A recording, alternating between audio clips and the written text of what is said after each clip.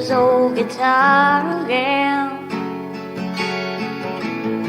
Words rolling out into our fire. If heaven had wings, I would steal them and fly away with you for a while. Hearing the essence of gratitude, your dreamy little smile on my lips. I miss my cue, but baby, I had you. Miss my cue, but I had you for that day.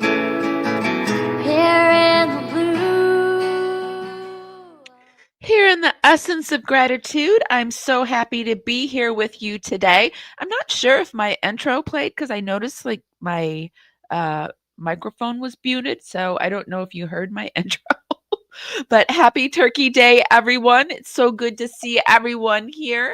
Welcome to everyone filing in. Betsy Sue, I'm alone today too, so I'm so happy to spend today with you.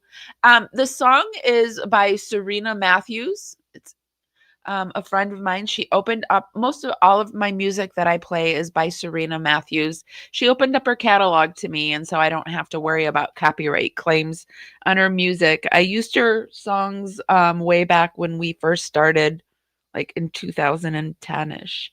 So yeah, she's a great musician. She was on the Tennessee circuit, working, and got pregnant and decided to be a mommy instead. And that's what she has done all these years. So I can respect that. So happy Thanksgiving, everyone, to everyone that's celebrating it.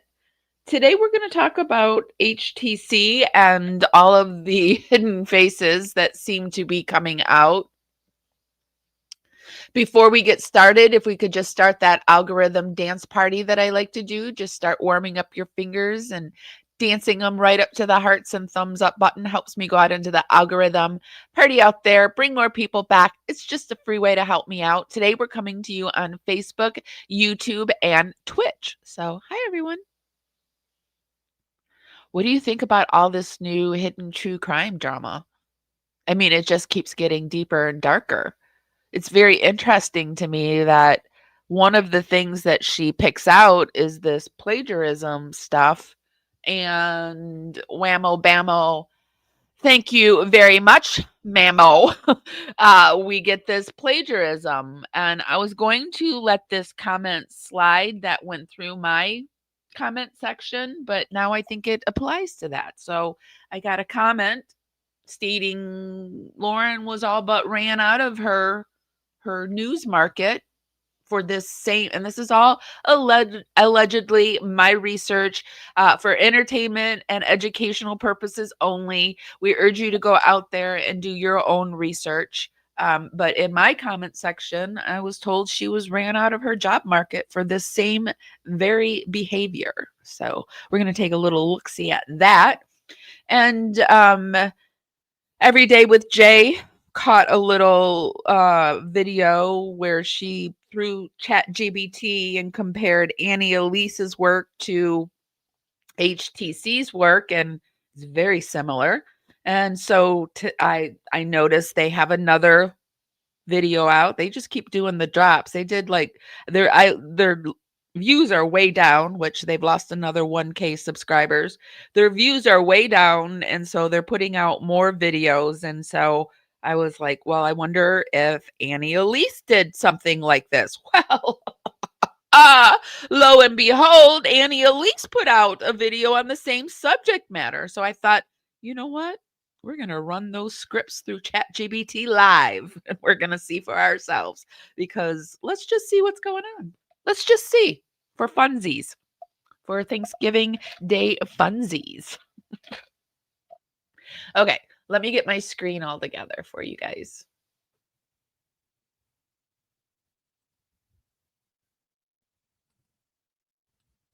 Alrighty.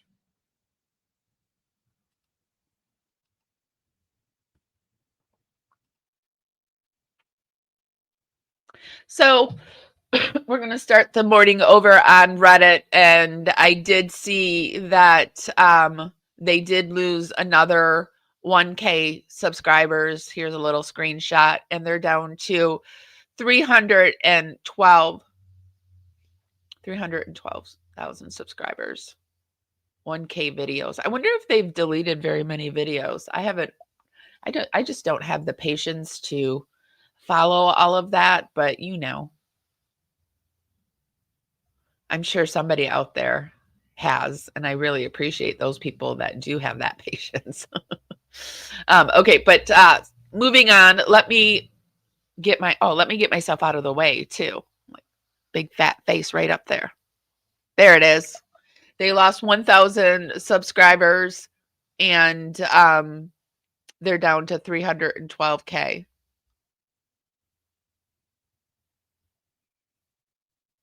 Yesterday, over on Everyday with Jay, she was comparing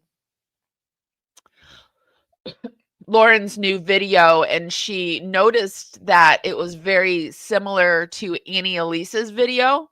So she threw that shit through ChatGPT and it analyzed it. And this was what gave me the idea to throw their latest video through it. Be sure to head over to Jay's channel. Everything that we view today, I will put over in our YouTube show notes. We do this to cite our sources and for fair use. And we also will stop and start things and talk over it. So if that gets annoying to you, you know where to find it. This is Lauren's latest video on Hidden True Crime. And the title is Teen Burglary Turns Deadly and Caught on Camera. Oh, but wait, you have to hit the thumbs up before I can tell you this. So we have this one, Teen Burglary Turns Deadly and Caught on Camera, Self-Defense or Ambush, the Elm Street Murders. Okay. Now, if you go back 2 years on Annie Elise, we have Unhinged, Secret Recordings, Taunting, and Murder. What really happened at the house next door? Now, you may on first glance say, what do these two videos have in common? Well, Jay put both transcripts into ChatGPT because good thinking, Jay. They seem very, very similar when you listen. So what I'm going to do is I'm going to play a few minutes of Lauren, then I'm going to play a few minutes of Annie, and then we're going to look at what ChatGPT told me about these two transcripts. And it's important to note that Grayson actually worked for Annie Elise. So she has her work, if you will. Who did it? That's really interesting. But also, I think to make this a completely fair analysis, grabbing somebody who's very similar to HTC, like a female, like who was the other producer? Gosh, what was that person's name? There's Grayson and Lynn? No. I think it was another Lindsay. Was it Lindsay? I think it was Lindsay. Who she works for another content creator, whoever that content creator, if they covered the same thing, grabbing that script of theirs or something, just to compare to see if it's actually Grayson doing this. Is Grayson the one plagiarizing, or is it, maybe it's not even conscious that she's doing it. It just might be her writing style. I don't know. What do you guys think? Better. I'm always trying to not jump to conclusions and try to weigh out both sides before I make my decisions. I think it's a good way to be. But I also sometimes lean more on the overly fair side, just because that's like playing the devil's advocate, I guess. But it's actually, I'm not playing the devil. I'm playing the good person. I don't know. But what do you guys think? The plot definitely thickens. Okay, so let's listen to a couple of lines from Lauren. Here we go. Some cases. Does she work for Ashley Banfield now?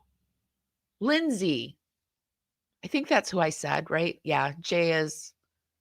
She hasn't done everything perfect, but the one thing that I appreciate about her is she does come out and say she's sorry and she realizes that she's like a human being. Because like people have been sending me stuff about her recently. I guess it's because I say good things about her. Like, yes, I know. I know. But she has righted some of the Watts case was a crazy case. I'll just say that. And I don't want to be held to perfectionism standards, and I don't hold other people to that. But why would she bring this up in her 9-hour life? Yes, it's something that has stuck in her craw that she might realize is going to come out, right? Yeah, nobody's perfect. So I'm very forgiving in that, like, I don't know. I just have made my own mistakes, and I just don't hold people to standards that I don't want myself to be. I want to be held to standards, right? I'm not saying that, but I'm just saying, like, I'm not a perfect human being. I'm just not. I make mistakes, and I want to be allowed to make mistakes. So I really allow other people. And I believe we choose to come here on earth to learn these mistakes, to better ourselves. And when we better ourselves, we raise our consciousness up into God. And like, we could not, these are just my woo-woo beliefs, but I mean, I think that's why we come to earth, is to learn and to grow and to evolve. And we've got to be allowed to make these mistakes. These mistakes are important. So are they really mistakes, or are they blessings, right? When you make them, because I've said this before, bad things can happen from wonderful things, and truly wonderful things can rise from the ashes. So happy Thanksgiving. I'm so glad you guys are here with me. Yeah. So I am rebuilding my own life, and I've chosen to live in alone until I can build a family that is supportive, and a lot of my family members, the ones they've crossed over. I was thinking this time last year, I was just in a horrible state because I had just lost my little soul dog, my best friend that I had had for 14 years, the one who had gotten me through everything. And my life was so blue and bleak, and I don't want to go into it too much because it still is hard. I miss her. But she would be so happy to see me a year later. And her and I would be on the precipice of like a new life. And it just would be really nice. But I'm here with you guys, and I'm so much better. So, and if you're alone, just know that I'm here with you in your house. And we're just spending this day together, and it'll be okay. Sending you guys love back. Okay, so what I'm saying is I think that we all make mistakes, and I even like hold this true to Lauren. If she could just admit this, I mean, I still think Christina should do what Christina's gonna do, but if she would admit it and come clean, there would still be a time. I don't know, like, once she goes to court, more and more of her shit's getting dug into. Like, the ego on this girl that she can't admit it is just, to me, then it's like dipping into some kind of psychological issues. Like, this isn't just like society's programming. This is something psychologically wrong with her. And yeah, hold on, I'm going to take a drink of coffee. What kind of coffee are you guys drinking today? I've got I'm really grateful today because I got all the stuff for a good coffee this morning. Like, my whole day goes 10 times better when I wake up and I can put in my coffee. I've got my collagen in there. I put butter in my coffee too for extra collagen and proteins and oils and stuff like that, because I've got some autoimmunes, and I find that oils and collagens and peptides, they all help my joints and my skin and my bones, and it makes me feel better. So, and then I've got some heavy whipping cream. I buy my own whipping cream these days and make my own coffee drink, like coffee creamer. And so I bought some fresh cinnamon. The old cinnamon that I had was so old that I had, when I had to go to the domestic shelter like 3 years ago, it was from there. So I bought myself some fresh cinnamon and I put it in the heavy whipping cream, and yeah, cheers. It's tasty. That's how I like my coffee. How do you guys like your coffee? So getting back to here, Jay is comparing these two scripts, and I was just musing. I just really wonder if they're doing this, and we'll find out in just a minute. But I want to take a look at this, and then we'll run our own simulation. Take a hard look at what people do when they're scared or angry and push us to question just how far someone should be Fancy. able to go when they say they're defending their home. And few cases bring that debate into sharper focus than what I'm happened going to change my name to Fancy Pants. Power Fancy Pants with my fancy coffee. in Littlefield's, Minnesota on Thanksgiving Day in 2012. It began the way many rural crime stories do. A homeowner on edge after a series of break-ins and two teenagers who made a dangerous, life-altering choice. I'm so sorry. That is losing Maybelline, hands down the hardest thing I've been through. Like last year, I can't even remember what I was doing last year. I had to go back and look at my live, and I don't remember doing it. And yeah, it was bad time. I was covering the Gypsy Rose Blanchard case on top of it all, and it was really like scratching my mother wound, and it was like inflaming it and making it even worse. And it was just like, and then I lost Maybelline. I was like, ugh. Haley Kiefer and her cousin Nicholas Brady broke into the home of 64-year-old Byron David Smith, likely expecting to grab what they could and get out. Damn. But let's scoot over to Annie. This is 2 years ago. This is Annie Elise now. Listen. Today's case may be a bit of a controversial one, and I'm going to be honest with you, it's a long one, so get ready. We can all agree that a person's home should be the place where they feel the most safe and the most secure. The right to bear arms is a very sensitive topic. This is but regular most speed. people would agree that everyone has the basic right to protect their home. On Elm Street, in the city of Little Falls, Minnesota, after a retired man had been burglarized nearly a dozen times, he started to feel more and more violated and afraid in his own home. So with little help from law enforcement and at his wit's end, he decided to take matters into his own hands by securing his home the best that he could. He armed himself in his home and waited for the next inevitable break-in. But this time, he would be ready. In this story, we will discuss this truly tragic and personally, I think, avoidable situation and how two teens' bad choices resulted in a real-life nightmare on Elm Street. So I took the two transcripts, all entire transcripts.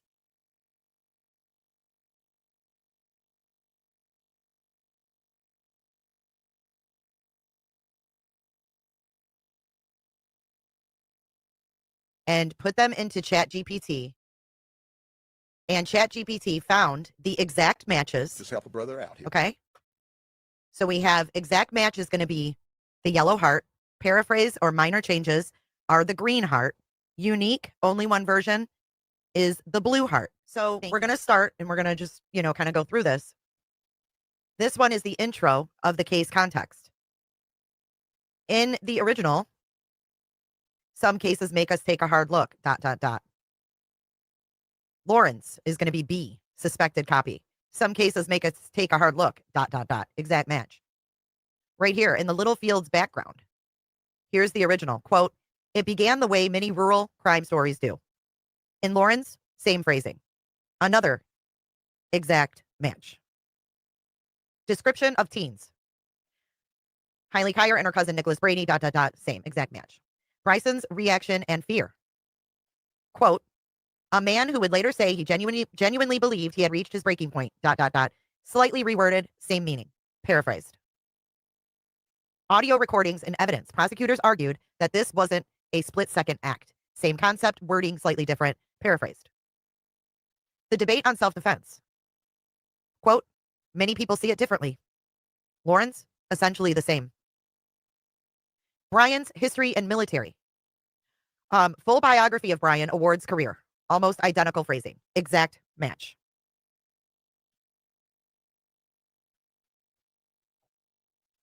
Byron's property and summer jobs. In 2011, Byron noticed a group of local boys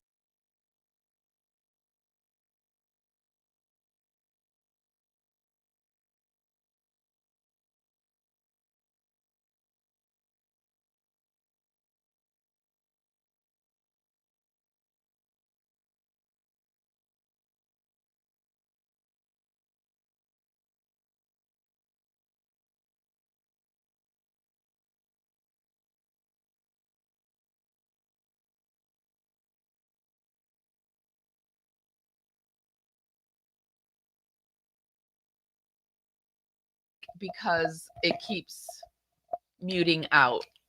Let me push in my things and see. I need a better mic. I'm at that point in my life again where I need another mic. I will try to keep an eye on my mic. All right, anyway, let's get back. So Jay had shown us that there was some shenanigans going on possibly with some plagiarizing between Annie Elise and Hidden True Crime. Well, Hidden True Crime just put out another video yesterday, and it's the sadistic teen predator they refused to stop inside the Jesse Mack Butler horse in Stillwater. And I thought, and she put this out 9 hours ago, right? So in light of the new plagiarism situation, I thought, I wonder if Annie Elise is putting out anything on Jesse Mack. Well, lo and behold, a day ago, Annie Elise has out teen predator gets 0 prison time in Jesse Butler case. So I thought we would head over to ChatGPT and run those 2 scripts through. And I just realized you probably didn't even hear me when I was talking on Jay's channel, showing you that roughly 50 to 60% of B is copied word for word. And B is Lauren and A is Annie Elise. Another 30 to 35% of it is lightly paraphrased. And then only 5 to 10% appears unique or added in. And my thought to that too was, well, what if it's not even unique? What if it's just shit ChatGPT threw in? What if it's not unique at all? Right? But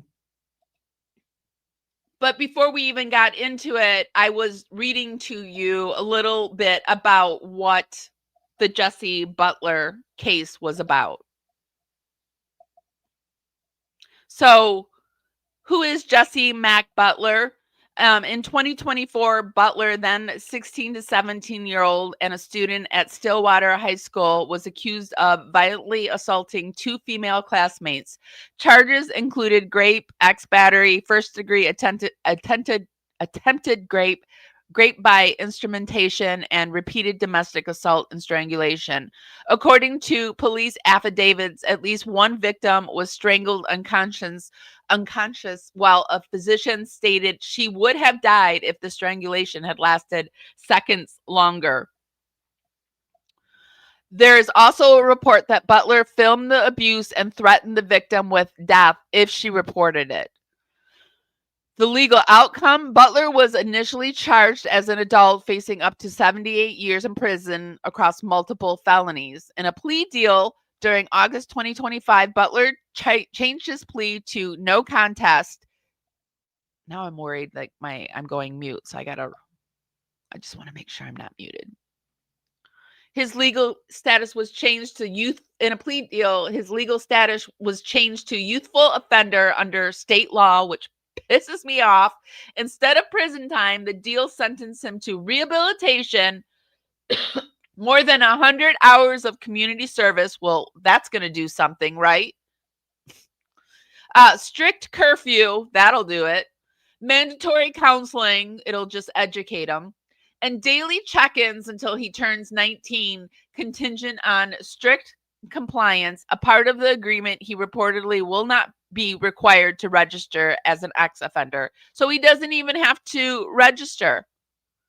And the community's outraged. The verdict triggered widespread outrage. I'm outraged with protest.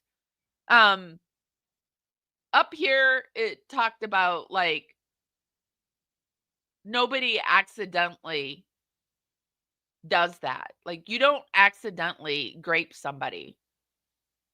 It's not something you trip and fall on. It's not something like when you're drunk, you accidentally do, right? It's not something that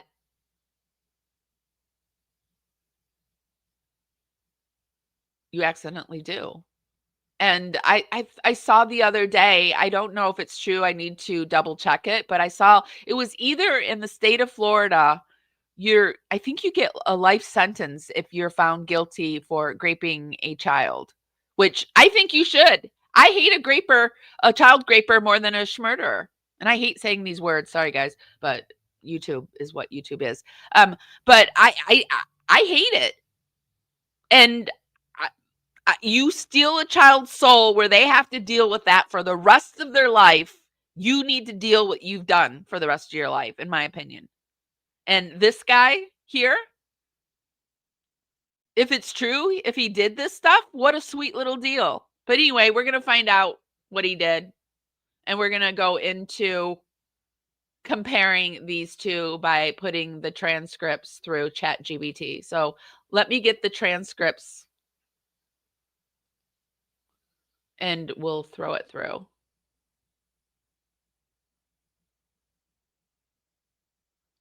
Okay, so you can see here, I'm grabbing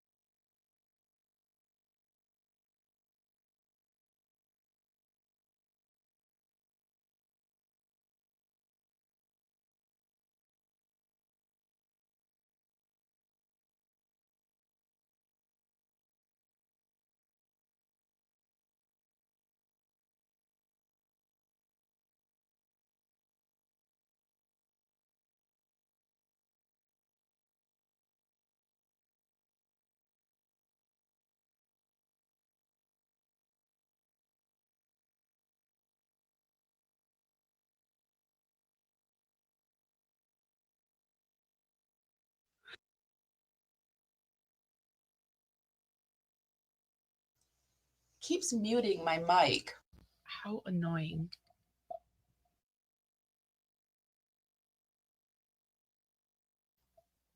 All right, let's see if I put it stationary. I usually hold my mic.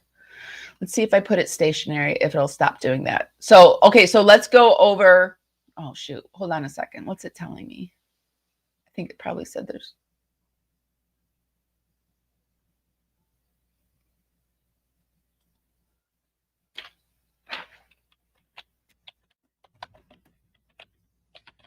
Oh, shoot.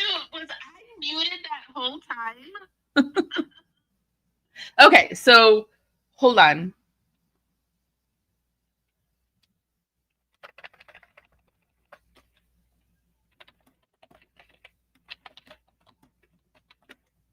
All right, now I need to go over and get Annie's transcript. Hold on a second, you guys. Actually showing you how to do a few things. If you want to check a transcript, this is how you do it.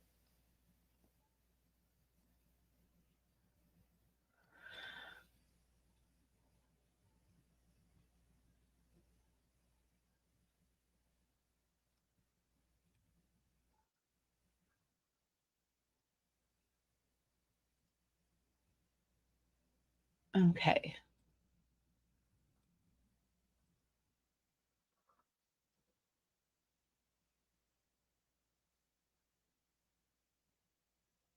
All right, it's a thinking. Hopefully it won't argue with me. Yeah, I'm sorry, you guys. If you're like behind, there won't be any sound for about 10 minutes. But if you're just catching up, all right, it's going to fight with me. Hold on a second.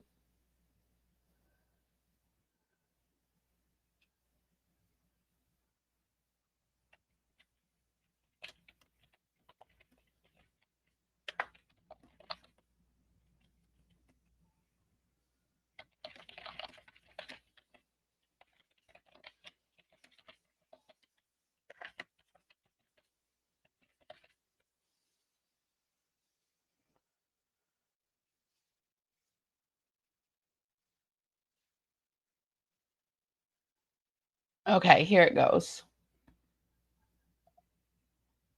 Make sure I'm not muted. All right, so this is what we got for the ChatGPT. It says, gotcha, thanks for dropping both. Short answer, they're covering the same case using a lot of the same source material, but they do not read like they were written by the same person. Let me break it down in human terms, but layer speak. Where they're similar, some overlap is baked in because they're pulling from the same stuff, some core facts and beats, same official language, both use identical or near identical lines from the body cam. Right now, you do have to come with us, and I do have to put you in handcuffs, etc. That's normal. There's a same overall arc, hook, set the scene in Stillwater, lay out the assaults, explain the charges, explain the youthful offender, loophole, etc. Where they're different, this is an important part, voice and rhythm, HTC, and it could be that they put this out to show that they're different, like, look, we're completely different. We're putting out the same thing that Annie Elise just put out, and we're going to put it out different. So we're different. So it could be a little of that too. Where they're different, this is an important part, the voice and rhythm, HTC transcript, Lauren, more formal, podcast documentary tone, heavy on process language. I'm going to pause here. Let me repeat that line. This has a sadistic quality. Long reads of the affidavit and victim impact statement with commentary sprinkled in. Likes to label things explicitly. That's controlling. This is so violent. I have questions. Repeat internal phrases like, I'll keep reading. I want to point out. Annie Elise transcript, very deep, conversational, YouTube-y. Okay, listen up for a second. It's going to enrage you. Are you freaking kidding me right now? Another male student athlete abusing his power and getting away with it. Clear Annie Hallmark sponsor read on front PDS debut in her usual style. Rants, this is sick. Get a grip. Be a girl's girl for a hot second. This is like who Lauren wants to be. Like when she says that she's oh so quirky, this is who she's trying to be. The cadence and personality are totally different. HTC is true crime doc with a therapist lens. Annie is commentary and outrage advocacy. How they use the evidence. HTC walks you chronically through each incident from the affidavit. Annie summarizes the affidavits more than she recites them and spends a lot more time. Does it look like the same writer or one stealing from the other? No, they don't read like they were written by the same person. Let me see.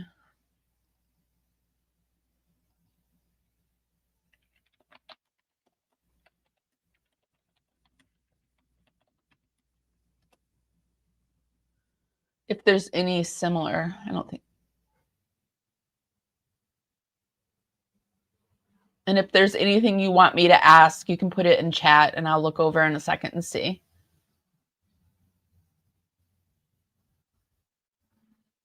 This is something ChatGPT has been doing lately. It's been showing me its thinking thought process. I don't know if it means to do that, but when I got really angry with it up here, it came over. It was like, user is very angry. Use language that will calm her down or something like to that effect. I was paraphrasing it, but it was like, whoa, calm her down.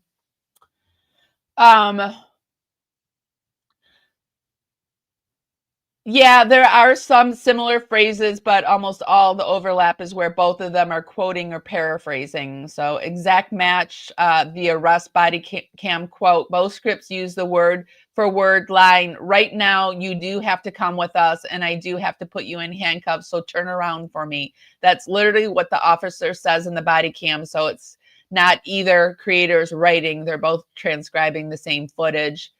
The 30 seconds line, both talk about the doctor saying she was almost killed by the strangulation. HTC, just 30 more seconds could have killed her, or very similar. Annie Elise, 30 seconds more and she would have not survived. But I mean, that's something that, how else, do you really say that? Same fact, same number, same idea. 3, there's a record wiped clean, 19th birthday. Both say some version of his record will be wiped clean once he turns 19. Mockery of justice. HTC mentions a state representative calling the sentence a mockery of justice. AE also says a statement representative called it a mockery of justice and talks about proposed legislation. The victim impact line about neck voice safety. HTC reading LS statement has a line like, you didn't just strangle me with your hands, you strangled my voice, my joy, my ability to feel safe in my own body. And AE says, summarizing the courtroom moment, you didn't just put your hands on my neck, you took my voice, my happiness, and my ability to feel safe in my own body. Those are very close in structure, but HTC is clearly reading from a long written impact statement, and Annie Elise is pulling a shorter, punchier version as the headline quote. Generic true crime outrage language. Both talk about the case as one of the most controversial, shocked so many, outrage. Both frame it as violent, repeated abuse, almost death, 78-year potential sentence, no prison time via youthful offender, privilege, influence, OSU athletics, judge connections, community protests, petitions, Block Turner, and the bottom line is, I think the bottom line is she has seen Jay's video. Because when did Jay come out with her video? Popping over just to make sure my mic is still on. When was Jay's video?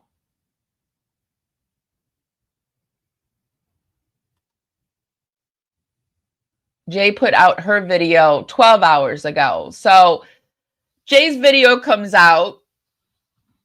Annie Elise had put out a video a day ago. And Miss Lauren decides she's going to put out a video and make sure. She probably just did the same thing that I did and ran her script through ChatGPT just to make sure it wasn't like Annie Elise's. Don't you think? I just feel like she's that kind of girl. She's that kind of girl.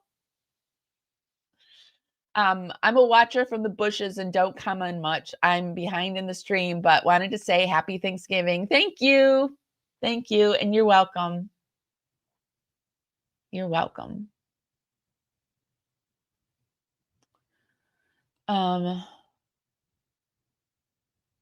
You don't think it's Lauren copying, it's Grayson reusing old scripts, but I do think we got this video. I think we got this video to prove that Lauren is not a plagiarizer. Like, she wants us to know. And I promise you they ran it through ChatGPT to make sure that there were no similarities, because it's too perfect now, right? It's just a little too perfect.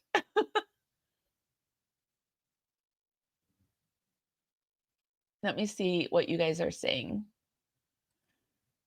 A jock and his daddy, it's not mistaken, is a coach and his money. Yeah, it's a good old boy network at its finest.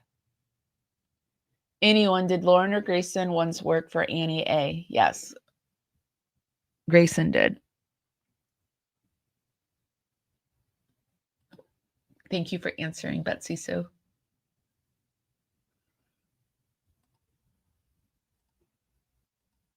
Lauren's most recent video on this was the script, and he did 2 years ago. Jolene did a breakdown of this. Well, she knows she has been found out, so she's doing her own homework. Yeah, she's doing a little CYA. That's what she's doing. So it is what it is.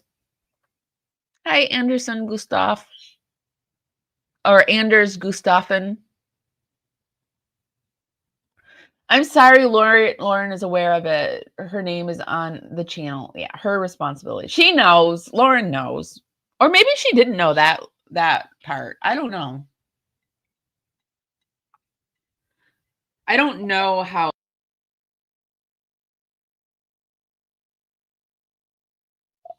Son of a bitch, this mic. I can't hold it. Hold on. Let me see.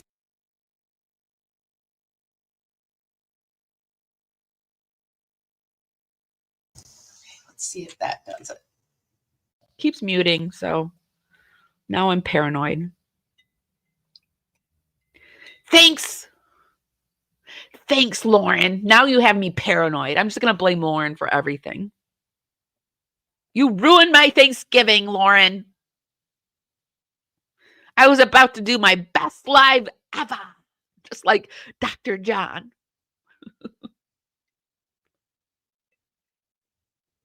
Okay, so let's keep going.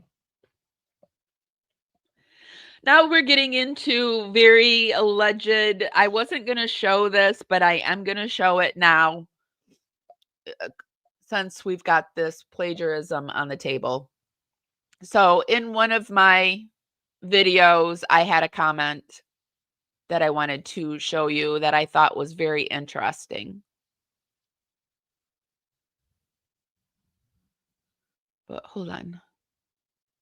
I need to make my screen a little bit bigger so I can read it. So you can see that it was in this video over here when I did, it was a clip that I did. It was a clip that I did. I'm just making sure my mic's not muted. I gotta like make sure I don't keep talking about it too.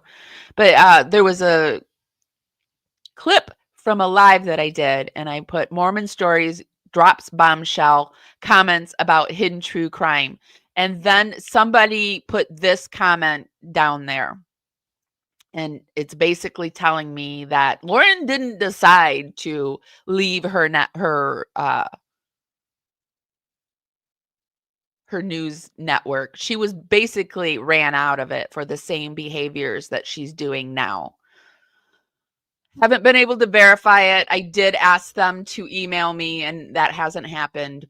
And I am blocking the person's name because I haven't been able to verify it. So, but this was a day ago, and it says, I'm going to make some very educated statement and guesstimates about Lauren Matthias. I knew her and was part of the circles in Boise, Idaho, in which she was attempting to infiltrate her way into.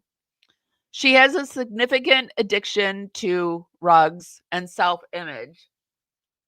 This spiraling behavior is also a high indicator that she is likely betraying John or their family unit on some level, and it is about to be found out. This is a pattern I personally witnessed with Lauren. She was and remains the consummate mean girl that she was 20 plus years ago. She has learned nothing of professionalism. She remains immature and self-absorbed, a meme-worthy personality, and if there ever was one. She didn't remember me, but I knew her 20 plus years ago in Boise, Idaho, when she was trying to jumpstart a career in TV journalism, and she was run out of town because she was constantly inserting and meshing and ingratiating herself into every news story she covered. She kept getting counseled for it, and they just finally fired her because what you all are seeing, watching her do now is exactly what she was doing 20 plus years ago, and making everything about her and then crying and carrying on as she was a victim.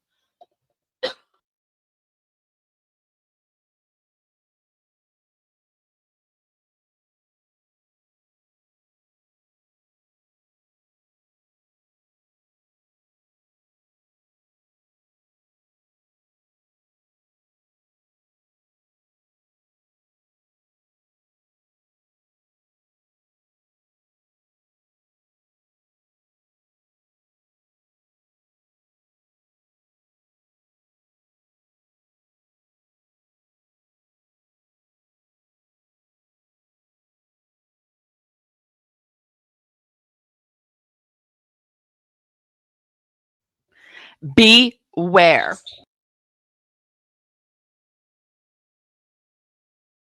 All right, this is going to make me scream. Hold on.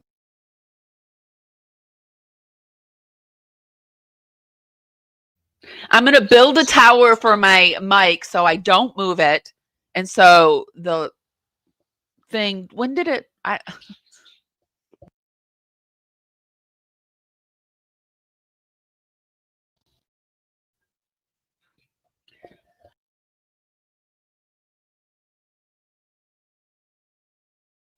I might have to dig out my old mute or my old mic and see if that helps. Or I'm going to build a tower. Hold on a second. I'm going to try the tower first and then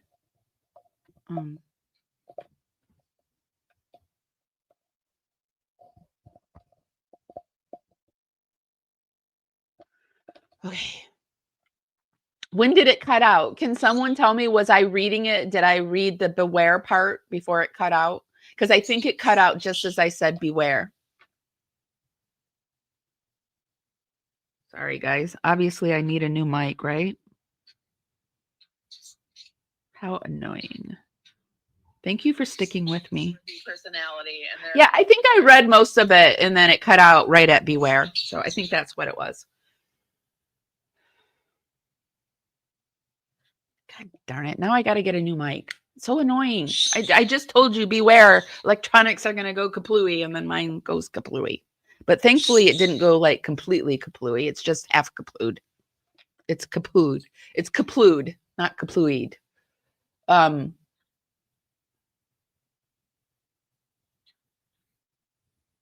It's really sickening.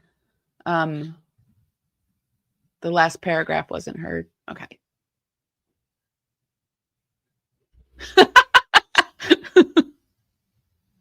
That sounds about right. That sounds about right on par for my life.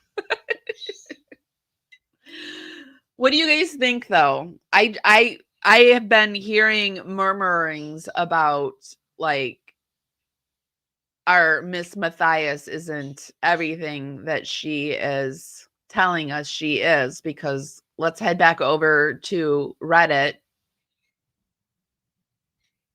And that's the thing when I'm on StreamYard. When I'm on StreamYard, I'm usually away from the screen, so I'm not seeing my back studio. So I don't always, I don't see that I'm muted, which sucks. But anyway.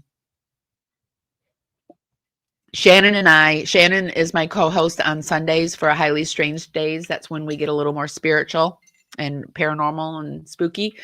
We've decided, because I am switching, I'm going to move from StreamYard to whatever Jay's using. I Stream Lab, I'm going to switch over to, but I need to practice because it's a completely different board.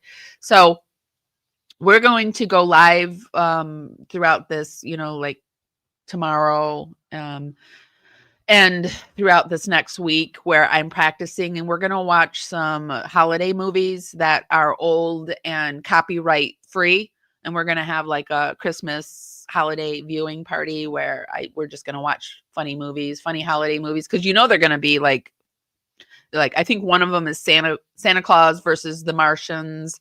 Another is the classic Scrooge, which I love. I love a good Scrooge. I don't care. I love Scrooged. I love Scrooge. I love movies. I'm a movie person anyway, movie TV. I'm not one of those people, like some people say, oh, I don't have time to watch TV. Well, TV and movies and stuff like that inspire me. And it's kind of like me going into creative mode and doing research. And it's just like, it's part of my creative process. I'm a Gen Xer. If I wasn't outside, I was inside in front of the TV or listening to music, dancing to music, making up routines and stuff like that. So it's a way that it inspires me. And so I do watch a lot of TV and I do watch a lot of movies. So I'm even considering over on Feel Good University doing like my favorite movies or my favorite TV videos and stuff like that. I'm going to start doing more on Feel Good. But anyway, this is Lauren got off in the weeds about what I'm planning to do. Yes, okay, it is capital punishment in Florida. So yes, it's capital punishment now if you grape a child, which maybe people aren't going to do that, right?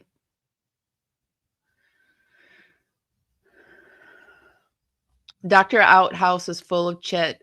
Spoke with Stacey Wondra and seemed to make excuses for him.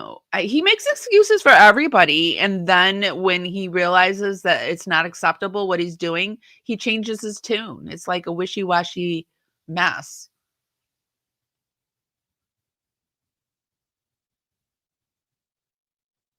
I don't think Annie Elisa said anything yet. And I think Lauren purposely put this same video out to show she's not copying. I think that's why we got that second video, this very random video yesterday. All right, so over in the Reddit streets, she certainly lies like a politician. They are noticing that there's some weirdness in her resume. Harvard University class auditioning. Anyone can pay a fee to be able to sit in a lecture and listen. She is so pathetic. Ha ha ha. I went to MOOC at Harvard. Yeah, anyone can. She went to Harvard. I thought that was Dr. John. So now our dear Lauren is saying that she went to Harvard. She wrote, staff intern, U.S. House of Representative, Washington, D.C., August through November 2000. She wrote constituent letters, led tours of the Capitol, represented. I just want to make sure I'm not muted.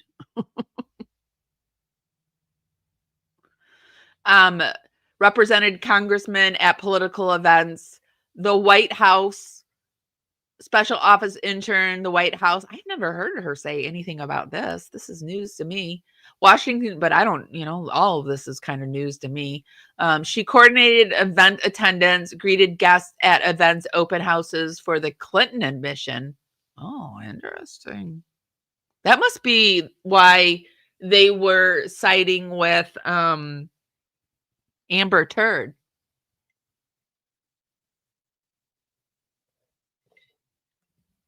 I bet.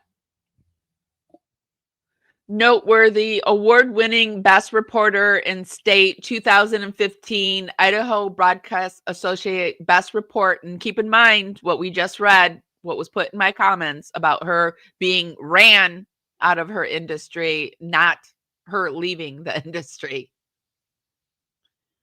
Idaho Press Clubs. She graduated Stanford University. Oh, okay. So this tells us where she finally graduated. Graduated Stanford University Digital Media Documentary. Oh, this was just something she took. Film workshop. Co-host and founder the Cultural Hall podcast, which received thousands of listeners each week. 2011. Writer, essay featured in Life Lessons from Mothers of Faith book, Covenant Communications, 2012, columnist. Articles featured in popular blogs. I wonder if that's that one where we saw she was talking about being a older woman with no kids yet. Graduate Los Angeles Reporters Clinic, a week-long reporter anchor workshop in Los Angeles in 2008.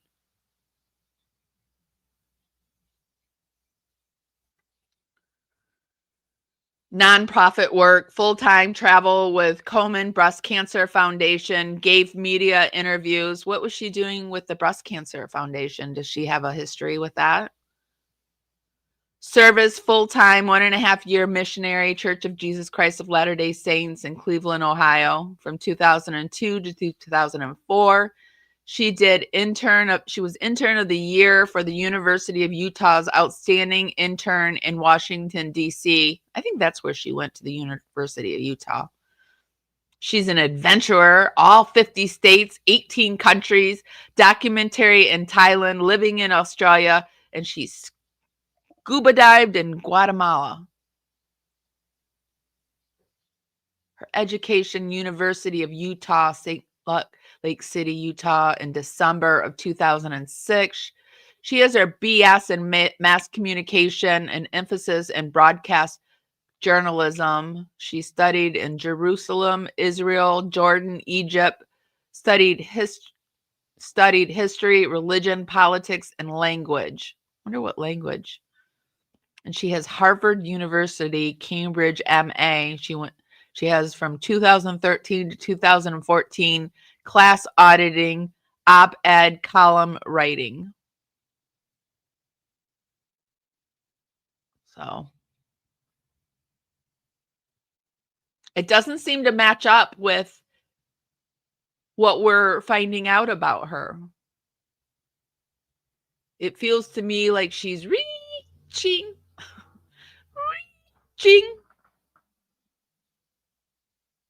Who scuba dives in Guatemala?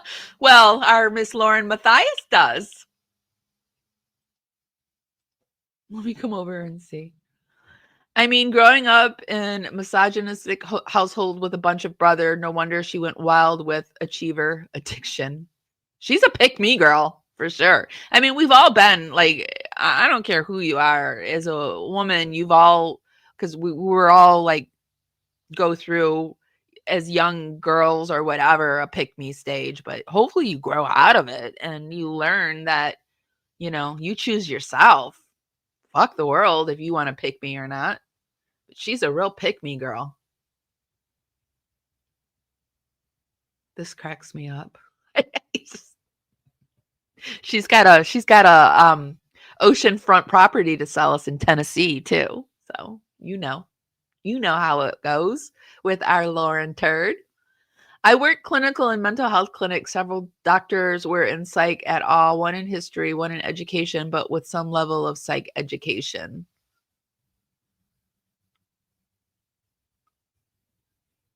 Doctors should really have more psych education than they do. I don't know. Dr. John is weird. Dr. John has had issues in his past. I know for a fact he has, because he's too wishy-washy. He's too pleasing. He wants to please. He wants to be smart, but he also wants to please at the same time. Man, that coffee is good today.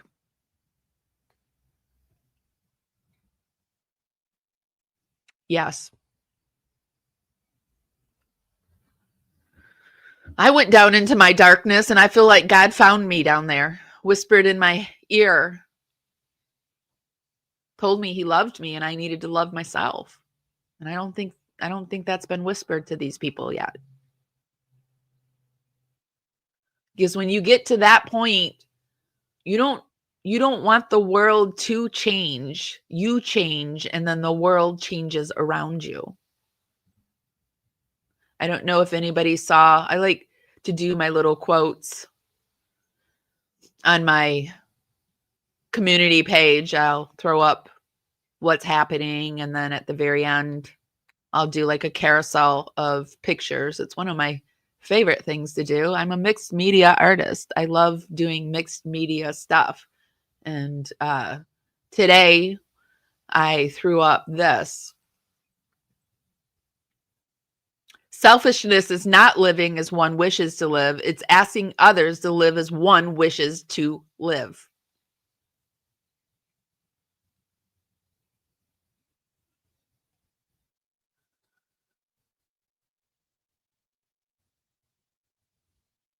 There. If you don't understand it, I urge you to really think about it. I don't expect others to leave an argument. I leave the argument. I choose what I'm going to talk about and what I'm not going to talk about.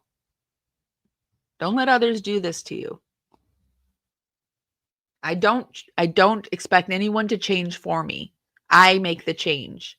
If I don't like something that's happening, I don't expect them to stop. I stop. And if they're doing something illegal, then you deal with it, right? You deal with it in the proper ways. I think enough is enough. Like one of the biggest examples is like when people say, I think you should stop talking about this. Okay, well then you should stop talking about it. I'll stop talking about it when I'm ready to stop talking about it. If you're done talking about it, then there are ways to stop. And the biggest way is just to stop. And it's the same with apologies. Apologies are just words. It's what you do afterwards. That's the apology. Never doing it again. That's the apology. You say it and then you never do it again. That's the apology, not just saying it. Let's keep going. Tell me what you guys think about all this. I'm very curious. I thought this was very interesting. I like to do searches just to weigh the temperature of the situation and what's being said about what I'm covering. And I will never forgive Lauren for sleeping with the enemies in Delphi. How they could say that Ricky was guilty because of his confession was showing me how stupid, entitled, etc. I know. Their Delphi coverage, it sends me into outer space. I don't know which is worse, their Delphi coverage or their way they handled the victims and the Lori Vallow. I really can't tell you, because they're both neck and neck for me. So I see over in Emily D. Baker, we want the bigger content creators to pick this up. I was very happy when I saw Cece Suarez had picked this up. So, but I did see over in Emily D. Baker's Reddit forum, somebody put true crime YouTuber suing murder victims' family over their own family photos. Emily is needed in this copyright case. Yes, you read that right. Hidden True Crime is suing Lori Vallow's victim's family for showing a montage of her own family photos. HTC put the montage together and the family played it on their own channel. The legal questions here are fascinating. Can you claim copyright over a collage of someone else's family photos? Does the family have rights to their own photos, even if someone else arranged them? What's the transformative argument when you're literally profiting off covering someone's murdered family members? This seems like it has everything we know she excels at, like copyright law, YouTube drama, and the absolute audacity. I mean, she covered when the TikToker, remember the TikTok psychic in the Koberger case that said the professor did it? I mean, she covered that. So it's only a matter of time before she's going to cover this. I think she's going to cover it. I hope she covers it. We'll go in and see what the comments are saying at the Reddit, but I want to see what you guys are saying. This is horrible. Krusha has really been put. I know. I feel really bad for Krusha. I hope she covers it. I love her too. Like, I like Emily so much that when I cover a case, I will often have her on in the background with just the words. So I respect her legal coverage on things just so I can, because I'm not a lawyer. I don't know. So I will often keep her on just so I can answer my own questions to answer your questions. So I was glad she covered it too.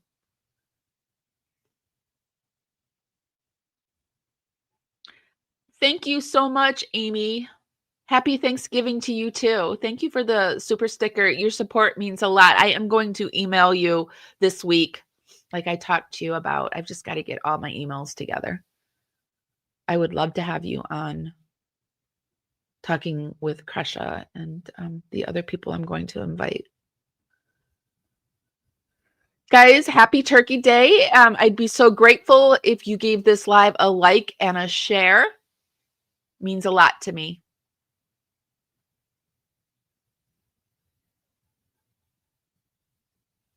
Okay, let me get myself back. Dr. Yan is just a little less than the guy who diagnosed Johnny Depp. Oh, that was a good guy, wasn't it? What was his name? Dr. David. Oh, it's Dr. David Spiegel, the one that was licking his entire face. Listen, you guys, I have a hard time with mouth activity. I'm just going to call it mouth activity. Like, if you're doing weird shit with your mouth, like, and if you're not doing it, like, if it's a psychological or a medical reason, it just is really I struggle looking at you. I have to like just avoid my eyes because I can't stand smacking of the lips, like spittle on the lips, like lip licking all around your face, movement. And I know some people can't help it. I know. So I try not to say too much about it. Like with Gypsy Rose, she does it with her with her mouth too, and I guess it's part of her micro deletion, and I don't know why Dr. John does it, but I try not to talk about the lip stuff because it like grosses me out to that point. So it's really hard for me to talk about it. But yes, I remember that about us. Like he just like would lick his entire face. Blah! Yeah.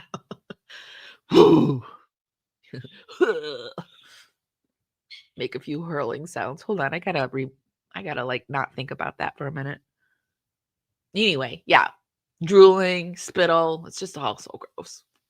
I'm sorry if you do it too. I'm sorry. I know you like if you can't help it. I don't know. I feel really bad for you if that is your lot in life because I know it repulses a lot of people. This is something I do that annoys people.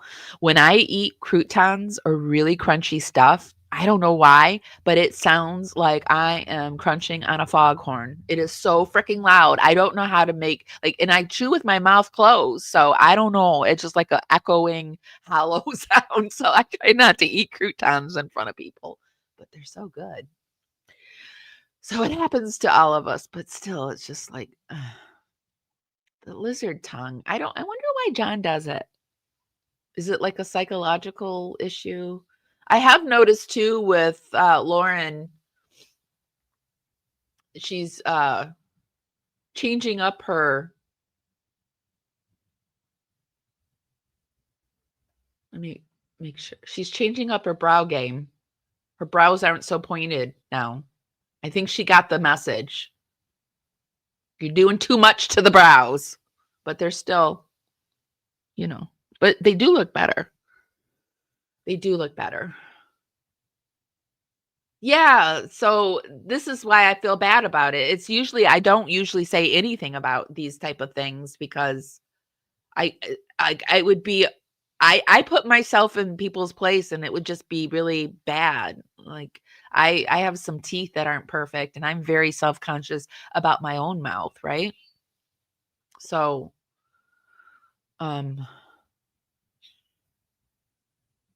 medications will do crazy stuff to you too. I'm so glad that I was able to get myself off of most of my prescribed meds and go to prescribed herbal medication. It's been like a game changer for me. I realize that, but I think we're being over prescribed and yeah. I think a lot of our situations are from the poor foods that we're being fed, and we can change a lot of our health problems. I've noticed food is the thing that I'm really getting into. And I noticed that if I eat like certain starches, especially like breads and potatoes, they make me ache. They make me congested. I sneeze. They make my joints ache.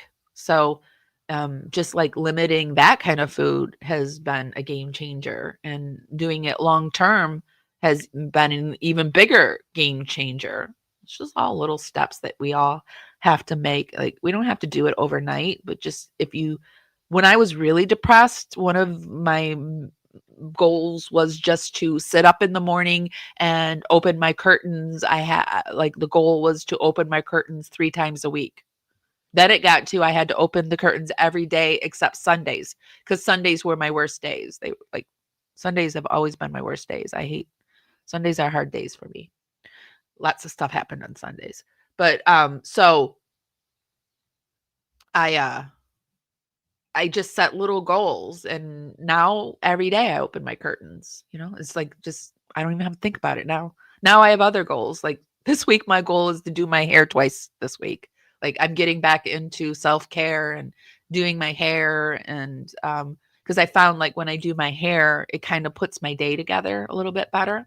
So I think that we just all need to do little things to get ourselves back on track. But one of the biggest things that what I think our society has done to us is the bad eating. It makes us feel bad. So maybe just getting yourself on track to drinking an extra glass of water a day, cutting out sodas, or, something small. Start small. Today, you don't have to do anything. It's a holiday. Ain't nobody gonna call and bother you if you don't answer the phone, right? So you're fine. I think Lauren is paying attention to what we're saying, but is she paying attention in the right way? She's fixing her eyebrows, but is she fixing her behaviors? What do you guys think?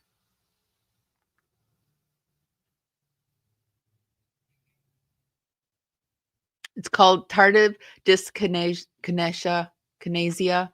At least it stopped when you stop the med. Sometimes it doesn't stop.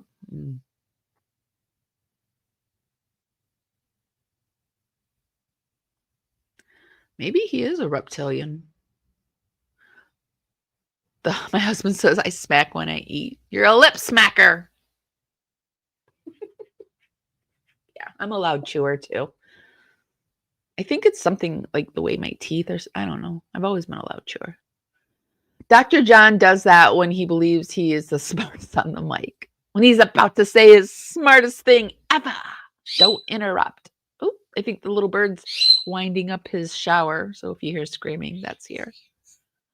Life is getting so much better for me. I am starting to talk about my trauma, and but I'm trying not to talk about it too much, just trying to balance it. And that's another thing where we don't want our people to talk about our trauma, but I feel like talking about trauma here and there, not like I don't want to be I don't ever want to be a victim, right? I am a fucking survivor, right? I'm a badass, and I don't ever want anyone to feel sorry for me. So if I ever divulge anything, it means I'm telling you it because I'm proud that I survived it, right? And that's how I look at people. Like, you're either a victim or you're a survivor. And some people live in that victimization mode the rest of their life, and they don't get better. And then there's some people that don't. And the people that don't are the ones that don't see themselves as the victim, usually, in my experience. And I believe that Lauren lives in victimization mode. And Dr. John supports it. And he probably lives there too. And they're teaching Grayson how to do it. Let's keep going. I have some more stuff.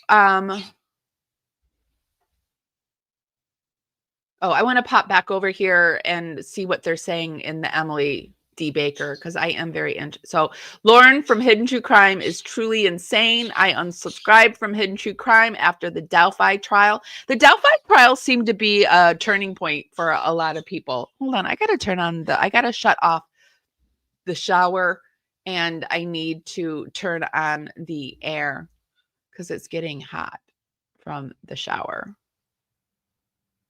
So let's take a quick break. Let me find my favorite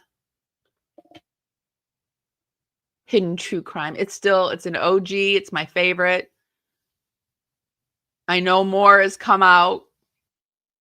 We've done more, but this is my favorite. I'm going to put this on, go shut off the shower, turn on the air, and I'll be right back.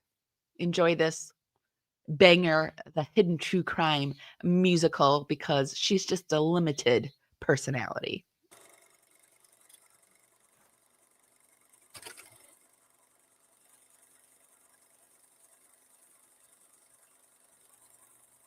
Hey, everyone.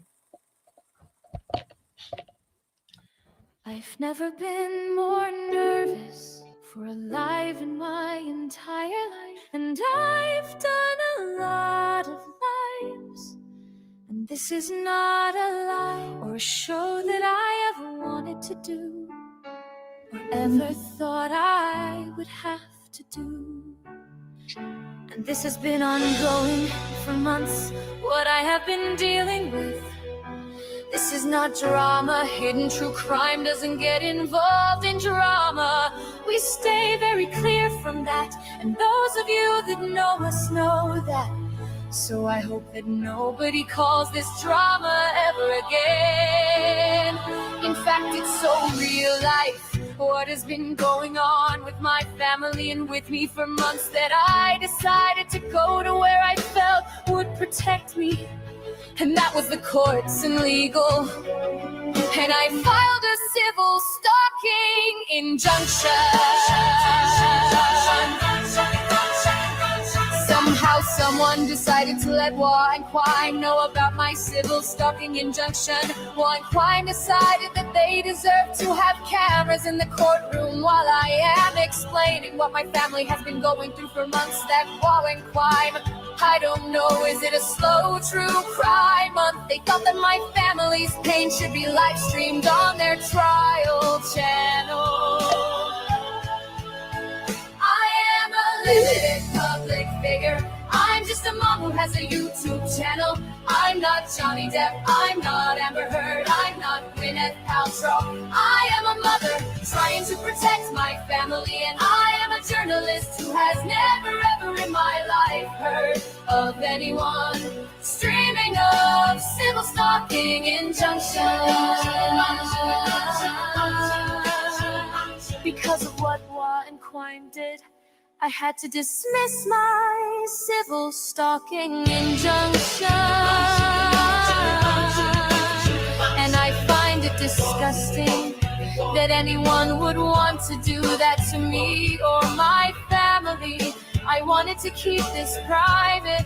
I wanted to keep my pain and the bullying and the abuse and the harassment and the defamation and the pain that I have been dealing with behind the scenes for months. I wanted to keep it private, not live stream to millions of people watching War and Quine. I'm gonna take back my narrative, and I'm gonna own my narrative. And I'm gonna tell you everything tonight. We're gonna go through every filing. We're gonna go through a lot. My hand has been forced. I am very uncomfortable sitting here. Do you wanna know wrath of a mother? I am a limited public figure. I'm just a mom who has a YouTube channel. I'm not Johnny Depp, I'm not Amber Heard, I'm not Gwyneth Paltrow. I am a mother trying to protect my family, and I am a journalist who has never ever in my life heard of anyone streaming of civil stalking injunctions. Do you want to know wrath of a mother? Here I am.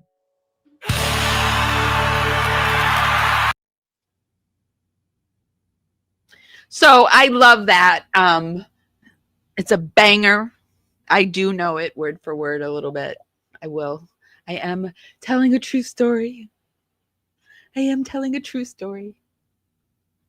I love that it's like a rock ballad. It's just so good. Yeah, it's hard to look at them doing it. All right, so let's keep going. Got the bird all situated. Myself situated. And I did see that Jay is going live too today. So she'll probably be live a little bit later, and you guys will have another YouTuber to hang out with. But over on, hold on, let me get myself together. They're talking about this situation on the Lori Vallow Reddit. Oops, I didn't have it on the right one. Let me see. They were talking.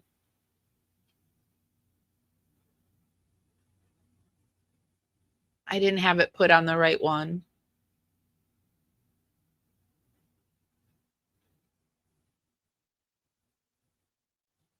Where was it?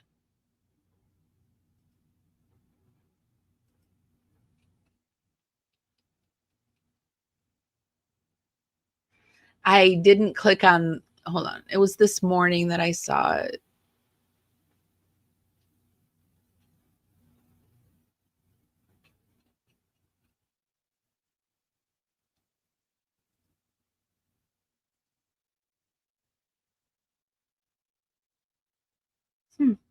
Wonder if it was deleted because it was this morning and they were talking about the situation.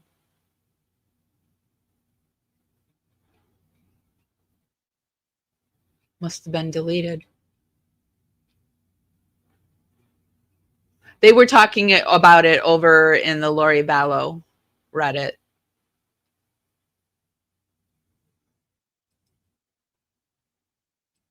I swear it. Another weird thing that I thought came up, and it's this is another thing that gives her away when she talks about something a little too much. You know, it's linked directly back to something weird she's doing. And I thought the matching rings for the Daybell, she's always had this weird obsession between her and Lori for some reason. I think it's the Mormonism.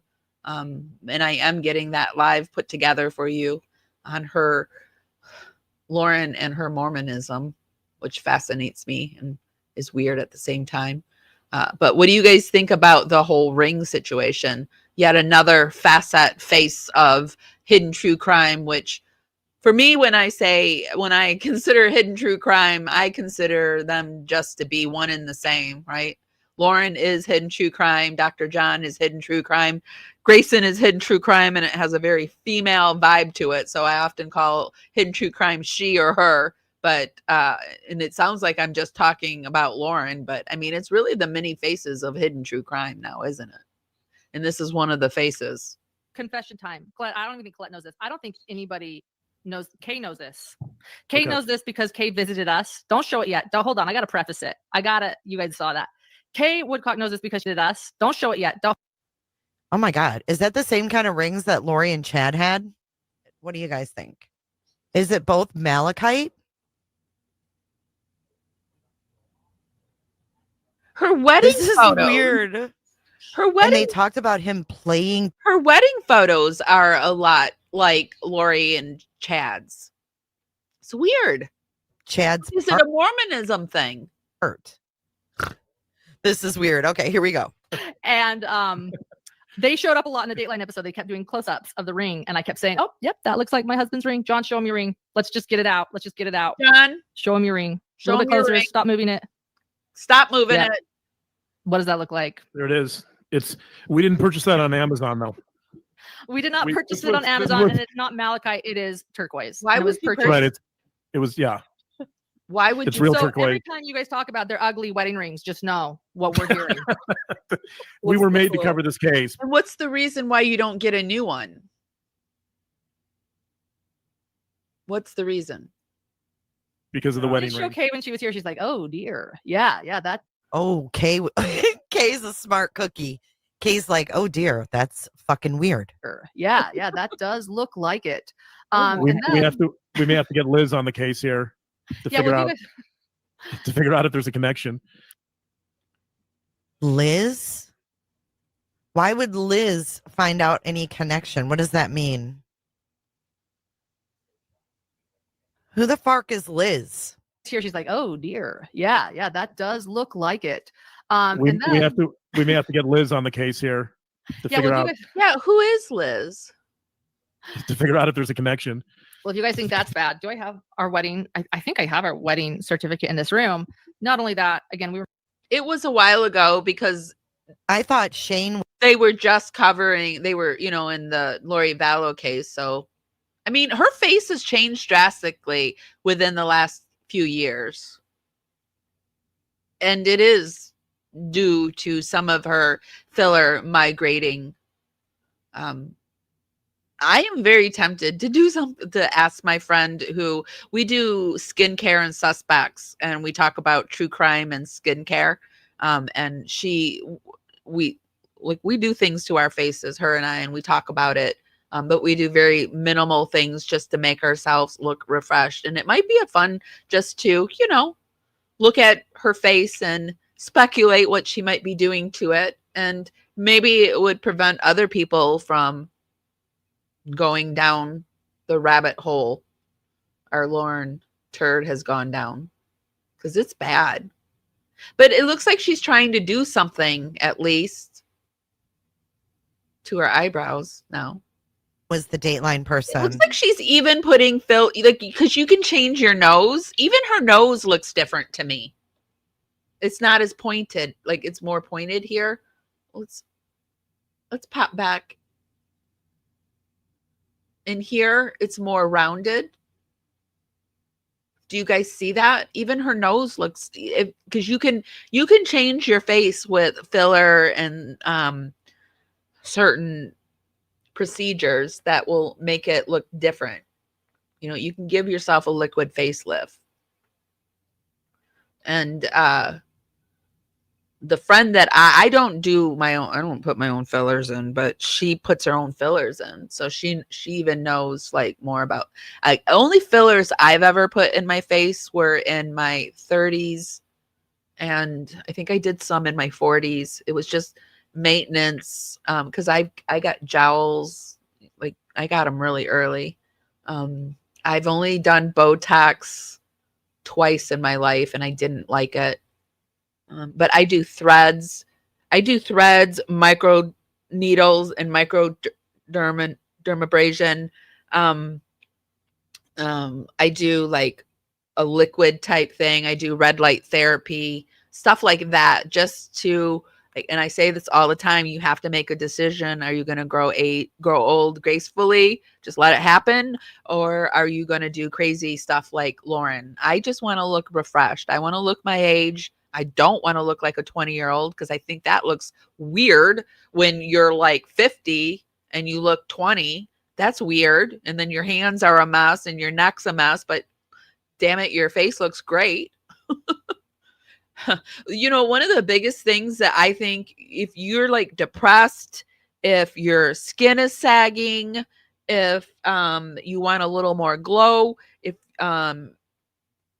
and it helps with seasonal depression, is red light therapy. It's like amazing for your whole body. Like I used to, when I was really depressed, I went to a tanning salon and I didn't tan. They would have these red beds and I would get in the red bed and it helps. I promise you, it helps. It helps with stretch marks. It helps with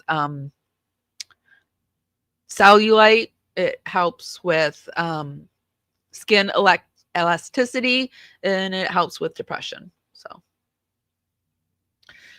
fillers, you have to be careful. And when you're older, you don't want to be putting fillers like in the places that you're putting fillers when you're younger, because the fillers will start to pull your face down. The reason why she's got the basketball cheeks is because she's gone and she started putting the fillers up on her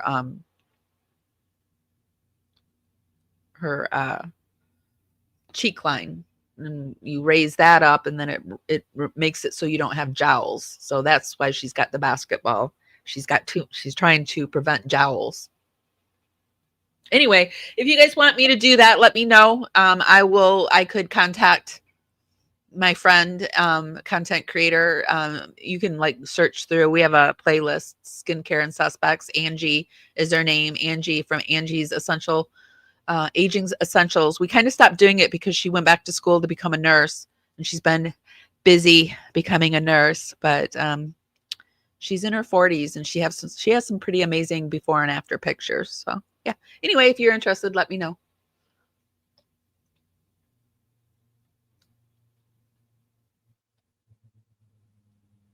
Let me see what else I have for you today. And I did notice, this is where it was 4 years ago. So what do you think of hidden true crime? They were asking over in the Lori Vallow Reddit. And let's go in and see what people thought 4 years ago. What do you think of Hidden True Crime? Hidden True Crime is a YouTube channel. There are a lot of interesting interviews with people who are friends with people involved in this case. Miss in Reddit says, after reading through everyone's comments and often shaking my head in agreement, they actually have 3 types of shows, in my humble opinion. There are 2 podcasts and 1 live stream YouTube show. The Dr. John podcast, what you all should name this series, in my humble opinion, more flexible branding for longevity. He provides a look at players and situations through a philosophical and clinical point of view with years of experience working with incarcerated individuals. It changes. Sometimes it's year, sometimes it's 20 years, sometimes it's 30 years, sometimes it's less, sometimes it's more. And it doesn't matter if it was like 10 years ago, it was 20 years of experience. 5 years ago, it could be only 10 years experience. It goes down, but it is what it is. A clinical point of view with years of experience working with incarcerated individuals. His stories are often helpful. He can help you explore a theory while sprinkling in other worldly examples from his books. Doesn't say that. I put that in there. Many of us would otherwise not access unless we could read a book. It doesn't hurt that his laugh sounds identical to Seth Rogen or the guy from Family Guy. I can never unhear it now, and I am thankful for it as it provided a genuine giggle smile. Who couldn't use more of that? I agree, though. Laughing is the best medicine. I was laughing this morning about a TikTok that I saw that is still making me laugh. This woman is like standing with her back to, like, it looks like it's like a garage sale or something. And she's standing with her back, and this guy with this big red hair walks up, like huge red hair. He's really tall and skinny, and he's got this red clown hair, and it's his natural hair. And she's standing there, and she turns around and she screams. She's so startled and screams for like a full like 5 seconds. And if you know, that's a long time. And that reminded me I have like, because of my trauma, I startle really easy. And I was walking down the street, and there was this really big guy. He was like really big. And I was reading my mail, and I didn't notice him. I had walked down to my mailbox, and I looked up, and I screamed and dropped my mail. And he goes, oh, I'm so sorry. And I was like, oh no, it's me. And I thought, this person probably thinks I'm like, I don't like big people or something. But it could have been like the guy with the big red hair. It doesn't matter when you startle and you have trauma. I was like, I would rather laugh at my trauma and other people's trauma too than cry about it. So I agree wholeheartedly. Laughter is 100 the best medicine. We can see why she insists on recording in different rooms. Clearly, she's nervous around yawn. I think her body dysmorphia is affecting her. Yeah, I think I think it's gotten worse maybe when she got back into podcasting, because it seems like she really went crazy with the needles and whatever else she's doing. She says she doesn't do Botox, and I bet she doesn't. I bet it's some kind of other filler that she's doing. Or there's other words now for Botox. There's other forms of tax. And you can buy your own tax and do it to yourself now. There's Facebook groups that yeah. But I don't believe she's doing it to herself. I think she goes somewhere.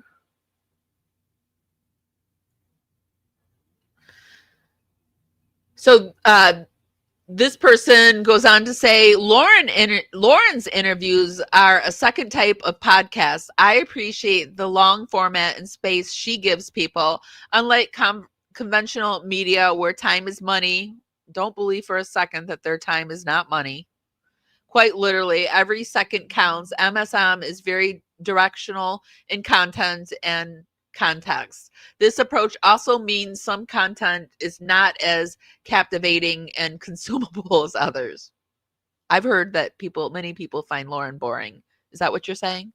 Well, she tries to help direct and control the interview. Control is a good word. She does. And show him your ring, John. Put your finger up there. Stop moving it, John. Yawn. I believe her default is to respect the person's story and how they want the story told. Okay. And or, if you tell the wrong story, she'll sue you. There's that too. I believe that her default is to respect the person's story and how they want the story told. I admire her for that and hope she sticks to it. That's her story, and she's sticking to it. Lauren will stick to her story and burn her house down. So you will be happy to know she is sticking to her story. Unless the story is, it's her fault, then it's your fault. So, but that's her story and she's sticking to it. Friday Night Live feels more like a casual chat show to me, similar, if you will, to say the Talk View, etc., when it's just Lauren, Lori, and John. The format is more like Dr. John podcast and an update on current events. Thank God I never watched this because I can't even tell you if this is how it was. When there is a panel, is more like the comment section of platform acted out in front of you, people digesting what we've learned, fact checking one another. I mean, if this was true and they had all this sounds like a good little setup. But I don't think this is what they were doing, comparing notes and so on. It's what they made you think they were doing, but I don't think they were doing this. I treat the podcast as thought-provoking content. Okay. It is very well produced for a startup, and the range in their content. Well, this was 4 years ago too. Weren't they still at their kitchen table 4 years ago?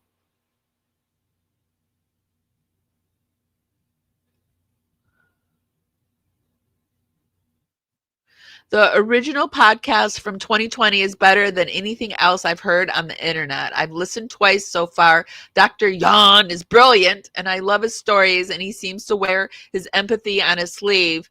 I'll probably listen a third time one day. See, when you're not telling the truth and you come out on the scene, people do find you as wonderful and amazing. But then it seems to me the more they talk, the more they contradicted themselves.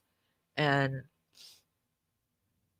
there was a huge change right around the Delphi change. Let's go down lower and see if we see a change in what people are saying, because that was 4 years ago. Let's see what people started saying 2 years ago. I comment on your YouTube channel often as I enjoy watching them, but I have no clue Lauren was an LDS member, and I'm pretty open in my opinion of cults. Lauren may have mentioned it during all the Daybell Vallow coverage, and I may have missed it. I didn't wonder why they seem to cover so much radicalized LDS murders. I like Lauren and John, but I don't have much regard for religion. I think they're all cults. I also don't understand why anyone needs to belong to a group, follow a group. Why can't they believe what they believe on their own? It's very interesting. I always find it interesting too when psychologists that are treating people are firmly entrenched in their religion, because I feel like it will alter the way, I don't know. That's why I think it's important to go to therapists who have the same faith or beliefs in a certain extent as you do. But anyway, I'm digressing. Is that the end of it? So that was the end of it.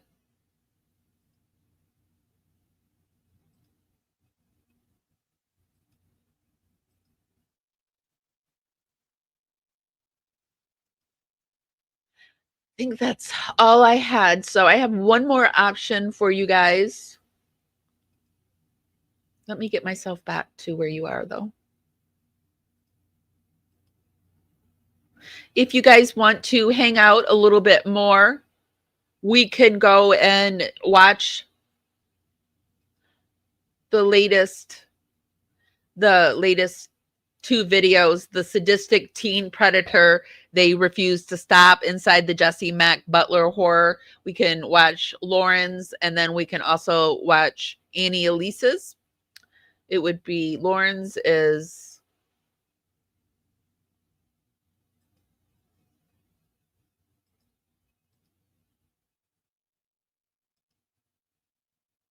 Lauren is 46 minutes. And our Annie Elise's is 31 minutes.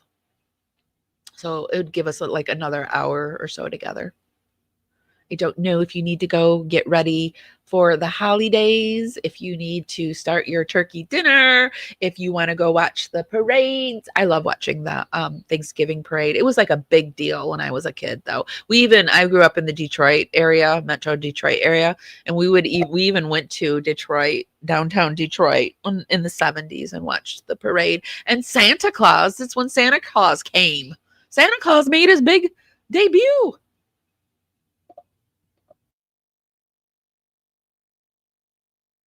Move my mic and it muted. Hold on, I gotta move it a little bit.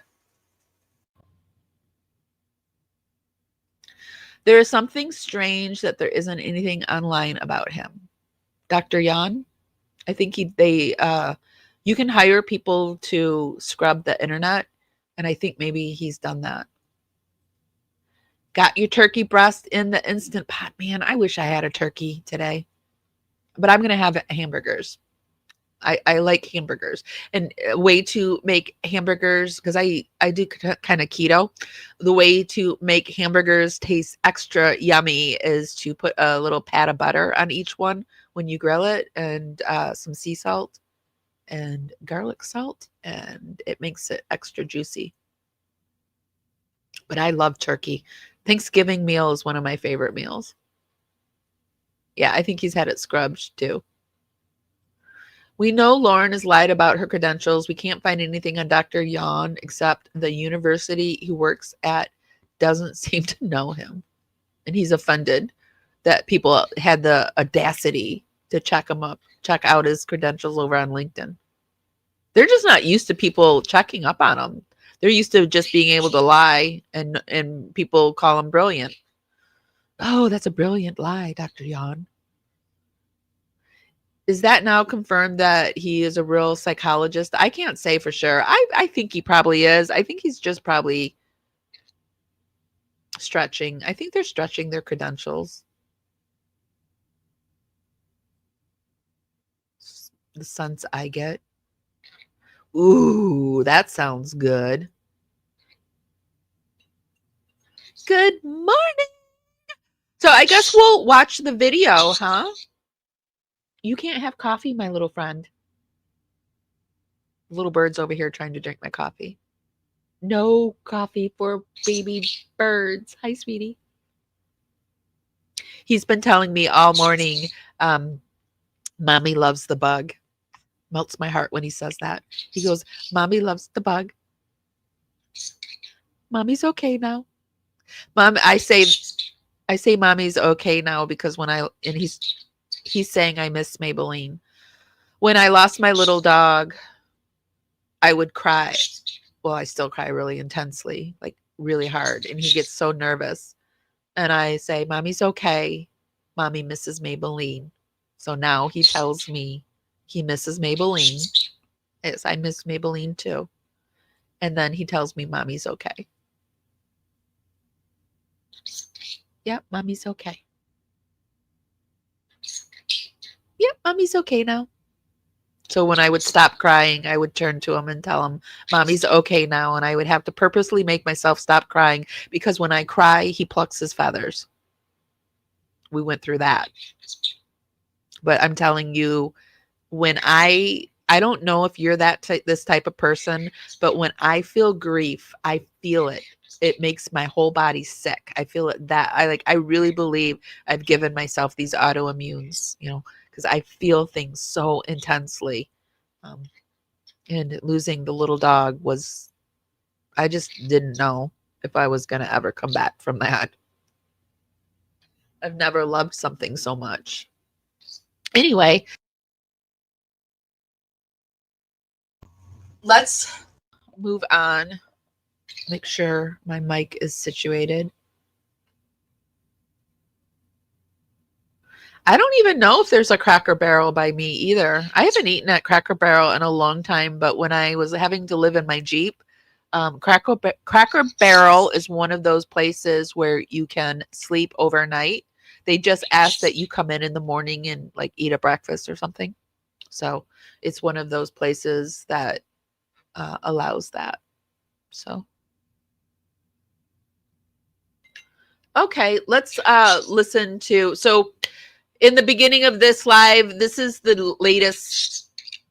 Are you going to come over here and talk? Because that like kind of distracts mommy. And you're still drinking the coffee. No coffee for baby. Come on. You want mommy to turn your light on? Okay, hold on.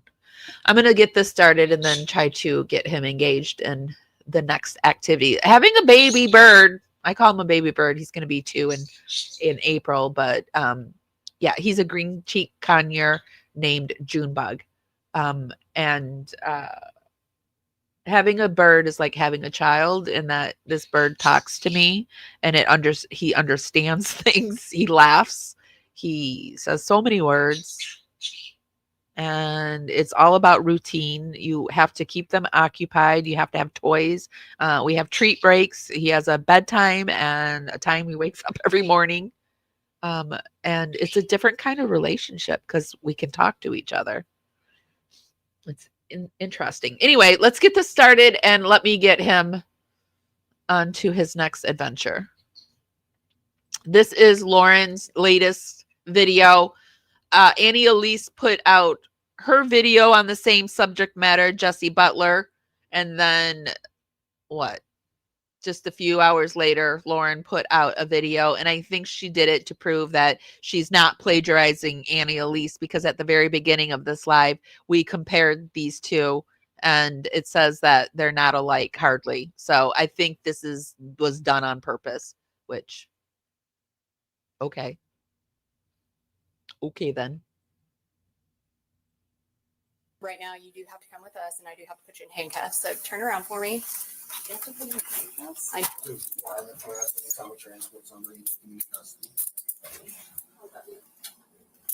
You know we're in this. It's okay. In true crime, we tell these stories with the hope that justice will be served. We trust that the system is meant to protect the innocent and hold the guilty accountable. But what happens when that trust is broken? When accountability feels conditional, determined not by the severity of the crime, but by the name, a family's influence, or power in a small town? What happens when an alleged predator walks free, while the victims, the one who survived unimaginable trauma, are left to carry the scars for the rest of their lives? That's what we are talking about today. A case out of Stillwater, Oklahoma is grabbing national attention and sparking outrage. An 18-year-old, once facing a possible 78-year sentence for his actions against 2 high school girls, is now walking free, facing what many describe as little to no consequences. Today, I will break down how that happened, why this case has shocked so many, why we're talking about it, and what it reveals about the system that's supposed to deliver justice. I'm Lauren Matthias, and this is Hidden True Crime, where we explore the hidden motives behind some of the most unimaginable crimes. Before we dive in, a quick trigger warning. This episode includes sexual assault and domestic violence, and some details may be difficult or triggering to hear. Today's story. Okay. We're going to do this a little different, though. I want to pop over and see what Annie's intro is, even though we ran it through ChatGPT. Let's do it that way so that we can add a little oomph to it. I didn't have time to make a bingo card this morning. Actually, I did. I just didn't feel like it. I want to find a bingo card maker, or if any of you guys are out there good at making bingo cards, because I swear to gosh, I swear to Zod, that last bingo card I made took me like an hour, and I was screaming at ChatGPT because it just couldn't get the words right. But anyway, if you're good at it, let me know. Okay, listen up for a second. Because if you're struggling with credit card debt or personal loans. Okay, she starts right off. Let's get it past the ad.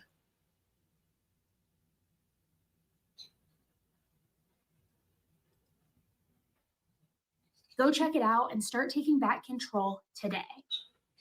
Oh, actually, I want to look at her eyebrows.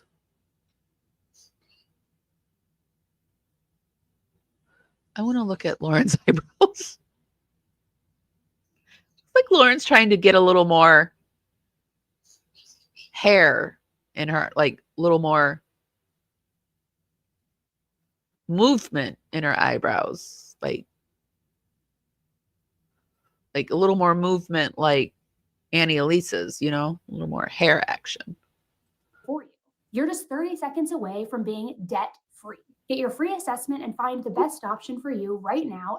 2024, what started as a regular Thursday morning at Stillwater High in Oklahoma, it would quickly spiral into something that would not only shake the entire community, but the entire nation. Because just before lunch, two students quietly walked into the main office, each of them holding written statements for the school resource officer. And what they handed over would expose secrets that no one saw coming, and secrets that would forever change how everyone at that school looked at one of their own peers. And these weren't complaints about bullying or high school drama. They were very detailed, very gut-wrenching accounts of sexual attacks. Moments where these girls said no, but they weren't heard. They wrote about feeling trapped, powerless, and terrified. Now, according to police reports, the officer took their statements seriously, documenting everything, alerting administrators, and immediately turning all of it over to Stillwater Police Department, which from that moment on, an investigation began, one that would uncover something far more disturbing than anyone expected. And it didn't start on that Thursday. It actually started months earlier. This is one of the most controversial cases out there right now. So many of you have been requesting that I cover this, but I want to warn you and prepare you. It is going to enrage you. I'm Annie Elise. This is 10 to Life. Let's jump right in. I do actually compare it to losing my child. When I lost Maybelline, it was exactly like it. And I got very angry because people didn't realize it, didn't realize that for 14 years I had this creature with me that it was. And I'm sorry you lost your child. I'm sorry you lost your child just as much. I'm not trying to compare a dog with a human, but it is emotionally very similar to losing a child. In fact, I've seen some reports that it's worse because, you know, children, you actually have to do more for, right? But the animal gives you just unconditional love. So when you lose the animal, you're losing that unconditional love that you've been given for all those years. And I didn't, she was my support. I took her everywhere and it was horrible. So I don't think there's a comparison to it, but it is like, if you can find it in your heart to understand that. Okay, so that was Annie Elise's introduction. Let's pop back over to Lauren's. Brings us to Stillwater, Oklahoma, a small college town known for Oklahoma State University, high school athletics, and tight-knit communities. But behind the familiar streets and school halls, a horrifying series of events. That's the beauty of this place. You don't have to believe what I believe, and I don't have to believe what you believe, but I 100% believe I lost my daughter. 100%. I wasn't able to have children this time around in life. I've had a lot of medical issues. She was the closest thing I'm ever going to have to a daughter. So if that's wild shit for you, it's wild shit for me that you're even saying it. Folded at Stillwater High School that would shake the town and expose serious cracks in a system meant to protect young people. This case is about Jesse Mack Butler, an 18-year-old high school student, the son of a prominent local figure in athletics, and the series of assaults he committed against multiple female classmates. The story isn't easy to hear, but it's important. It's about the victims. That's like you saying your pain is greater than my pain. And to me, that's so offensive because your pain is just as important as my pain. Decisions of adults and the consequences of privilege in a small town. Jesse Mack Butler was 17 years old when the events that led to his charges began. He came from a family well known in the community. His father, Mack Butler, was a former director of operations for the Oklahoma State University football program, later working as the assistant athletic director for the Stillwater Public Schools District. In a town where athletics carry immense influence, this was a name everyone knew. At first glance, Jesse seemed like any other high school student, charming, athletic, well-liked, and connected. But behind that facade was a series of predatory behaviors that would impact multiple girls at his school. The first victim we'll discuss is referred to as LS in court documents. And according to her mother, LS, Okay, I have a question. Why is that a photo of LS? And it must be because LS was a minor that, but why even put a, or is this just a stock photo? And I wonder. and according to her mother, LS began talking to Jesse in January of 2024, just after experiencing her first heartbreak. Jesse appeared I don't at like the perfect to, moment, I just, presenting himself as the ideal. I don't like to compare tragedies. Like what's painful for me might not be painful for another person. And I can't imagine losing a daughter or a son.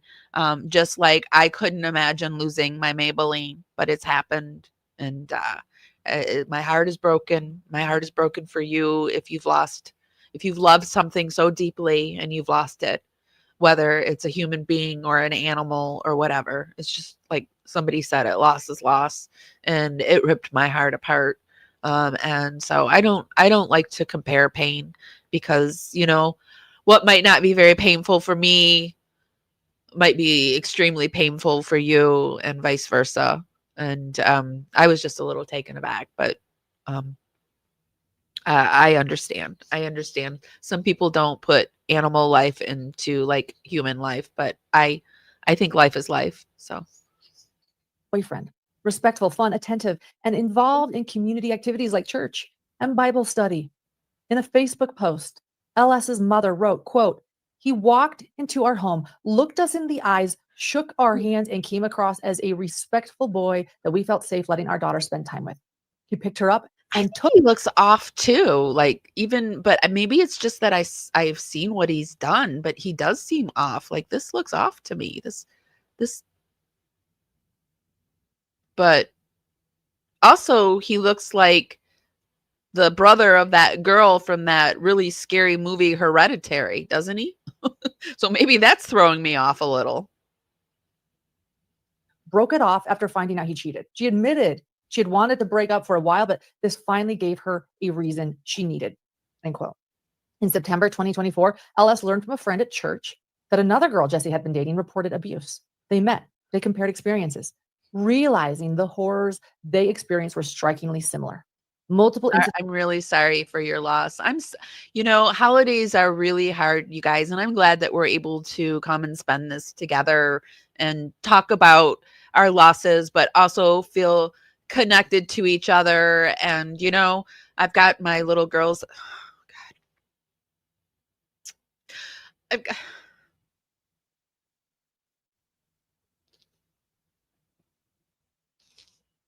I've got my little girl's ashes here, and I do miss her. But it's like not so painful as it was. It was just more like, I get why she had to go, and I'm so happy that she was sent to me, and I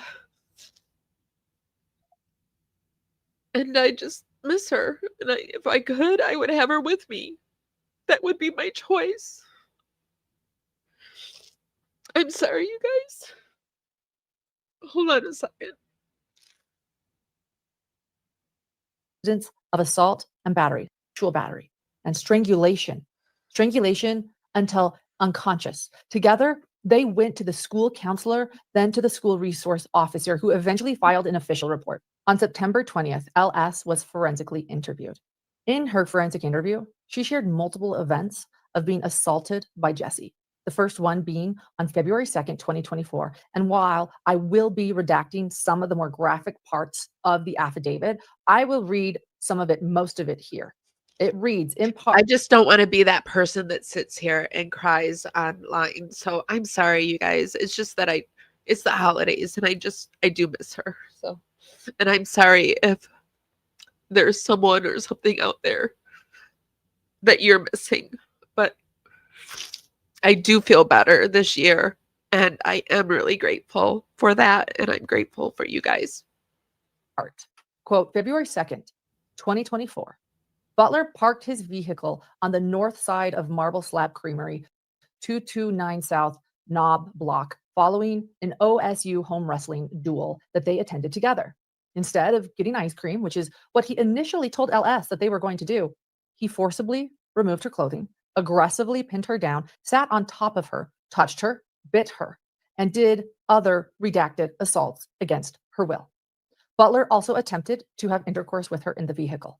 LS reported that she yelled and told him no repeatedly again and again and tried to push him off of her, but was unable to overpower him. LS reported Butler told her that he was sorry for what he was about to do, but he had to do it. That line, pausing really quickly, that line is chilling. Let me repeat that. Butler told her he was sorry for what he was about to do to her, but he had to do it. Keep going.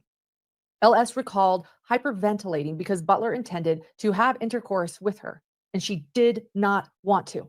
Before Butler could continue with the assault, an unidentified woman walked up to the vehicle and interrupted him. And LS believed that this happened because the woman heard her yelling, heard her crying, heard her saying no from outside of the vehicle. LS detailed how this event derailed his plan to continue to assault her. After this occurred, Butler drove away from the area, told LS to stay down, and warned her if the police came that they would both be in trouble. Butler returned to his home where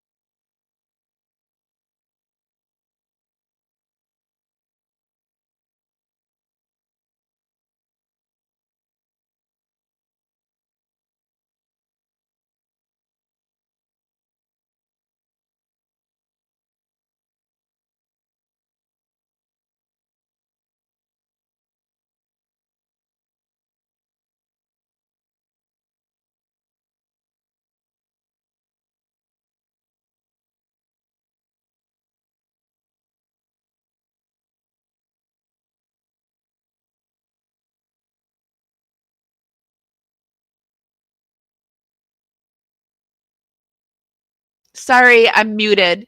I don't know where I was, if I was muted through that all, but I'm just saying that we are in an impasse. This is what I talk about, energy vampirism. I don't play these games. We are at an impasse. I think it's really cruel what you're doing. I don't agree with you. It's horrible that you lost a child, but I've lost a child too. And if you don't agree with it, nothing more I can say to you. Won't fight with you about it. So it is what it is. But you guys, when I talk about energy vampirism, this is it. So now I have to make the decision, am I going to give this more energy and feed her and feel even worse about this situation? Or am I going to ignore it? I'm going to choose to ignore it because I'm already feeling sad about my Maybelline.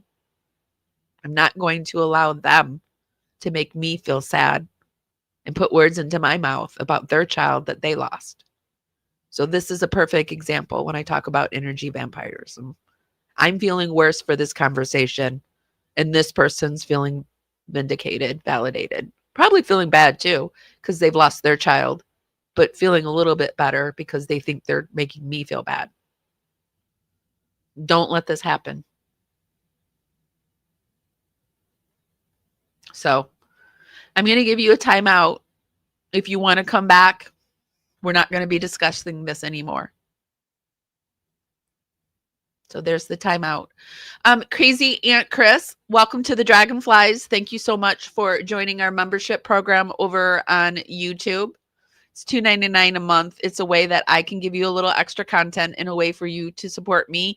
I was saying just earlier that Shannon and I are going to, because I want to learn a new streaming software, we're going to be watching some uncopywritten Christmas holiday movies. They're going to be old and funny. We're going to be making fun of them in Gen X style, so that I can learn this new platform. And I'm going to be doing it with the Dragonflies because I don't think the whole world wants to see it. So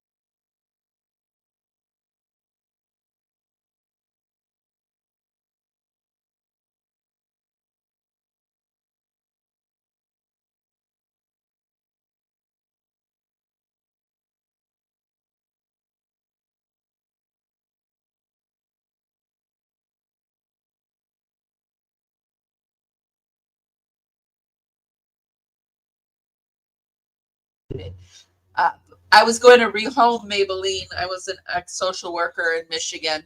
I was still working as a social worker in Michigan. Went into a home and they kept her on the cold breezeway.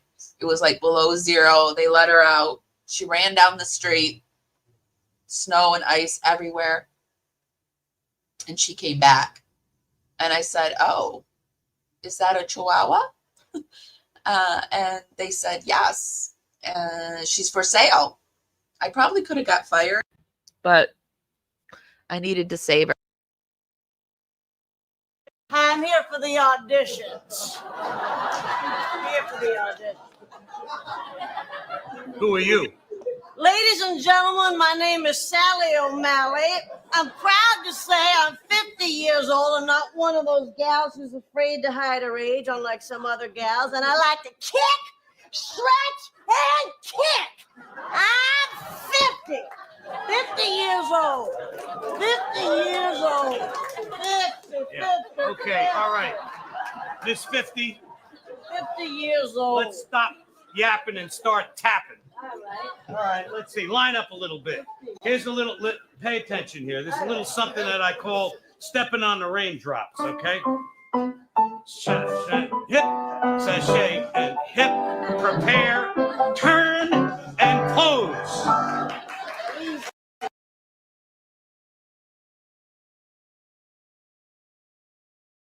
Sorry, guys. The mic is getting worse. I might need to end this because it's like.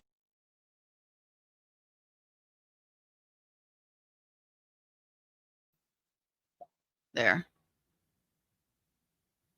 That was just before she crossed over, a few days before.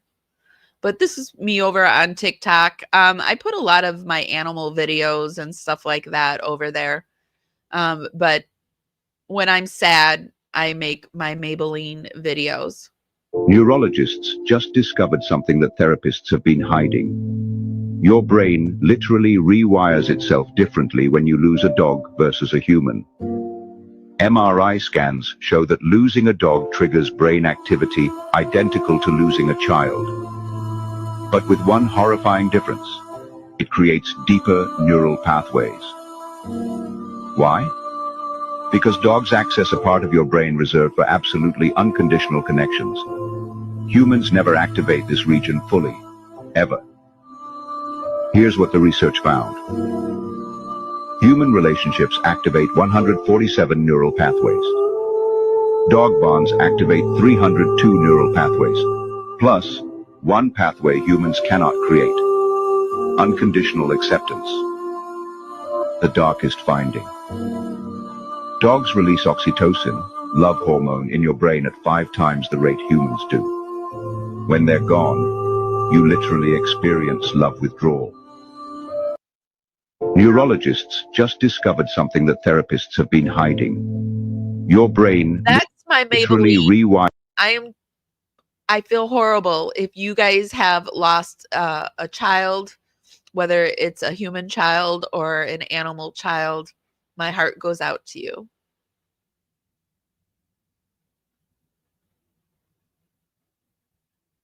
I'm sorry. I don't want to make you guys cry. Just wanted to show you Maybelline.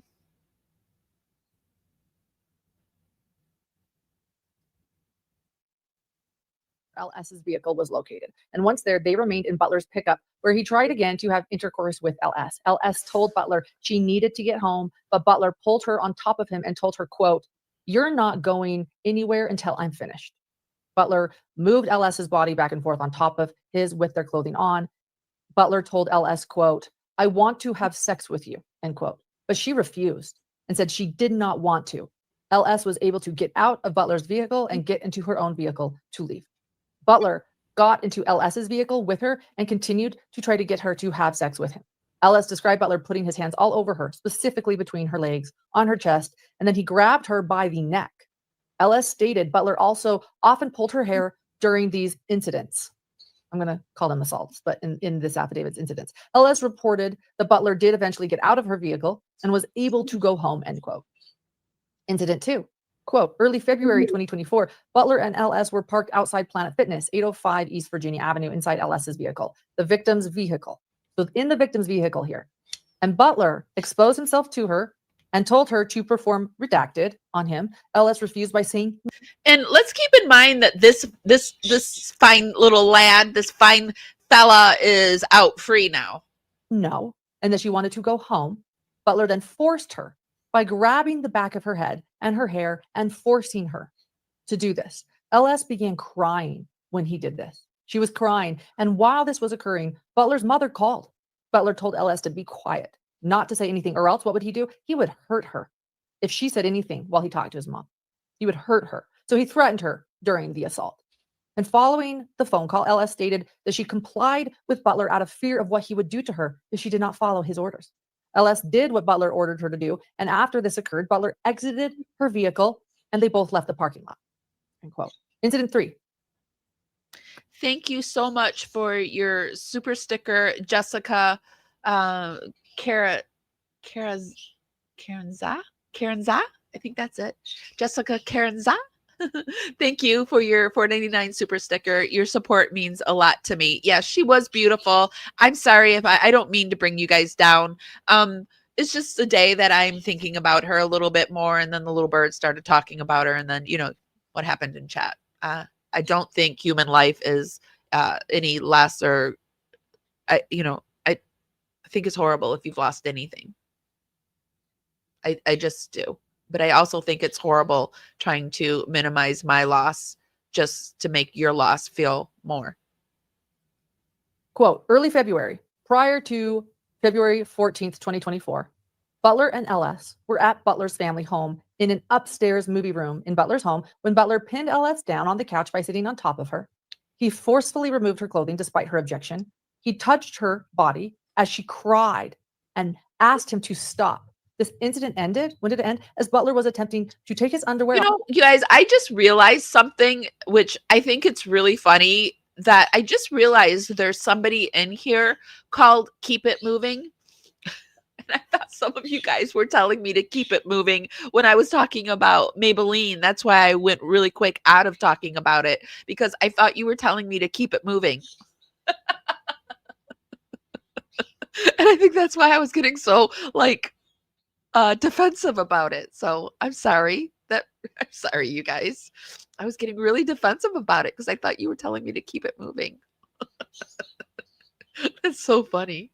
Off to try to have sex with her. LS knew Butler intended to have sex with her because he made statements like, I want to be inside of you. Butler's mother came to the door. I was trying to keep it moving. If everything was okay. And LS believed that this was because she heard LS crying and saying no after this occurred. Can you imagine, by the way, I'm just going to pause here, being a mother in your own home from a movie room that you have upstairs and hearing a girl that your son is dating crying, saying no repeatedly. And so then you knock to see if everything's okay, but that's it. You just are like, hey, is everything good in there? I don't know. I'll keep reading, but here we go. So LS believes that the mother knocked because she heard LS crying and saying no after this occurred. Butler and LS left Butler's residence to take her home. And when Butler took LS home, he parked in the vicinity of LS's home, but he refused to take her to her house. So park nearby, but not to her house. Pulls over. Butler forced LS to remain in his vehicle with him for a period of approximately 2 hours and told her that she could not leave until she did what he wanted her to do. Given Butler's previous aggressive behavior with her and his ability to overpower her, LS was scared to try to exit the vehicle. And inside the vehicle, Butler grabbed LS. He attempted to assault her, but she refused and resisted. He grabbed her hand and forced it. LS was able to exit Butler's vehicle after threatening to call her mother if he did not let her go. And again, this incident lasted 2 hours, his refusing to take her home. How terrifying. And she was finally then able to exit. And when she did finally exit, Butler also exited and followed LS into her residence, where he continued with unwanted sexual advances. LS reported that Butler eventually left her residence after receiving a text from his sister to come home.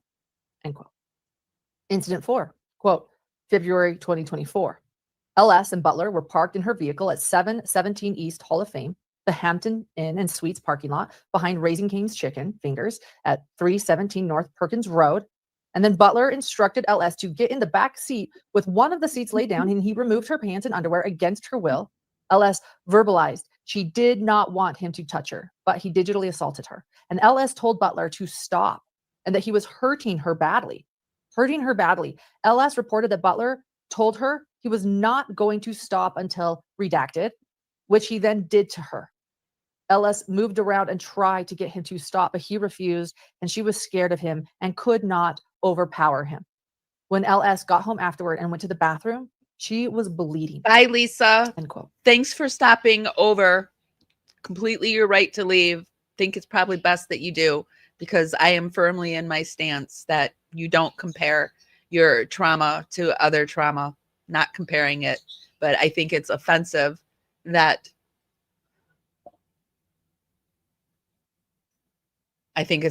So yeah, I'm okay with you leaving. I think we should all be in spaces where we want to be in, and we should all be comfortable in those spaces. Incident 5. Quote, February 2024, LS reported multiple incidents where Butler fingered her against her will while in their vehicles in the Brahms parking lot. On one occasion, LS's sibling was with them, and what did Butler do? Oh, he sent the sibling inside with a debit card to get something to eat so that he could touch LS. I'll say assault LS. She reportedly bled from her vagina on this occasion. And if anybody's wondering what was said and done, in case you want to decide if you want to stay or leave, somebody in my chat compared losing one of their animals to losing a child. Somebody who has lost their child was deeply offended by that and said, you should never say such things. And I disagree, because it is like losing a child. And if you're offended by somebody else's pain and you feel it minimizes your pain, I don't know what to say to you. Really don't. So yes, if that offends you, there are tons of other channels out there that will cater to your beliefs and your needs. And I think you should go to those places. Not trying to make anyone believe what I believe, and you're not going to make me believe what you believe. It's painful. And it's really offensive to me that you're comparing these offenses, these pains. So that's what was just talked about. And if you're offended by it, I think you should leave. So another time, incident 6, quote, on or about February 29th, 2024, Ellis reported that she was strangled to the point of unconsciousness by Jesse Butler. It's exactly kind This of occurred inside her what vehicle. we're talking about. Rules for thee, but not me. You want to be offended by other people's hurt and that you feel it minimizes your hurt. I don't know what to say. I don't. Vehicle in the Walmart parking lot, Ellis reported Butler strangled her after she would not participate in sexual acts with him. So I'm pausing really quickly. Imagine that. These threats that she had been having, how real they were. That he would say that I will hurt you if you do not do this, if you do not participate. In this moment, she did not participate and would not. And what did he do? He strangled her to unconsciousness. So the threats we now know are real. I'll keep going. So this happened. Butler strangled her after she would not participate in sexual acts with him. And prior to strangling her, Butler had touched her breasts and other parts of her body under and over her clothing. He pinned her down inside her vehicle and straddled her. I find my mind wanders with her. My ADHD kicks in and I've got all these thoughts in my mind. And yeah, the ChatGPT talked about like how they have different styles. Where did it say?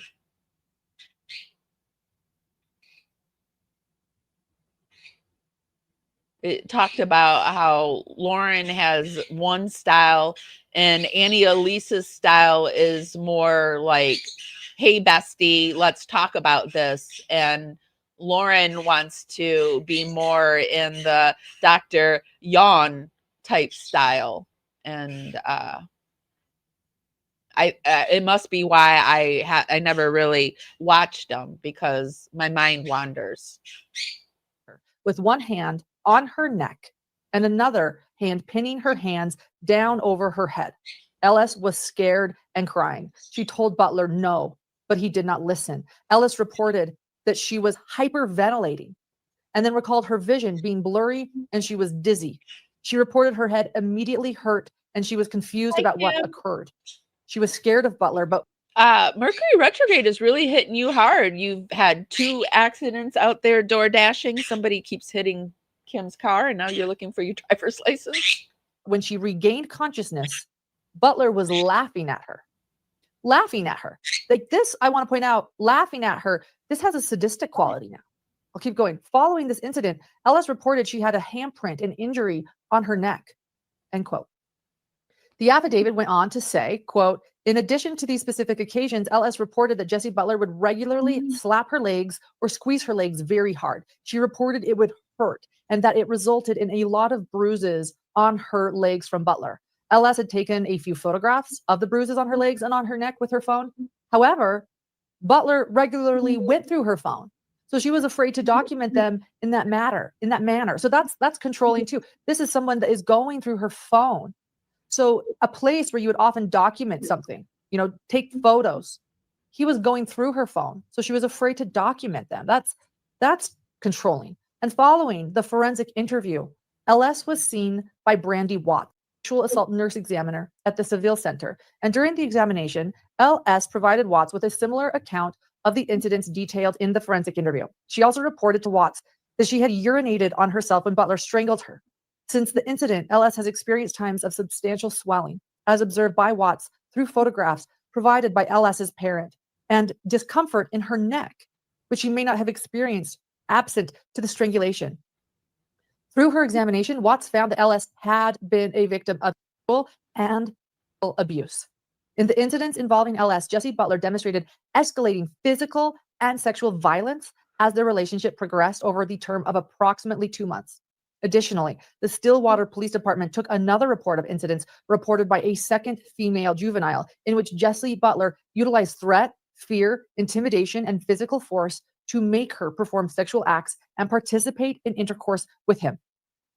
This relationship began after LS and Butler ended their dating relationship in March 2024. And in that investigation, Butler employed similar strategies to elicit cooperation from that victim, including strangling her until unconsciousness for refusing to have sexual intercourse with him, end quote. So once again, it's strangulation until unconscious. And why?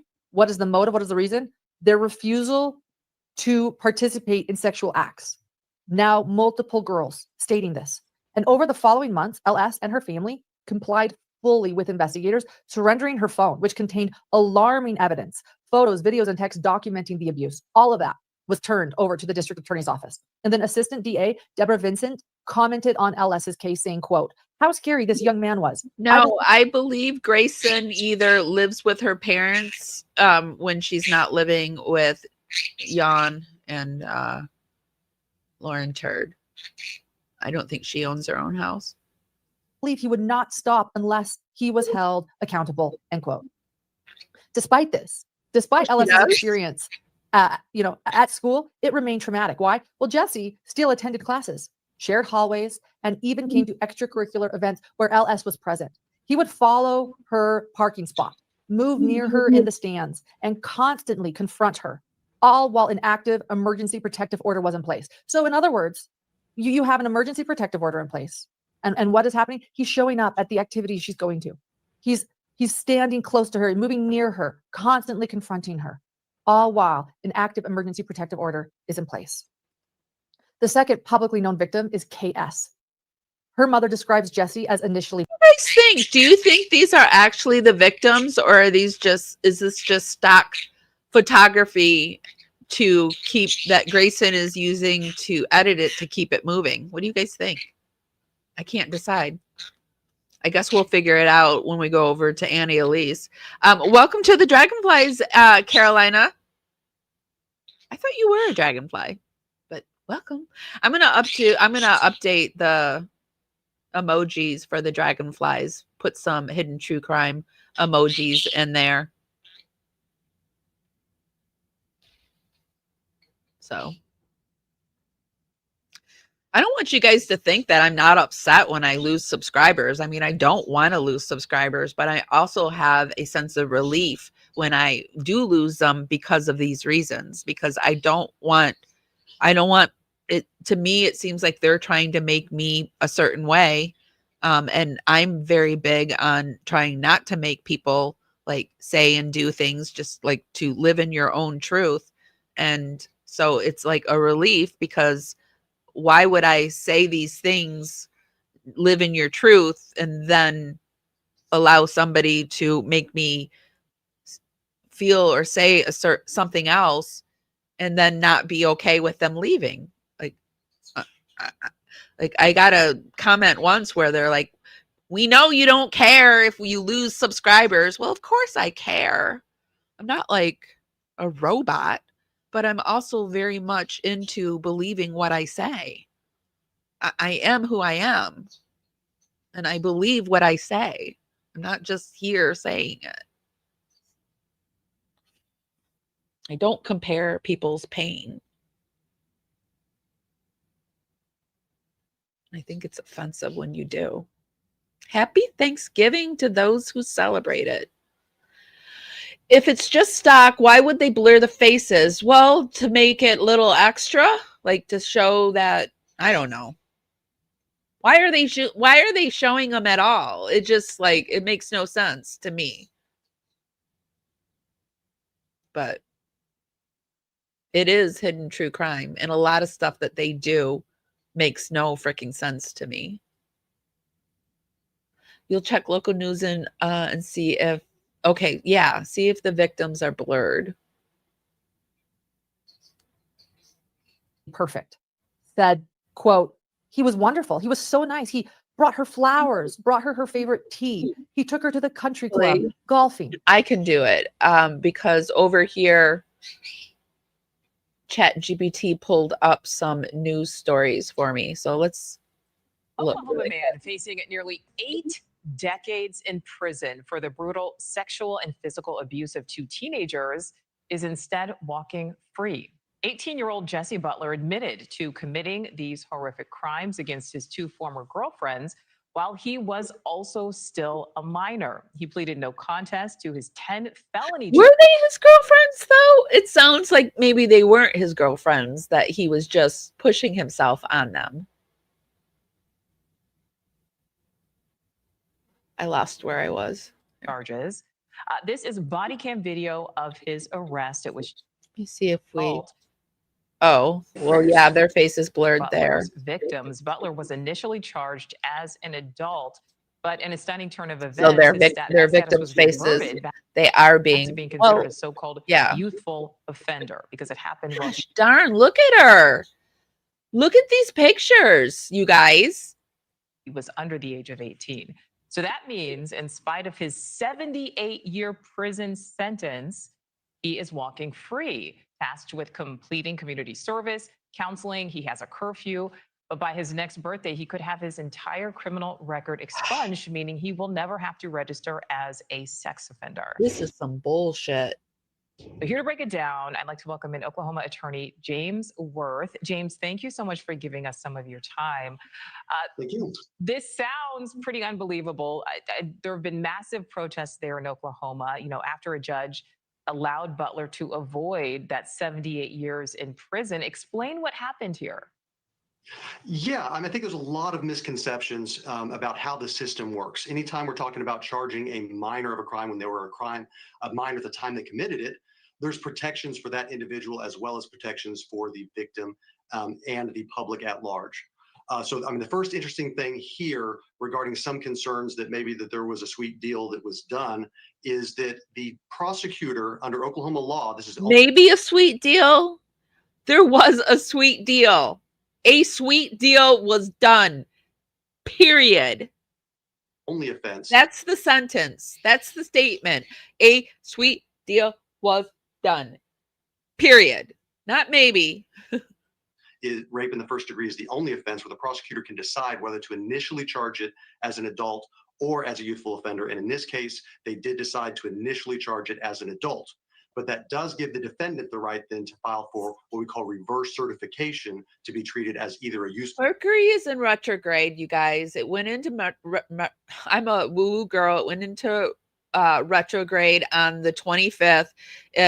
Mercury has to do with communications and electronics. So you're going to have a lot of miscommunications with people. I probably went too far on this whole thing about Maybelline, and normally I would have just brushed it under the rug, but it's just a Thanksgiving thing. So you guys, just a holiday thing for me. I'm just a little extra sensitive. Normally this, and normally I don't engage in this kind of stuff, but it's just going to be what it is. And maybe that's going to offend people, more people now. Like, she's minimizing it now. She's saying the astrological heavens is causing these things. But anyway, yes, Mercury is retrograde and things are going to break and people are going to be complete assholes. It's going to be like a full month of a full moon, and it's going to last into December. So it lasts for about 3 weeks.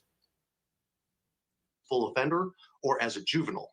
And they filed that motion. At that point, they can request a report that a youthful offender study is done. As part of that, there's his family did have ties to somebody with power. His father is on the coaching team at the major university. So, and he has some legal connections. So yes, there are ties.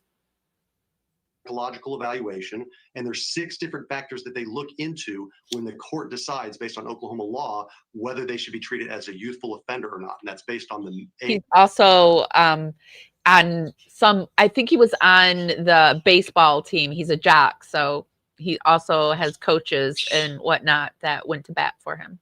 Age and maturity of the defendant, the nature and the seriousness of the crime, the prior record history of the defendant, the home environment and social background, the amenability to rehabilitation. No, you don't have to be sorry. If they find, I believe that there's a reason that we had this conversation today. So it's actually helped my heart a little bit. I was feeling kind of sad and like dark and depressed, and unfortunately we had what we had happen, but I also felt support. So it is what it is. I hope whoever the mother that went out of here, I hope she finds some peace in her heart too. that the defendant, the minor, is not going to be amenable to treatment, not going to be something that they can benefit from, they can resolve the concerns, then they're not going to be a good candidate for a youthful offender program. And lastly, and most importantly perhaps, is public safety. They do look into public safety and whether they believe that treatment with the Office of Juvenile Affairs and going through a program there is going to protect the public sufficiently. Obviously, there's a lot of facts in this case that are not available to the public. We don't have the youthful offender study. We don't have the psychological evaluation. We don't have all the police reports. The people that do have all of that information would be the defense, the prosecutor, the judge, and the Office of Juvenile Affairs. And they're the ones that went in there and they actually came to an agreement in this case, and we don't necessarily know why, but this occurred back in July, way before there was any outrage, way before there was any 78 sentence. This occurred all before. I certainly don't think it's the same thing. It's very different. They're two very different things, but they're two very painful things, and it's like comparing apples to oranges, and I just don't play those games anymore. So it looks like this Jesse Butler, and I will take a look at my stance on this. I'm always down to see if I change my mind on it, if I'm right, if I'm wrong. But, oh, you going to sleep? You must be over in Australia or something. Thank you. I really appreciate that. That's a way, if you want to, sorry, the bird is getting extra. We'll go into Annie Elise and then I'll have to wind this down. But and I haven't even opened up the curtains yet. So we'll go into Annie Elise. Sweet dreams to you. Thank you for stopping by. Another way that you can help a content creator out is just playing their videos. If you leave the house and you pull up one of their playlists and you just let it play while you're gone, it's like you're watching it. Gives them a little added viewage. So I really appreciate you doing that. Okay, let's pop over to Annie Elise and compare, see what her coverage is like. Remember when Annie Elise, whoops. Okay, baby. Mommy's going to take care of you in just a second. Let me get this playing. Remember when Annie Elise came out on the scene and she had the animal print background? I was always fascinated by, I like Annie Elise's style. I like her new background. She has really good style, in my opinion. Very well connected. It's kind of like the tattoo pinup girl style. But as the investigators started reviewing those reports from these two female students, one name kept coming up again and again: Jessie Butler. Now, as detectives dug deeper, the picture that started to form, it was horrifying. These weren't some isolated incidents or misunderstandings. They were patterns, deliberate, escalating acts of violence. Each report connected back to multiple assaults that had taken place earlier in the year. And the details, they were so graphic and very deeply disturbing because these girls, they described being restrained, choked until they lost consciousness, and subjected to sexual attacks that left them not only injured, but deeply traumatized. They also told the police that Jessie recorded at least one of these attacks. Now, the investigators believed that this was calculated, that it was about control, power, and even fear. And they said that with each incident, it just showed Jessie growing more and more. She is. I think she went to school for some kind of journalism and then ended up in fashion, buying retail for a company, which seems like a really fun job. I like fashion. I like color theory. I like skincare, makeup, hair. I like all of that. And Annie Elise appeals to all of that for me. And I think she probably appeals to Lauren for those reasons too. And I think Lauren wants to appeal to us for the reasons why Annie appeals to us. But she's just like, maybe she kind of had it, but now she's burning that down. Like, there's just, you can't quite put your finger on Lauren.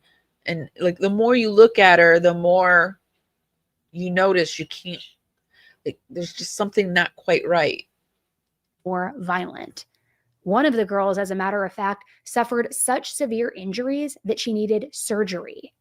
Doctors later told the police that if Jessie had restricted her oxygen for just 30 seconds more, she would not have survived. And both of these victims, they were teenagers themselves, 16 and 17 years old. Well, I mean, who got that little bob first? I will say that all of us, I even have a period, like last year, 2 years ago this time, I had this bob, right? We all got it. But I mean, I wonder but I was getting rid of my red hair. I decided I didn't want to dye my hair anymore. And so, I was going through that process of trying to go to natural hair. And the easiest way for me to do it was just to cut it out. I couldn't stand that decantation mark with the red and the gray and my natural color. Oh, God. It made me even feel like I had dirty hair when my hair wasn't dirty. It was a lot to deal with, going from your red to back to your natural color. But anyway, I feel like she is trying to be Annie. And the fact that we have Jay showing us that there was a plagiarism, and then that same day another video comes out of Annie Elise's that Annie Elise did, but she made sure that this had not a similar word in the bunch. Hey, friend,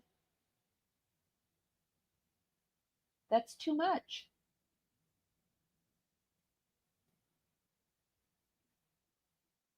I wish you could see him. He looks so cute. I've got my Christmas sparkle lights on, and all the lights are sparkling around him, and he's eating a treat and screaming and screaming. You even imagine. And both of them said that they didn't report what happened right away because they were terrified of Jessie and terrified of what would happen if they tried to go up against a family like his. But finally, in the fall of 2024, enough was enough. And they were so incredibly brave and courageous to write down these written statements and pass them over to a trusted adult at their school. And by early March of 2025, detectives finally had gathered enough evidence to take action. So an arrest warrant was issued and officers headed to the Butler family home in Stillwater, their body cameras recording every single second of it. We're ready to obviously tell our story too. Yeah. Jess, it's Mom. Open the door. It's me. And if you'll just have him step out. Okay.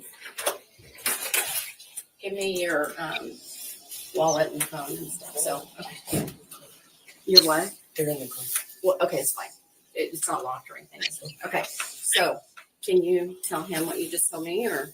Yeah. So we're here. We're obviously going to place you under arrest. There's a warrant for your arrest. We're going to take you to the jail. I told your mom that she can contact a bondsman, and you shouldn't be very long. But there just is a process for paperwork and stuff.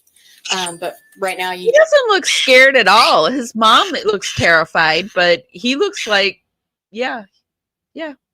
You have to come with us, and I do have to put you in handcuffs. So turn around for me. You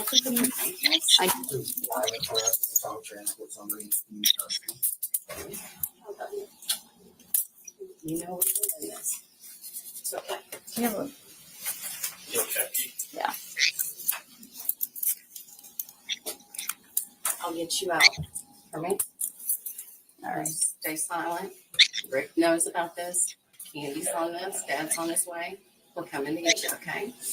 Stay strong, okay? Say your prayers. Okay, so we will. Dad's coming to bail you out, getting you the sweetheart deal. He's going to go right to the city of Stillwater jail, and if you'll just contact her, then she does this all the time. She knows what to do. Yeah. Make sure Okay. she knows Stillwater Police Department, not a county. Yeah. Stillwater Police Department. We're the ones On that- Lewis. Yeah. Yeah. Let them know perfect. that we're the ones that take them out. And They when don't- we say we are Stillwater PD. Stillwater PD. Yeah. Okay. That way they don't think he went like straight over and he's over at the county. On to the experience with the child. Yeah. Yeah. His father is part of the coaching system at the college. I believe that's what I read. And so, yes, he is part of a higher good old boy network.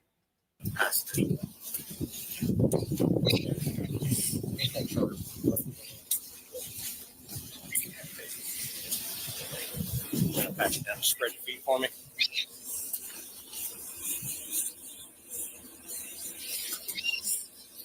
Nothing on their side.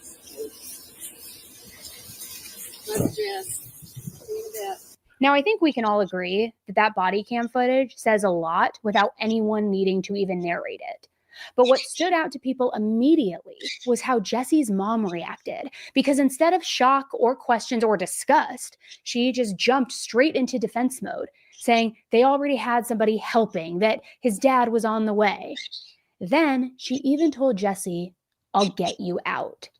So it felt way less like a son being arrested for violent sexual crimes and more like another problem that his mom was just on standby, ready to fix. Yeah, here, I just found it. So here it says, victim advocates, parents, and lawmakers criticize the plea deal as a failure of justice, particularly noting the family's prominence. His Junie, stop that. His father is a former football operations director at Oklahoma State University, and potential conflicts of interest. So the family was pretty well known in the community, unfortunately for the girls. Now, when the officers said that they needed to handcuff him, she sounded shocked by that, almost offended that they would treat her son like a suspect, which that is the only point, in my opinion, where she even seemed remotely disturbed in all of this. But Jesse, he didn't fight it. He didn't argue. He just turned around, eyes watering a little bit, and quietly put his hands behind his back. Were they no watering? resistance, no emotion. I don't even think they were watering. I think maybe it was what he did when he was around his mother, right? Because she was the one, say your prayers. Daddy's coming to get you. which you can imagine that moment spread fast and it had everyone talking. I mean, the tone, the calmness, the polite conversation between police and the Butler family, it did not match the severity of what Jesse was being accused of. Then, once he was booked, prosecutors announced 11 felony charges. Attempted first-degree RAPE by instrumentation, forcible oral sodomy, sexual battery, multiple counts of strangulation, and also domestic assault, plus violation of a protective order.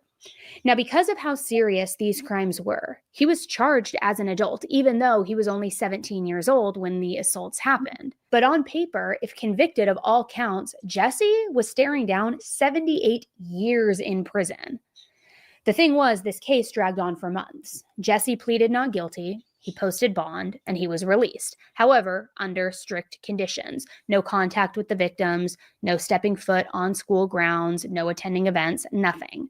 The district confirmed, too, that he was pulled from in-person classes and he was banned from campus entirely. But still, even with all of those restrictions, the people in Stillwater couldn't help but notice the obvious.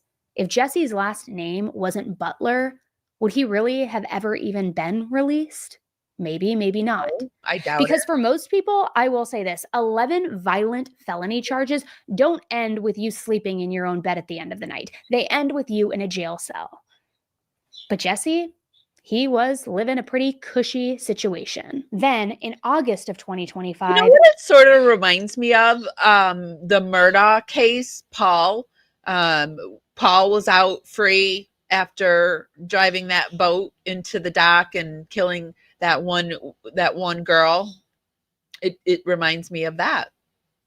Everything. I know it's different. It's different. I know that. This is an ex assault opposed to this is one of those examples what I'm talking about. Like Paul was drunk, and I promise you if he was sober, he wouldn't have ran that boat into the dock. But was this kid drunk? And if he was drunk, do you happen to fall onto somebody and attack him in that manner? No. Perfect example. Changed. Instead of going to trial, Jesse entered a no contest plea to all 11 charges, which that meant he wasn't admitting guilt, but he also wasn't fighting the evidence against him.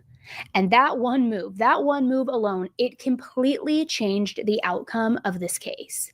Because under Oklahoma's Youthful Offender Act, the court now reclassified Jesse's status. Because this kind of stuff builds and builds and builds. And he's gonna,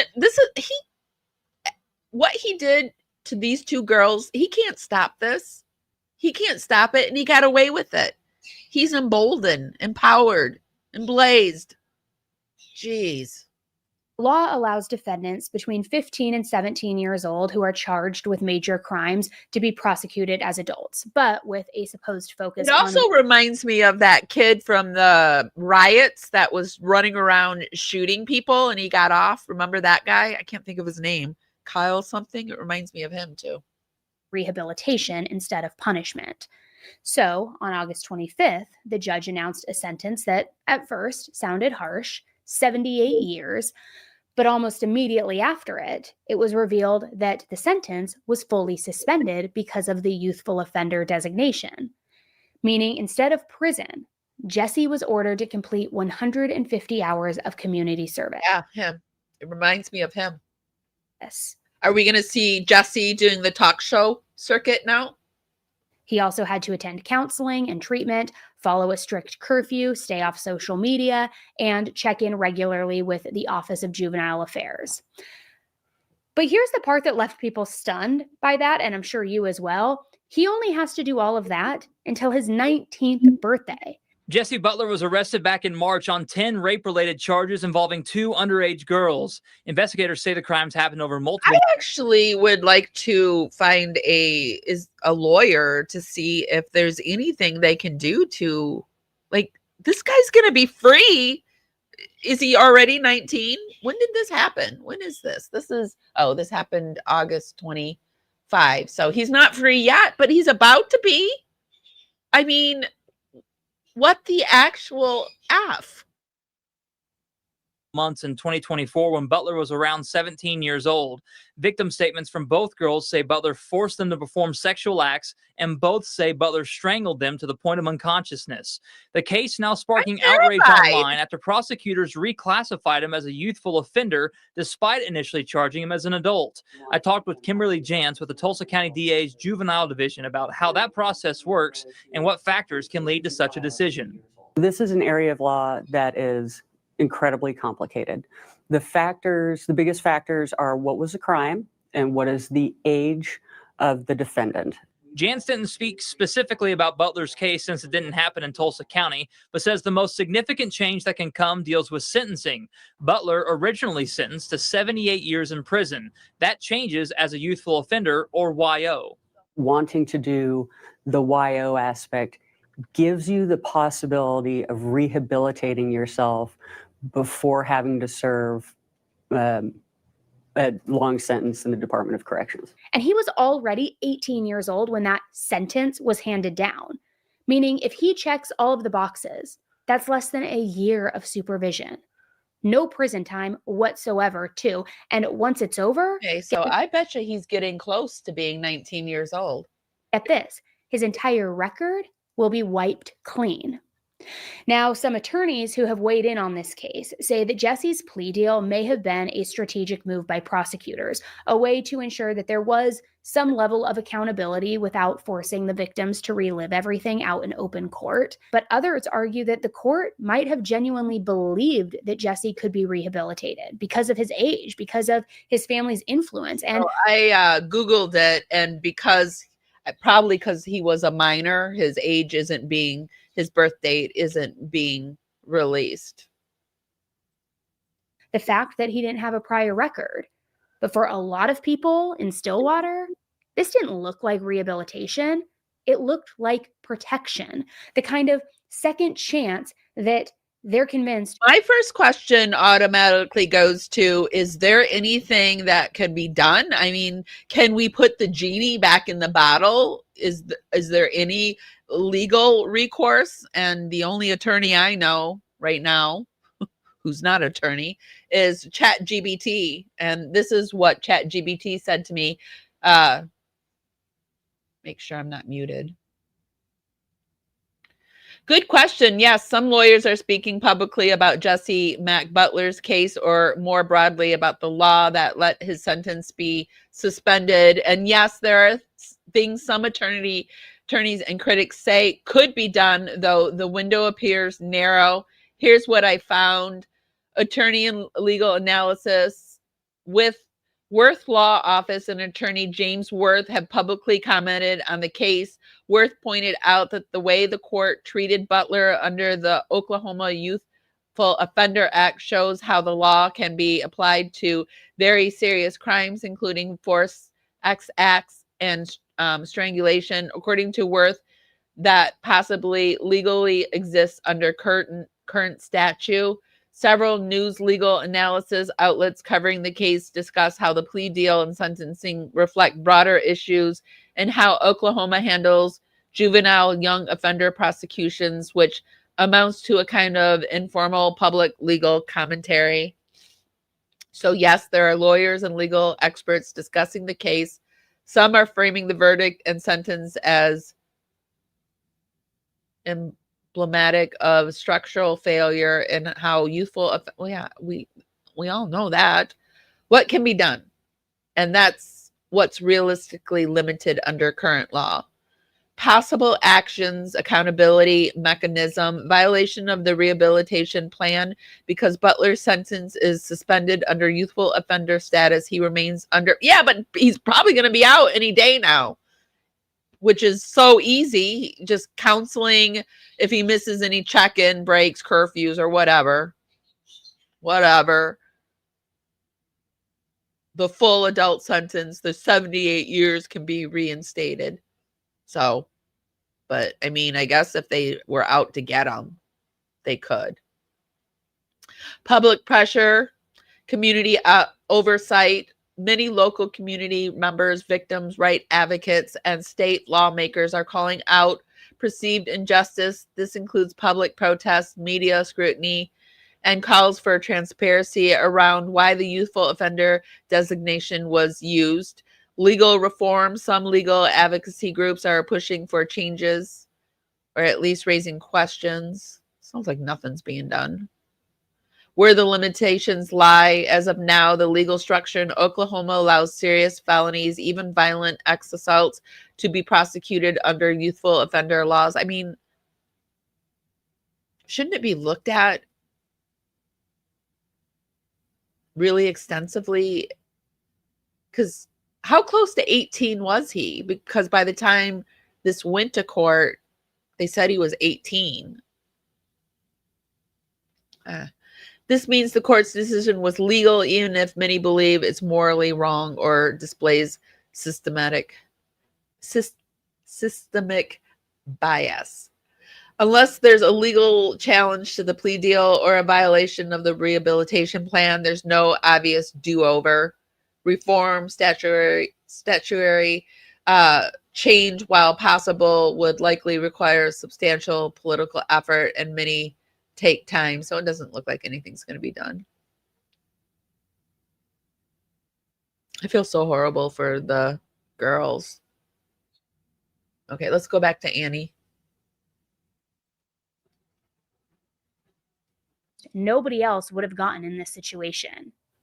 And once that speculation started, it led to something even bigger. Because what's behind this story, it goes way deeper than anyone expected, and it's infuriating, even more so than what we've already touched on. See, the judge who approved that suspended sentence was Judge Susan Worthington, a name that people in Payne County know very well. She's part of a family that is basically judicial royalty over Funny you ask. Here's the judge. there. Her father, Donald Worthington, served as district judge for over 20 years. He ultimately retired in 2010. And when Susan was sworn in as a special district judge back in 2015, it was her dad who gave her the oath, which in a small town like Stillwater, that didn't. This is actually very common. I don't mean to keep bringing up the Murdaugh case, but you see how that family was entrenched in the legal system. Like, family members were grandfathered into the position as soon as they got old enough, kind of type deal. And I lived in a lot of my social work career was in a very small, good old boy town. Saw a lot of this kind of stuff, a lot of backroom deals. I partied with police officers, lawyers. There was a lawyer that, did he turn into the prosecutor? I don't want to say for sure, but there was a lawyer that he definitely ran to become a prosecutor that once a year would go to this hotel and lock himself away and binge on snow candy for about a week, and his family would have to come pull him out of that. And it would happen like once a year. And he was somebody that was deciding other people's fate. Go unnoticed. The Worthington name, it carried a lot of weight, just like the Butler name. And soon people started realizing that this was not the first time that she had been criticized for how she handled a violent offender. See, back in 2018, a man named Seth Swaim was caught sexually communicating with a minor, also stalking her, even trying to crawl through her bedroom window. He was sentenced to 10 years in prison, but he only served 8 months. And then a few years later in 2024, he reoffended. And guess who the judge was that time around? Susan Worthington. Again. Now, according to court documents, she cut his bond in half. She cut it from $100,000 down to $50,000, even though Seth was already on the registry and still on probation from his previous conviction. And after that bond reduction, Seth bailed out. And what happened next is infuriating because he allegedly went on to violate a protective order 11 separate times. And each time, Judge Worthington would set his bail somewhere between $500 and $1,000, which with that, each time, Seth walked free. So now when Jesse Butler's sentence came out, people started connecting the dots. Another violent offender, another pattern of leniency, and another reason to ask the question that everyone was thinking. What is really going on here? Then came the detail that really blew the lid off. Judge Worthington is an OSU alumna. And remember, Jesse's father works in OSU's athletics department as the director. The dots are connecting. director of football operations. So, of course, I mean, it didn't take long for the locals to start whispering that Susan's OSU ties went way deeper than just being a graduate, that she had close relationships with people in the athletic departments and the donors and everybody connected to the program, the same exact circle that Jesse's dad was also a part of, which now, to be clear, there's no public record. I did ask ChatGPT if there were any legal analysis. That's and it didn't pull up any. It didn't pull Runkle or anybody up, but that doesn't mean that they're not covering it. But that's how I got that little. Hey, friend, I thought you were gonna go take a shower. Yeah, mommy turned the water on. I love you too, baby. Mommy's wrapping it up. I promise. I promise. I love you too. Yeah, I turned the shower on for you, baby. I think you're just messing with me. I think you're literally messing with me. So I don't think Runkle has covered it yet. Proving that any of those relationships played a role in Jesse's case. But in a town like Stillwater, perception matters. And when people saw another violent case ending with what clearly looked like favoritism, that was it. And when the sentence became public, the community erupted. Crowds filled the Payne County Courthouse lawn, all holding signs that read, "Justice for survivors, hold Jesse responsible." A bird really will tell on a human being. So the words that he says most are obviously the words that I say to him most. So he will do this thing where he'll scream and he'll say, "Stop it, Junie." He'll scream, "Stop it, Junie." And then he'll scream, "Stop it, Junie." Luckily, I don't swear at him or anything like that because I really don't want to hear swear words on a daily basis. Like I told you, I made the mistake of doing a dingo ate my baby. And every morning I wake up to eat the baby, eat the baby. So I learned my lesson with the bird. No means no. Parents also stood beside students and survivors chanting, "No means no, no justice, no peace." One woman also told reporters, quote, "Almost losing your life and your attacker walks free? That's ridiculous." And for a lot of people, that quote said it all because remember, 30 seconds more and she would have died. No justice, no peace. We're done. We're done not saying anything. We're done allowing to walk free. We're done seeing the people in charge allowing this to happen. Countless voices echoed through Stillwater Wednesday, their message loud and clear. About 100 protesters, mostly women, demanding justice in a case that's rocked their community. No justice, no peace. Nancy Janae Irving held her sign high. It reads, "No contest, no consequence." For her, this fight is personal. As a victim myself, I believe that women have the right to to stand up for themselves and justice to be served, honestly. And none of these girls are getting the justice that they deserve. Inside the courtroom, one of the victims stood and gave her victim impact statement. And she turned to Jesse, very brave, very strong, and she said, "You didn't just put your hands on my neck.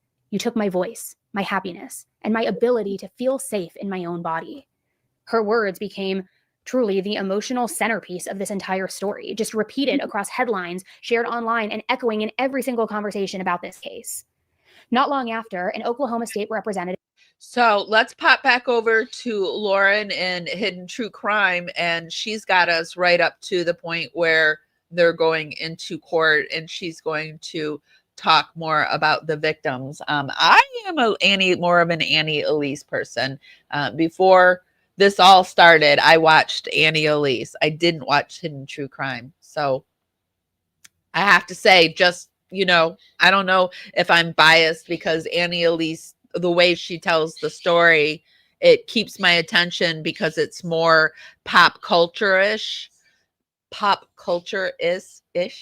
And Lauren, she tries to be pop culture-ish, but she's also trying to be like a little Dr. John-ish, so Dr. Yawn-ish. So it just doesn't translate well for me. To play pickleball. He went to church with us, end quote. Over time, KS began withdrawing and seemed like she no longer wanted to spend time with Jesse. Months later, after talking to LS, the girls decided to report the assaults, including an incident where Jesse strangled KS until she passed out. I believe in this. I believe that we all need to start turning our faces to our local and state level, because what's happening, they are purposely turning us against each other, right and left, while they are gaining on us, and they are the elite people. The way that we can combat this is exactly what Young Black Economist is saying. But that's just my opinion. And recorded it on his phone. So now, okay, now there's physical evidence. The abuse was violent, repeated, and manipulative. A detective ultimately told KS's parents that Butler, their daughter. So that was a detective telling KS's parents, this is what happened. KS was also forensically interviewed. The affidavit reads, quote, during a forensic interview on September 25th, 2024, KS detailed the first incident of physical abuse by Jesse Butler. This occurred on April 22nd, 2024 at Sonic and Still. Does answer my question. I wondered if when she told the story, it's like a kind of a whiny voice, like right there. Did you hear what I like when she tells the story? It's kind of like this the whole time. It's kind of, I don't know how to explain it. It's a whiny intensity the whole time, and I find that annoying. And God, I hope I don't do it. Water. On this occasion, Jesse Butler reportedly attempted to pull her pants down and touch her as they sat on the bed of his pickup truck at the drive-in restaurant. She told Butler no, but he continued to grab and slapped her buttocks and touched her breast. Butler became angry, grabbed her arm, spun her around, threw her on the ground. This action left scratches on her arm, which Butler then, what did he do? Laughed about it. So there we go again.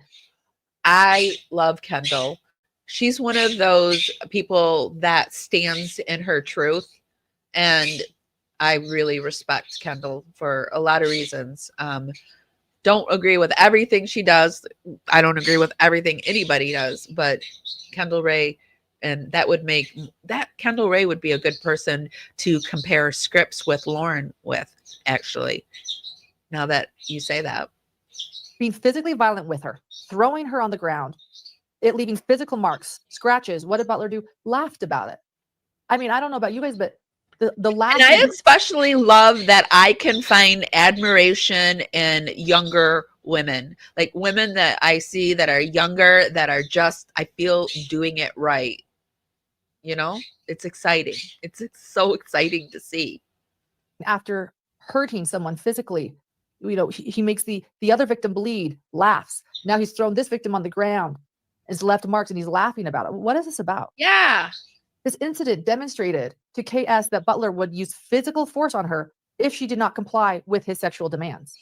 KS reported she engaged in sexual intercourse with She punches a lot of her words with a whiny tone. She punches her words with the whininess.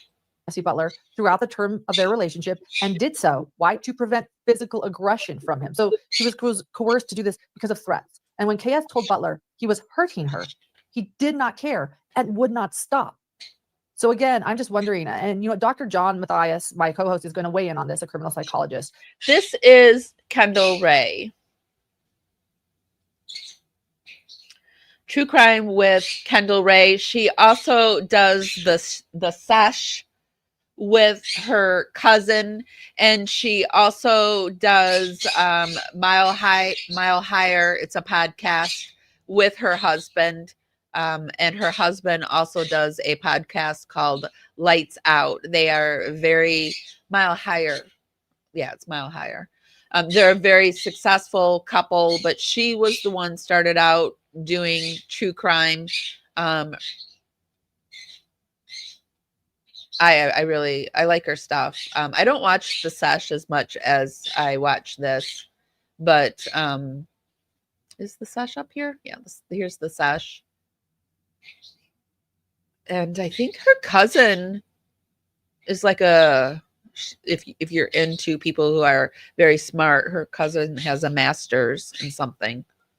And they talk about women's issues, just like girl chit chat, hanging out.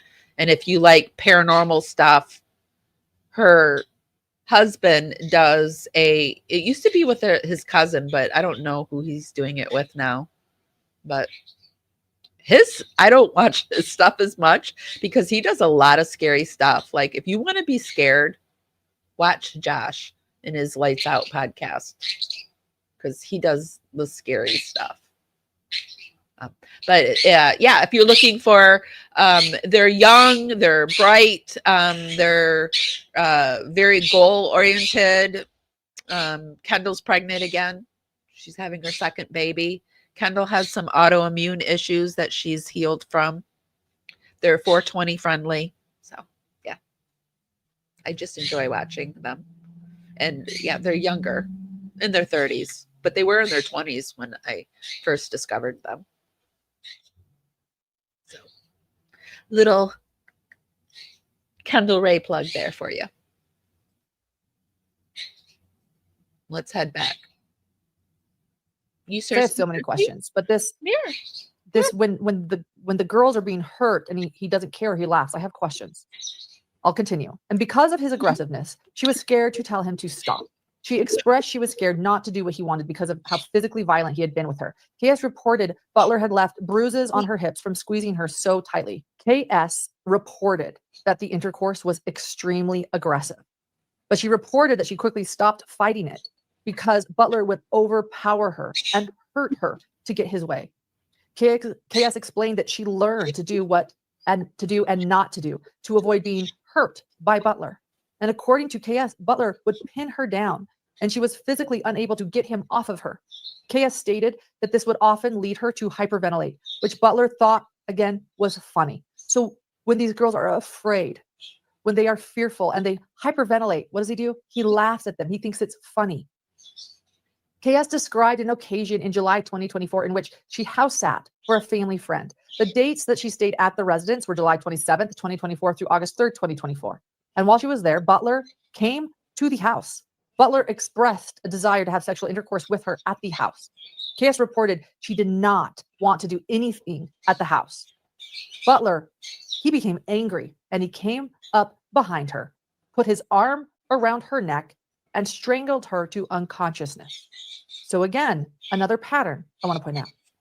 When she refuses to do a sexual act with him, not only is he threatening these girls, he is actually following through with the threats, physically harming them. At this moment, he strangles her to unconsciousness. She could not breathe. She scratched at his arms and tried to get away, but could not free herself. KS woke up on the floor of the living room after losing consciousness. KS reported there were red marks across her neck after Butler strangled her. Approximately 15 minutes after strangling her, Butler, what did he do? He then initiated sexual intercourse with her. So she refused. He strangles her to unconsciousness, which is a threat to her life. After she regains consciousness, he then is saying, okay, now you're going to do what I say. I mean, I know I keep stopping, but like, this is so violent, according to the affidavit, and so threatening and so coercive. It's shocking. It's quite shocking to me that this kid was out and now is going to be free at 19, completely free. Let's pop back over to Annie Elise. She's so much easier to watch. Called Jesse's sentence a, quote, mockery of justice, and also announced plans to push for a grand jury to review it and new legislation that would prevent violent sex crimes from ever qualifying for the youthful offender treatment again. But meanwhile, frustration, it was still boiling over in Stillwater. The Stillwater School District began receiving what police called very concerning calls, angry voicemails, threatening messages, and demands for accountability. The district released another statement confirming that Jesse did remain banned from all school property and events and that safety measures were in place. But get real. How is that okay? You have this track record of this happening, a pattern of escalation, repeated offenses over and over, 2 different victims, one who almost died. And because of a loophole in the system, he's going to be supervised for. Hi, Kelly. Thank you so much. Happy Thanksgiving back to you. I'm going to be texting you this week. I'm putting together a live and I want to invite you, Kresha, and a few other people to talk about Mormonism and Lauren, because I'm not convinced she's not still a Mormon. For less than a year, do some community service, and that's it?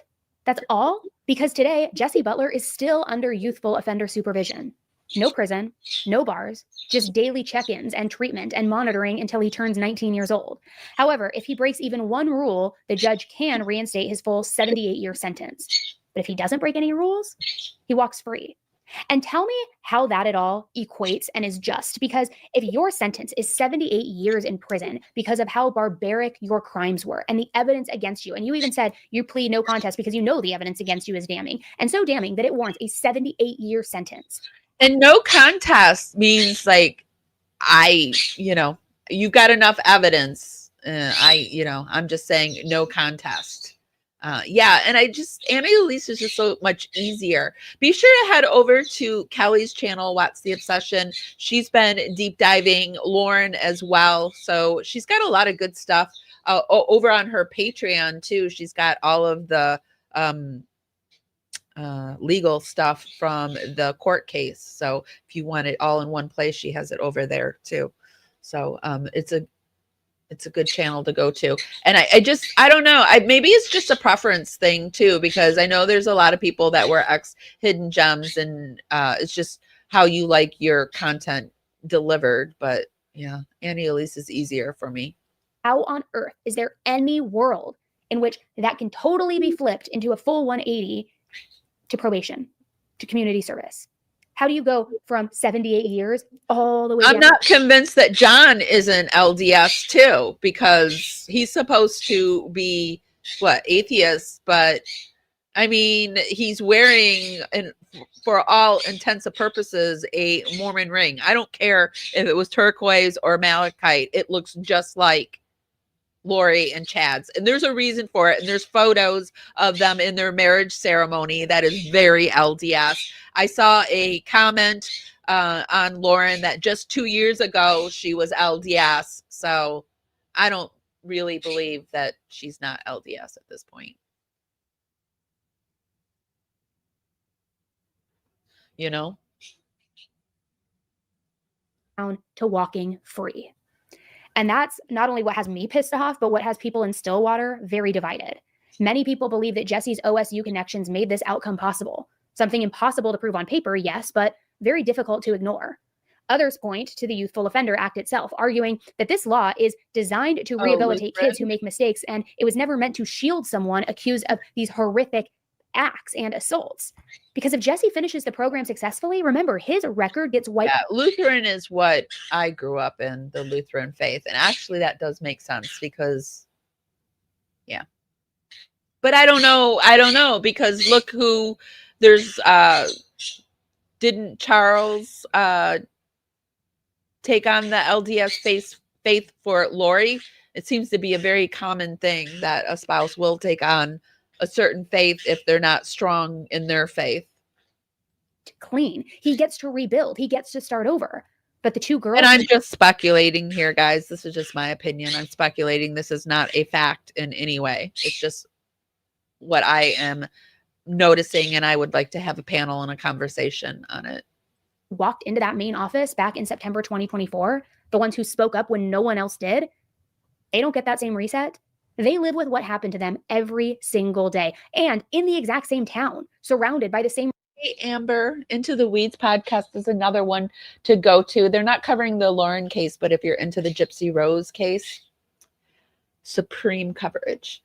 I remember hearing them talk about their religion. She said he was Christian and she was Mormon probably 2 years ago. Yeah, because I just saw a post like 2 years ago where she was talking about her Mormon faith. So what happened in the last 2 years that suddenly she's not Mormon? I don't believe it. I don't believe it. And I believe that ceremony that they had, their wedding ceremony, looked very Mormon to me. But thank you. Happy Thanksgiving to you and Alora and your hubby. I hope he's continuing to heal from his surgery. Reminders, the same powerful families, the same influential people. Now, across the country, you can imagine this case has taken on a life of its own. Social media has turned into a... And Oates. Happy Thanksgiving to Oates. Oates was a little dog, Amber's dog. They went on vacation and somebody was watching their little dog, Oates, which was Alora's dog, which is the co-host to Into the Weeds. And they lost Oates, and they were out there for like a week. It was hot, looking for little Oates, and they didn't give up. And I thought for sure Oates was done for, but they were out there every day looking for them. And lo and behold, they found oats. So, little oats. Polarizing flashpoint. People have studied the body cam footage. They have shared court documents. They have debated every single headline. And the sentiment is almost universal. It was even that longer. this does not look like 4 justice. weeks and 2 days. I was impressed. I was like, they are dog lovers. 4 weeks and 2 days, and they found little oats. It looks like a system that is bending backwards for someone with the right last name, the right connections. And on Reddit, Jesse is being compared to Brock Turner, which if you're not familiar with Brock Turner, he is equally a scumbag. Look him up. But basically users are calling him this generation's Brock Turner. They say that his name should follow him everywhere, that people deserve to know who he is. And I agree. In Oklahoma-based threads, locals are calling out the system itself, describing the victims as failed twice, once by Jesse and again by the courts. Petitions are also circulating, demanding accountability, not just for Jesse, but for the adults who really enabled and protected him, even calling for OSU to cut ties with his family altogether. On Facebook and on X and other platforms, the tone is just as charged. Some people focus on the privilege of it all, how defendants like Jesse seem to get every single break possible, while others argue that the real issue is the law itself, that the Youthful Offender Act has kind of become a loophole, giving violent offenders a pass under the label or the guise of rehabilitation. And that's why this case hits so hard and is so controversial, because this isn't about one teenager who made a mistake. It's about a justice system that failed, not once, but twice. And it's also about the fear that this outcome might now serve as a blueprint for others. Maybe this case sparks reform, but maybe it doesn't. Maybe it's like just the blueprint for many before it, and it was just following a blueprint. And one thing is still for certain, Stillwater, Oklahoma will never forget the name Jesse Butler. And they will never forget the courage of the two girls who finally decided enough was enough and spoke up anyway. But it is absolutely an infuriating case. Again, how do you go from walking free and 78 years? Where is the bridge between that gap? I don't see it. And it does feel like Brock Turner. It also feels like that piece of shit from... Did he do any jail time at all? Because he got out, right? He was out waiting for his trial. So he didn't do any time, and he did those things to two women. Girls, because you can't even show their faces. They weren't even women yet.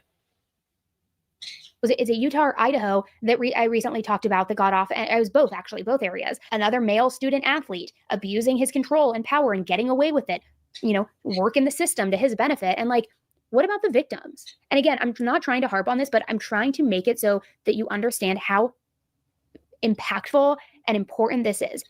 Two young victims, 16 and 17 years old, consistently, repeatedly hurt by this monster. One who almost lost her life over it. So drastically, so barbarically, that the sentence that was warranted was 78 years in prison for what these girls went through. But now, because of this act... I like her nails. This new 60s frosted look is coming back in, and I really like it. Because of the loophole, it's a slap on the wrist. It's go pick up trash on the side of the highway for 150 hours. Do your daily check-ins until your 19th birthday, which is, in just a few months here. Be on the straight and narrow for 9 months. And not only will you never have to serve a day in prison in your life, but your record will also be wiped clean. And you get a sweetheart Geo. Let's pop back over to our Lauren Turd and see how she brings it home.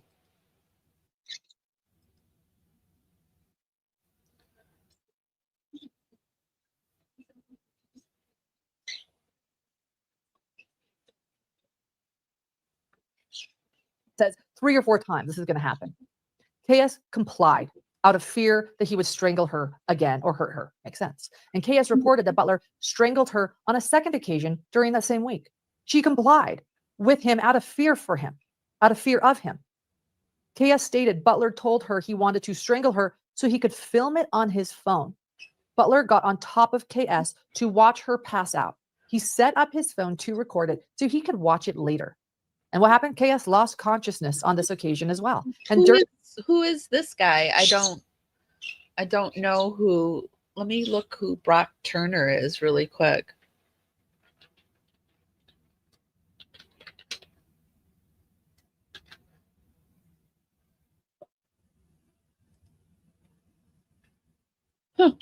I don't think I know the Brock Turner case.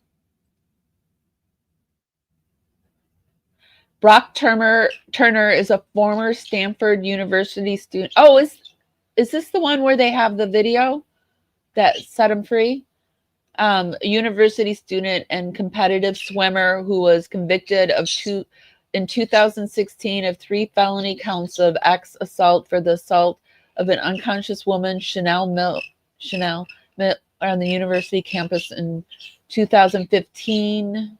The case gained national notoriety and sparked widespread outrage due to his unusually lenient sentence and comments made during the judicial process.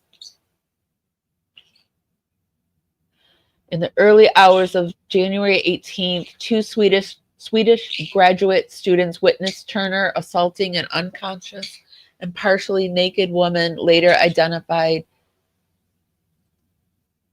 as Chanel Miller,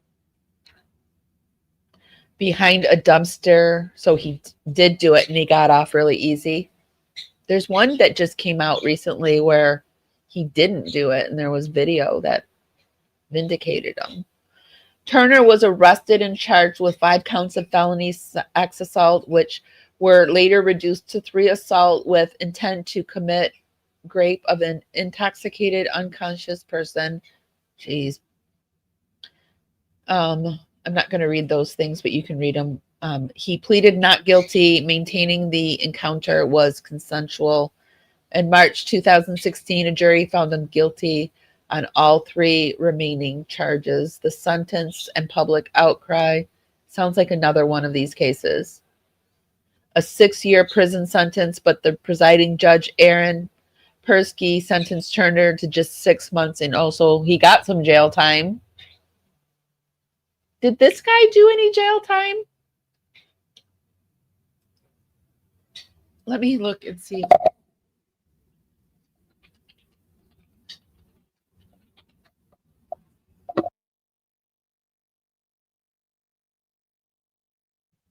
My mic fell over, so it muted. Hold on, let me look and see if he did any jail time.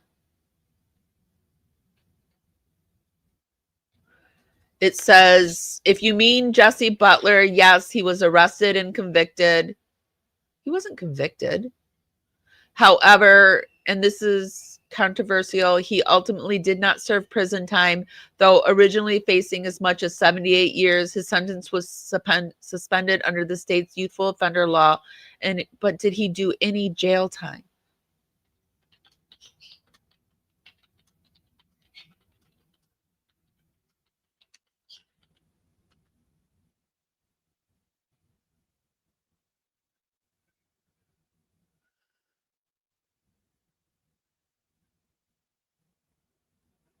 Sure, I'm not muted. It says, and let me take that down so you guys can see. Sorry.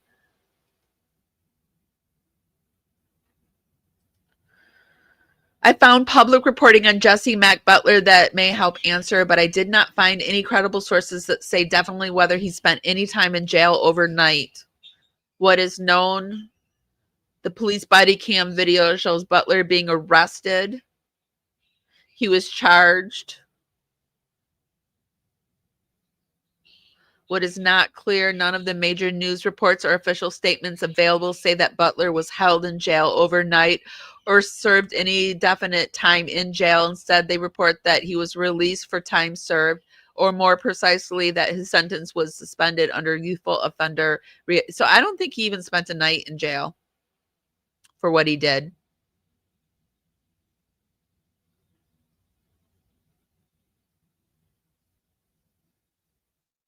But maybe our Lauren will tell us. During this investigation, I obtained a search warrant for the cellular device belonging to Jesse Butler. The cell phone was downloaded to review the contents of the phone. I located a video with a date and timestamp of 8/1/2024 at 20:28 hours, in which Jesse Butler can be seen strangling KS until unconsciousness. I also meant to say I'm really sorry that happened to you in college. I'm really sorry. This was the time frame that KS reported this occurred, and it appeared to have occurred in the manner that she reported, end quote. So in other words, she's telling the truth. And not only is this he said, she said, it's not. There is film of Jessie Butler strangling the victim until unconscious. The affidavit continues, quote, according to KS, Butler often gave her hickeys and bit her breast, which both left marks. KS provided a photograph of her hickey during the investigation. The hickey appeared to be on the left side of her neck. It was red and purple in color.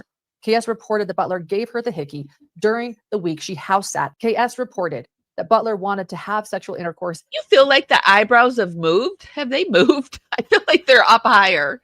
It must be she's moving her eyebrows every day. She described feeling coerced to comply to avoid. I feel like they're suddenly pointy again. Being heard. In addition to the sexual intercourse, KS reported that Butler forced her to perform oral sex.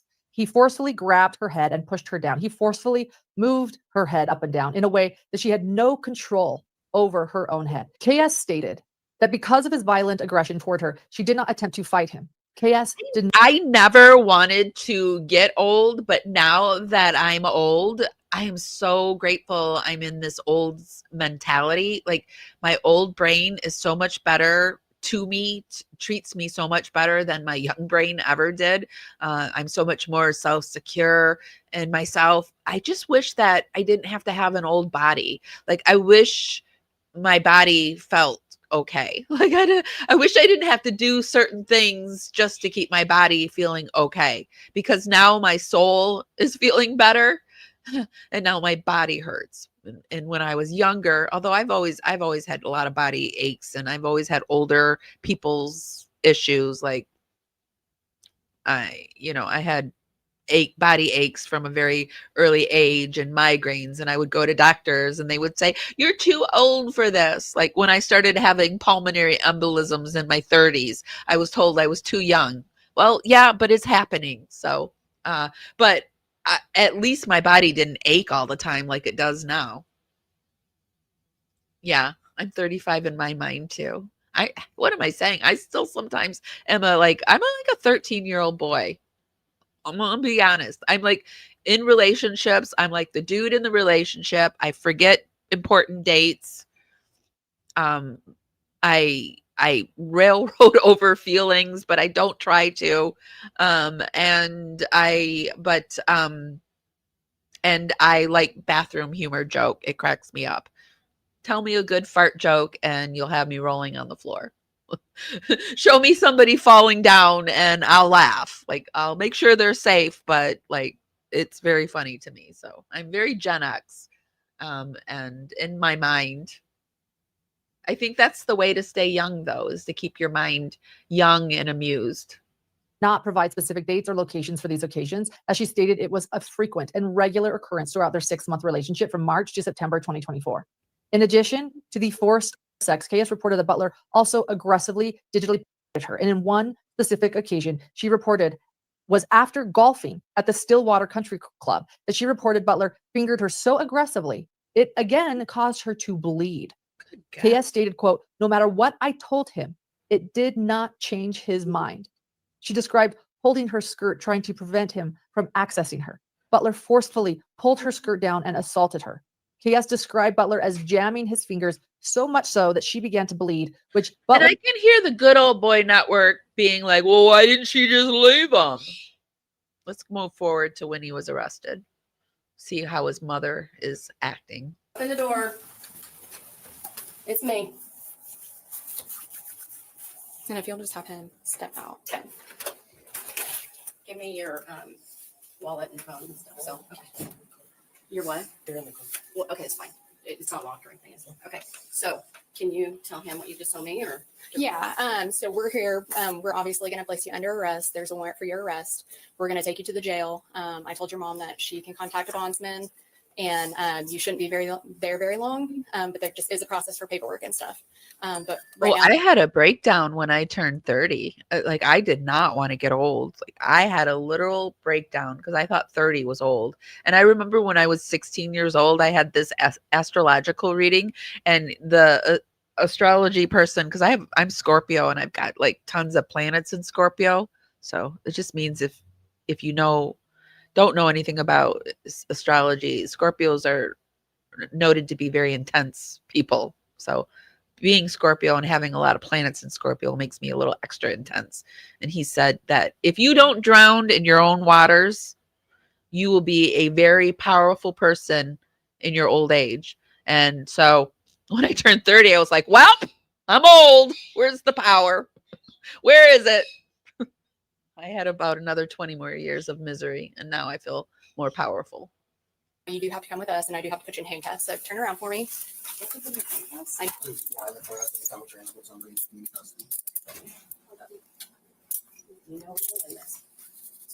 Yeah.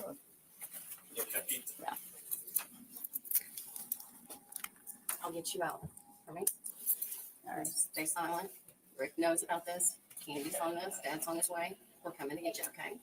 Stay strong. Okay. Say your prayers. Okay, so he's going to go right to the city Stillwater jail, and if you'll just contact her, then she does this all the time. She knows what to do. Yeah.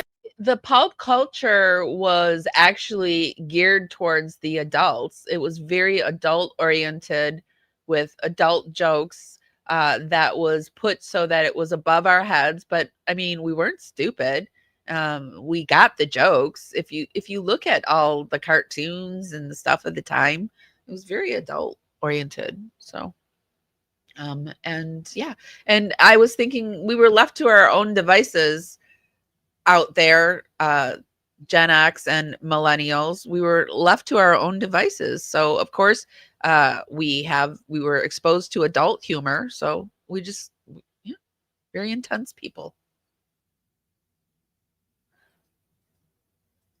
Okay. And it looks here like this mom is a Gen Xer. I would put her as a Gen Xer. Water Police Department, not a county. Yeah, Water Police Department on Lewis. Yeah. Yeah. Let them know that we're the ones that picked it up.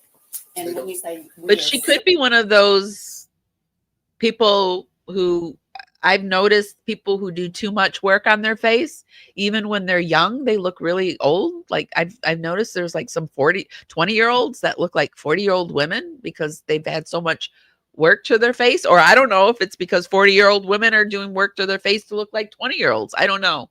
But she looks like a Gen Xer to me. Stillwater PD. Stillwater PD. Yeah. Okay. That way they don't think he went straight over and he's over the county.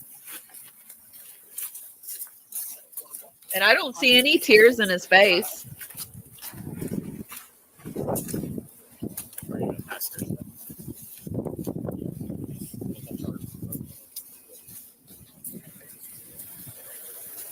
Spread your feet for me.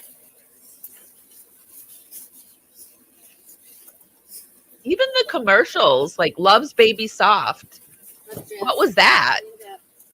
Initially, Made for Jesse a pleaded not girl. guilty, but a series or of controversial legal decisions followed. What was made for a girl but built for a woman, or vice versa? Built for a woman but made for a girl. Love's Baby Soft. I mean, yeah, everything was coded.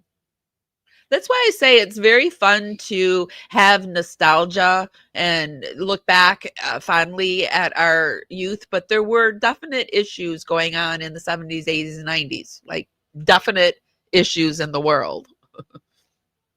Assistant DA Deborah Vincent was ready to pursue maximum accountability, but ultimately a deal was struck to designate Jesse as a youthful offender. Special Judge Susan Worthington, with long-standing connections to the local athletic community, approved the status, despite the family's objection. He could be a youthful offender. And in August, Jesse entered a no contest plea to 11 charges, including the additional count for violating the protective order. Despite facing 78 years as an adult, he avoided prison. Yes, those cable channels were something else. I mentioned, I don't know if I was on mute or not, but I mentioned earlier in the stream that I got very lucky and never had any like older men that messed with me as a child. I had friends that it happened to, but the only thing that ever happened was I had a friend who her step grandfather would expose himself to us. And it usually happened when we were all sitting in the living room watching the cable, and he would flip it to those channels and do that, and it would shock us. But I remember also sitting when they were gone, and they had this like the scrambler on the cable. So when nobody was there, we would put it on and you could still see it, but it would scramble it every few seconds. Just sitting there trying to watch it scrambled as a 13-year-old, kids will be kids if it's in our house. That's why it's terrifying to me to think about you all that have kids and the internet. It's like bringing the world into your house. It's like, hello world, come into my child's bedroom. I will not be paying attention. It's terrifying to me. It's really terrifying. Time entirely. He avoided prison. His sentence included counseling and weekly check-ins, daily monitoring by the Office of Juvenile Affairs, 150 hours of community service, a curfew, and social media restrictions. This plan lasts until his 19th birthday, after which his record will be wiped clean, completely clean. Probably The is a big families deal. and community And were outraged. They are outraged. But I just feel like I got out of the 70s, 80s, and 90s lucky with just, that happening. It is a big deal. You're right. But also Gen X, so much trauma happened to us that we minimize a lot of it. But yeah, you're right. It is a big deal. I'm minimizing it. LS's powerful victim impact statement reads, and I'm going to read it here, quote, I never imagined I'd be standing here needing to explain the harm someone did to me or trying to make people understand the damage that has been caused. You didn't just hurt me physically. You took pieces of my safety, my peace, and my sense of who I was. What you did wasn't just violence. It was betrayal, fear, shame, humiliation, and pain layered over and over. And it didn't stop when the assault ended. It followed me every single day afterward. I've had to carry this weight while going to school, trying to act like I'm okay. I've woken up from nightmares that make me feel like I'm being attacked all over again. I've had to explain bruises, explain silence, explain why I started isolating from people who loved me. You didn't just strangle me with your hands. You strangled my voice, my joy, my ability to feel safe in my own body. And even now, months later, I still don't feel safe. Jesse didn't just abuse me. He threatened me over and over again. He told me that if I ever told anyone what he was doing, he would kill me.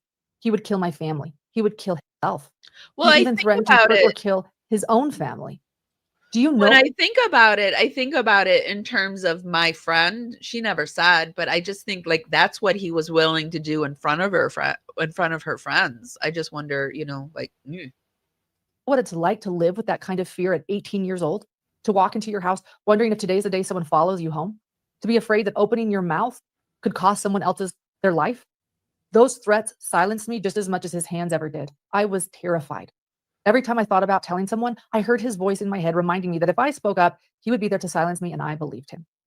Because he had already shown me what he was capable of. I believed him. He showed me when he forced himself on me while laughing at my tears. He showed me when he put his hands around my neck and squeezed until I passed out in the Walmart parking lot. When I finally did get the courage to speak, I did so knowing I might be putting my family in danger. That's a decision no one should have to make, but I had to. I hope that one day you actually face what you've done, not just get punished, but really face it. Every time you ignored my no, every time you forced yourself on me, every time you laughed while I cried, I hope you understand how much it haunts me. You tried to make me feel powerless, but I'm taking that power back today. I will not let your violence define who I am. I'm a survivor, not your victim. You did not destroy me, even though you tried to. But I won't pretend I'm okay. I am still healing. I am still afraid. I still carry these memories in my body and my mind. And while I may learn to live with them, I will never forget what you did. I will never forget marble slab when you pinned me down, touched my body without permission while I begged you to stop. I screamed no over and over and you ignored it. I will never forget what it felt like when you pinned me inside your truck and said, you're not going anywhere until I finish. Like I was just something to be used. I will never forget the way you threatened me when your mother called. You made me lie. I wanted to scream for help and I couldn't because I didn't know what you would do next. I will never forget the Planet Fitness parking lot and the panic, the way I felt like my body didn't belong to me anymore. I will never forget the night you strangled me unconscious because I said no. I was That just moment about to say, is this the one that got strangled unconscious? changed my life. A medical professional later told me that I was just 30 seconds away from dying. 30 seconds. If you had kept your hands on my neck just a little longer, I wouldn't be standing here today. That wasn't just a scare. It was a near-death experience. You didn't just hurt me. You nearly killed me. And because of that one act of violence, I had to have surgery on my neck. The damage you caused wasn't invisible and it wasn't temporary. The pain lingered for months. And now the scar is something that I'll carry for the rest of my life, a permanent reminder of what you did to me. To Jesse's parents, I don't know what you knew. I don't know if you heard me crying through the walls or noticed how your son treated me when no one was looking. But I hope you hear this now. Your son hurt me in ways that cannot be undone. And I need you to understand that your silence, your protection of him, or even your denial, that would hurt too. Because someone should have stopped this. Someone should have seen the bruises and the fear. This statement is not just for the court. It's for Jesse. It's for his family. It's so none of you can pretend that you didn't know what he did or how deeply he broke me. And for the people in this room who are deciding his punishment, I need you to remember that what happened to me wasn't only abuse or strangulation. It was nearly attempted murder. So I ask that you hold him accountable to the fullest. 30 more seconds, and this would not be my statement. It would be my mother's, because I would not have survived. I survived what he did, but I will never be the same. End quote. LS's mother also spoke publicly on social media about Jesse Butler and the systematic failures. She wrote on social media, quote, "Now that this has been shared overnight, I'm going to give my 2 cents. Actually, scratch that. I'm going to share a portion of my victim impact statement that was read in court. It says everything I need to say. To Jesse's parents, your silence has been deafening. You had every opportunity to lead with truth, to teach your son what it means to take ownership of harm. You had the chance to model responsibility, to support the healing process in even the smallest of ways, but you didn't. You chose to protect your family image over integrity.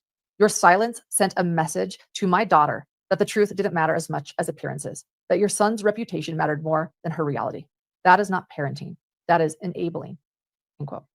She also made a post sharing an article about trauma bonding, since there were many comments victim shaming her daughter. She wrote, quote, "Let's start this Friday off with some education. Recently, I had a lengthy conversation with someone who questioned things like, why would she go back if it was true?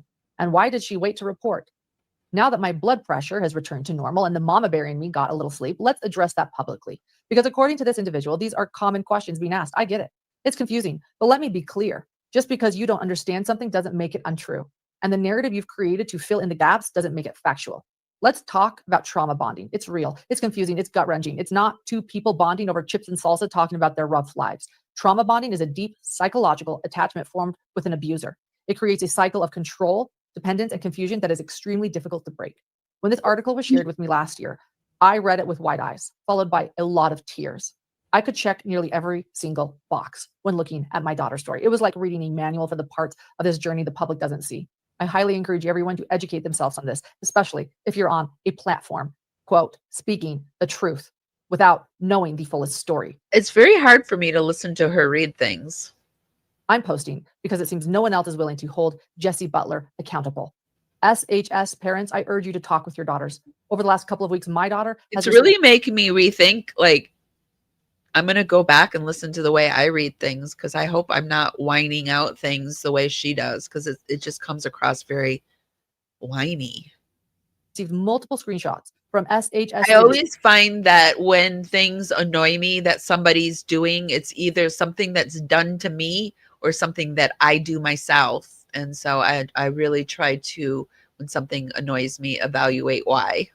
But that whiny voice annoys me, and I hope I'm not doing that. Showing that Jesse is messaging girls asking if they're single or if they want to hang out. I'm positive there are more than 4 to 5 that she has been shown. These screenshots. This is not harmless. Jesse Butler is a sexual predator with a violent background. Parents, make sure your daughters and your families know who is contacting them. End quote.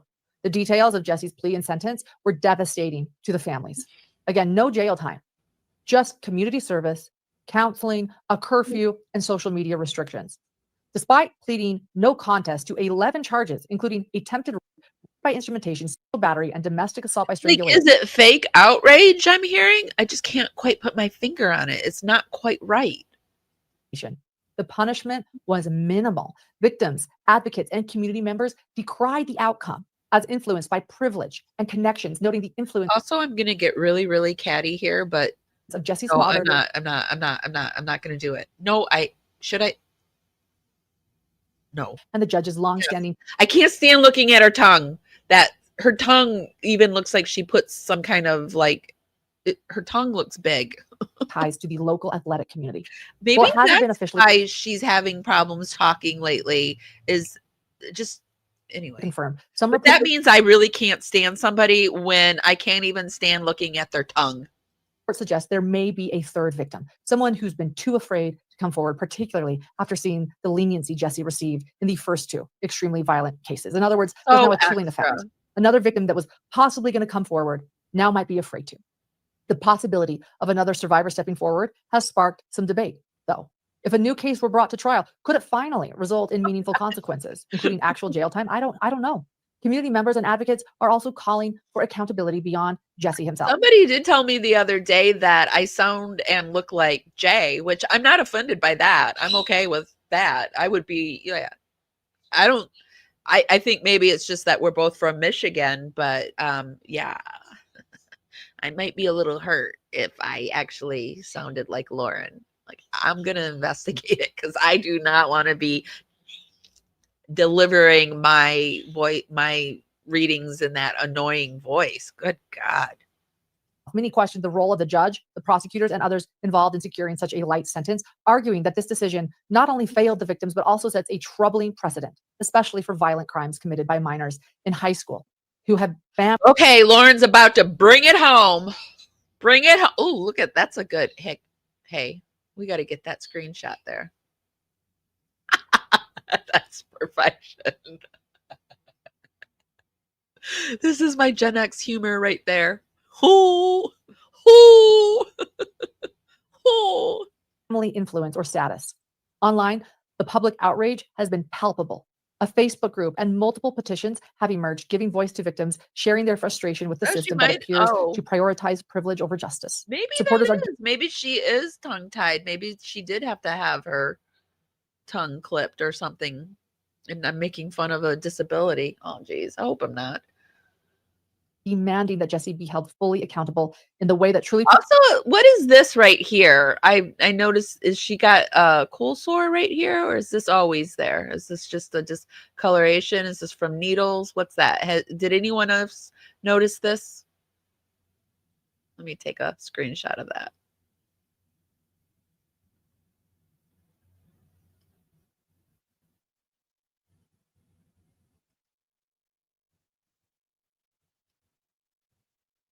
Does anyone else? I got to get back over to you guys. I, as a person with MS, do not sound like her. Yeah, I have MS too. So I guess that's another reason why I'm worried I sound like her. But I do sound weird when I have fibromyalgia flares. Those are the ones that make me sound funny. Like if I ever sound like I have the flu or I'm stuffy, it means I'm battling a fibro flare. Yeah, drinking is a possibility. And it's weird that we never heard about our MS until now. That's weird too, because usually you know when somebody has it because autoimmunes are things that like you get well, you get worse, you get well, you know, it's just you're never better. Like when someone says, "Oh, you're all better now," I always just say, "Yeah, for now," which sounds so pessimistic, but also it's realistic too that I'm never probably going to overcome this. The best that it can be is that I, manage it. Never heard Lauren once say that she has MS. And I know, Kylie, you were a hidden gem. So that's just so fascinating to me that all of a sudden now are we hearing this? Which, I mean, I hate questioning people's diagnoses too. It's not my place. But also she brought this 9.5 hour live to me that made it very fascinating. And I feel like it made it our place. So yes, it could be anything, right? Histrionic. Yeah, that could be too. She could just be like, and she never had a dog until this, right? She never had a emotional support dog until now, right? A Hail Mary. I like that. It's called Hail Mary, not Hail Mary. I watched her for years. I have never heard her say it once. And like sometimes I feel like I say it too much. Like I try not to say it because I don't want I don't want it to be like, hey, my name's Amy and I have MS fibromyalgia and I have a whole bunch of things underneath those umbrellas. But I also have to say it because there's times where I have to disappear and just lay in bed and sleep. So it's just very strange to me. Okay, let's let her bring it home. Protects and respects survivors, sending a clear message that violent crimes will not be excused because of age, family name, or social status. Oh. Regardless, this case is a stark reminder of how systems meant to protect can fail. 2 brave young women endured abuse, fear, threats, and yet the outcome sends a dangerous message that influence, status, and connections can outweigh the severity of violent crimes. As a community, the focus must remain on supporting victims and ensuring they are heard, believed, and protected. In cases like Jessie Mack Butler, they reveal the gaps in accountability, and the work to close them is far from over. Dr. John Matthias is going over the affidavits and the evidence. In our next episode, we will be sharing what Dr. John Matthias, a criminal and clinical psychologist, sees when looking at the punishment of Jessie Mack Butler, as well as what we're seeing as far as accountability goes. Oh, that'll be a good one. That'll be, did I just subscribe? No, okay. That'll be an interesting one. Let me see if that one's been scheduled. They surely aren't doing any, hold on. Uh-oh.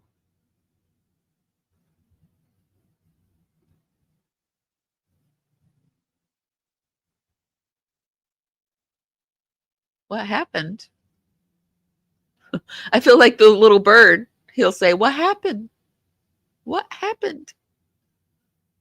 Did we lose it? No, it's there. I don't know what happened.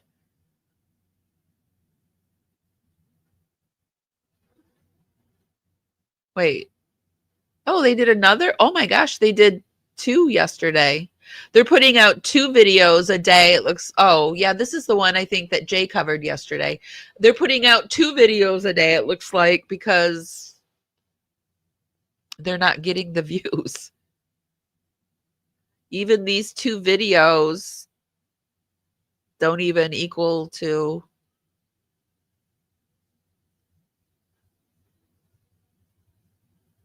I mean, some other videos are doing fine. This one's doing fine.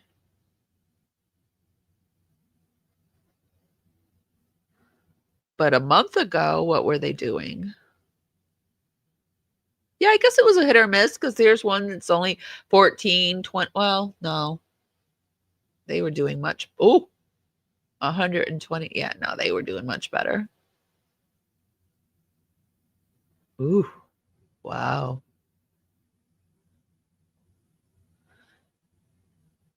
Wow, the money they must have made off of this one. 375.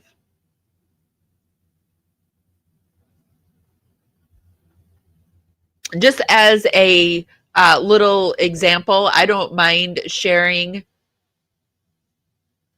my back end. I'll show you a video a live that I did recently that has like 6,000 views, and I'll show you how much money I made off of it. And then you can see, you'll see. But first I want to say thank you to all of the people who have been giving me supers. It's really, really appreciated. Jessica, Unsolved Amy, Boston, Kel Tato, Rayel77, Keltato again, Rayel, Keltato, Unsolved Amy, Into the Weeds, Keltato, hey, it's Lissy, Amy, Unsolved Amy Boston, Dr. Vanda, I Do What I Want, I Do What I Want, 1970s Gen X moderates, Kylie, thank you. Betsy Sue, Mom One Interrupted. I'm just trying to go through October. And LK. Thank you guys so much, but thank you for all the supers. I really, really do appreciate all your support. So let's go over into the content. My last live we did really well on. Thank you everyone for coming and supporting me. But you'll see here, this one had 6,216 views on it. Over here, just, you know, this one had 3,075,000 views on it. So just on this one, I made like roughly $80. So our friends,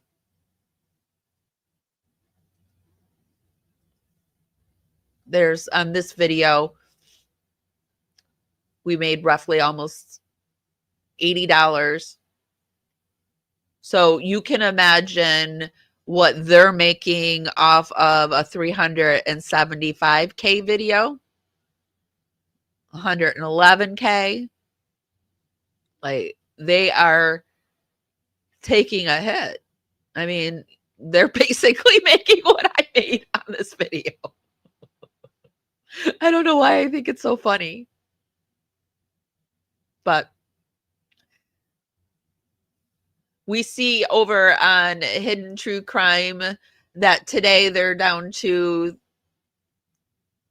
312K subscribers. So they're steadily losing.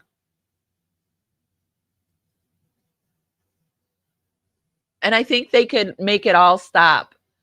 They could make all the bleeding stop if they could take some accountability, but I don't think they can.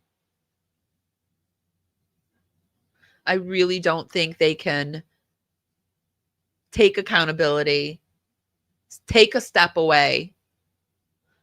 I think they're directing their people. I said this the other day because one of my videos on them got a limited visibility. I appealed it, and of course I won it. But I think they're telling people to say that our content is inappropriate or report it in some way, which is a tricky game to play, because then, you know, you could make it so that your people lose their own channels or their own, like, not be able to come over here and post, because YouTube doesn't like to mess with that kind of stuff. So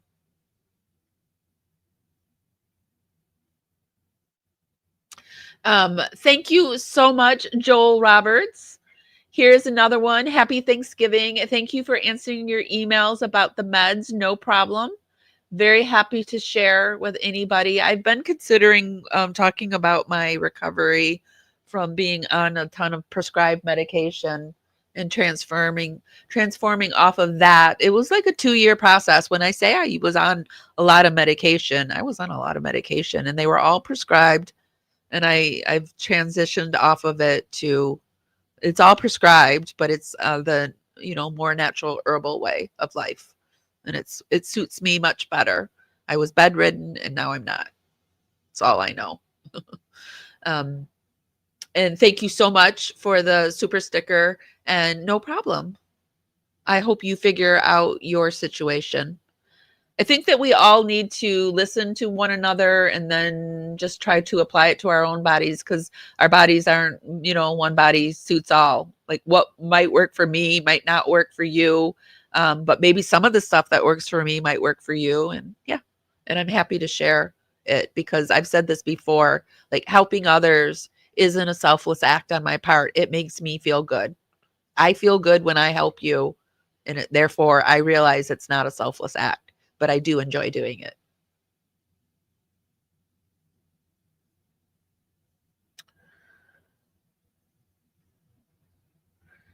As a survivor of stalking and SA from it, I'm furious. Yeah, I'm furious. I'm furious that they're mucking up. Like, why is she safe now? Why aren't we hearing it? She said she's done and she's moved on. I read it. I read what she posted. Somebody posted it over. She had posted something in Patreon or down in her comment section. It was a screenshot, and they've moved on. Well, how, ma'am? How, ma'am, have you moved on? If, like, just a month ago, you were the most unsafe that you've ever been. How on earth have you moved on? Because share Share with the public, because we all the SA people and the people that have been stalked and sorry, Junie. Sorry. I know I'm getting upset. But share. How on earth, ma'am, have you moved on? Because inquiring minds really want to know. Because she's also one of those people that for maybe an hour in her life decided that exiting life was the best way out. She said that. She talked about, I don't want to get into it because YouTube really comes down when you talk about that kind of stuff. But she put it out there that she thought exiting life at one point through this was the best way out, which I get so mad because I've been in that mind space and it's the hardest place to get out of. So how did you do it in a day or a month even? How did you do it, my friend? Because I spent 3 years trying to get out of that space, and I'm out of it now. And I'm grateful for that. But how did you do it in this short time period? Like, these are the things that, like, we can laugh and joke about it, but there's some really serious undertones to what our friends from HTC are doing.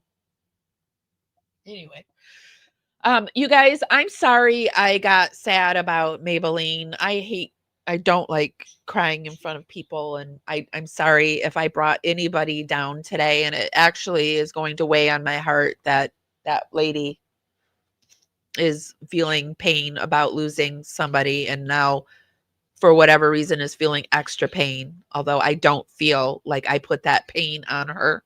I feel like she piled it back on top of herself, but it hurts my heart that she's hurting. I have a lot of empathy for people, and I just want to say that if you came across that and it brought you down in any way, it's not my intention, because I do want people to feel good and happy and healed. But I do realize that the way to get to happiness, healing, and wholeness is going through the darkness. You can't avoid it.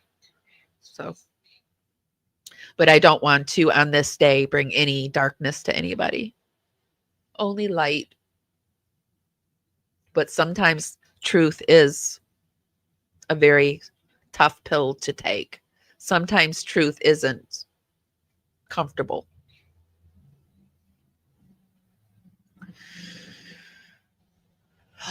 The autoimmunes and the medication changes. I don't feel like I am a true expert in it, in that I'm still going through it. I have a lot of trauma when it comes to the healthcare system, and I need to jump back into it, and I'm trying to get my body in shape. But I guess, I mean, like, I could take you through the journey, because now I'm at a place where I'm out of that basic struggle of, like, if you're depressed, you kind of know that basic struggle of even getting up in the morning. I don't go through that. I'm very happy to wake up in the morning. I have my gratitude back, which is a huge thing. I lost my gratitude for a while, you guys, and that's a very sad place to be. But so maybe now I'm ready to move on to the next portion of my journey, which is really getting my body and my health back under control. And so maybe I will take you on that journey. But I will tell you this, going off of all that medication has been the best thing that I've ever done for myself. It's been a 2-year journey, but yeah. Transitioning off of all of that and into a more natural state, which, I mean, even me, eventually I plan on transitioning onto even lower doses of what I'm taking. Like, eventually I think I might be medication free. Like, not like I'm always going to take vitamins and, like, try to take care of myself. But I mean, I see myself maybe one day being completely free, but I don't know. But that's my journey. I don't think there's anything wrong with taking medications. I know there was a point in my life where I had a lot of pain in my body, and I do suffer. I always have pain. I'm just always going to have pain in my body. Like if I can keep my pain under a 6, like if you're a pain person, they tell you like, where's your pain at today, between a 1 and a 10. And I have figured out that if I can keep my pain under a 6, I can function. But if it goes over a 6, then I struggle. And that happens like maybe twice a year now. But it goes over a 6 and I'm down with intense pain. But it got to a point where the opiates that I was being prescribed were backfiring on me, and I was needing more and more of it. And I was even at a point in my life where I was seeing doctors and they were talking about putting a pump in my back that would release opiates into my system constantly. I'm so grateful I didn't do that. But also, I worry for my fellow pain patient people out there, because I know it's getting harder and harder for people who are actually in pain to get relief. I worry for those people because I have lived a life where I was pain every single day for like years. And I worry for all of my pain brothers and sisters out there, because I know it's getting harder for you. And I feel like maybe if I share my story, it might help you. It's going to take time, but it could reverse it back to where you could get to where I'm at, where like if you're under a 6, you can function.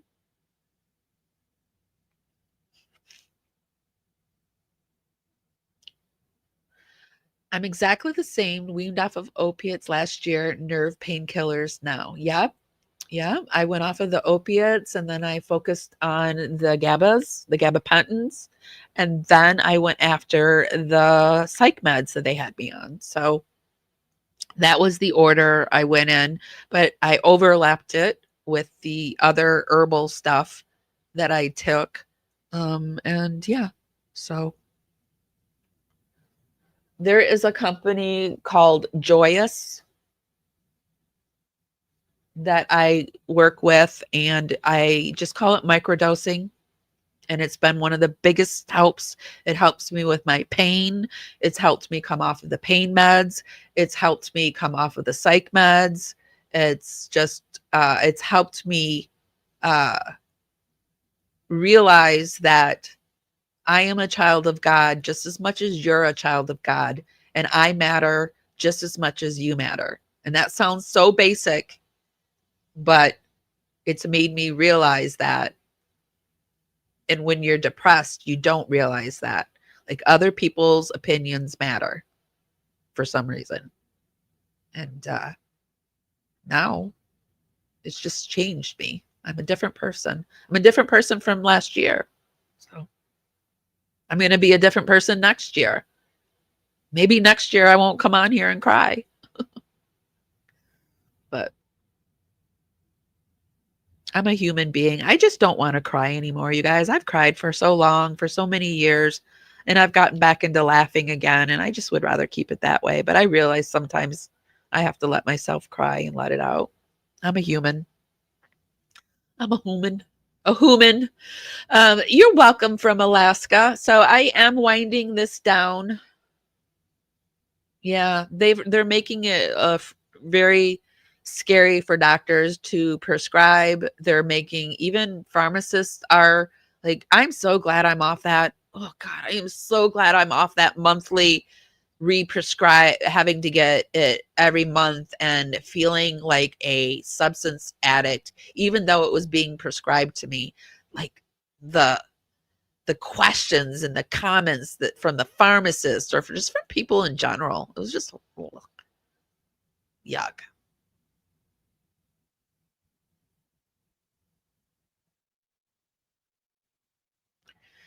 The company, the Joyous company that I work through, that I'm going through, and it's not, I'm no way sponsored, but they have a financial assistance program. So if you look at it and you think the price point isn't in your price point, just know there's a financial assistance program. It's the only company so far that has such a thing. It doesn't do coupons or anything like that. When you see doctors, And now they even have now where they're providing therapy, and they're doing supplements too. But there's a financial assistance program. So I am very broke right now, but it is the one thing that I managed to do for myself, because it's the one thing that I feel is really helping me, like really has been a game changer for me. I had resistant depression. I could not break through this ceiling. So anyway, it just worked for me. Check it out. It might work for you. If it's not for you, no skin off my back. We all need to do what's right for us. And I am a firm believer in that.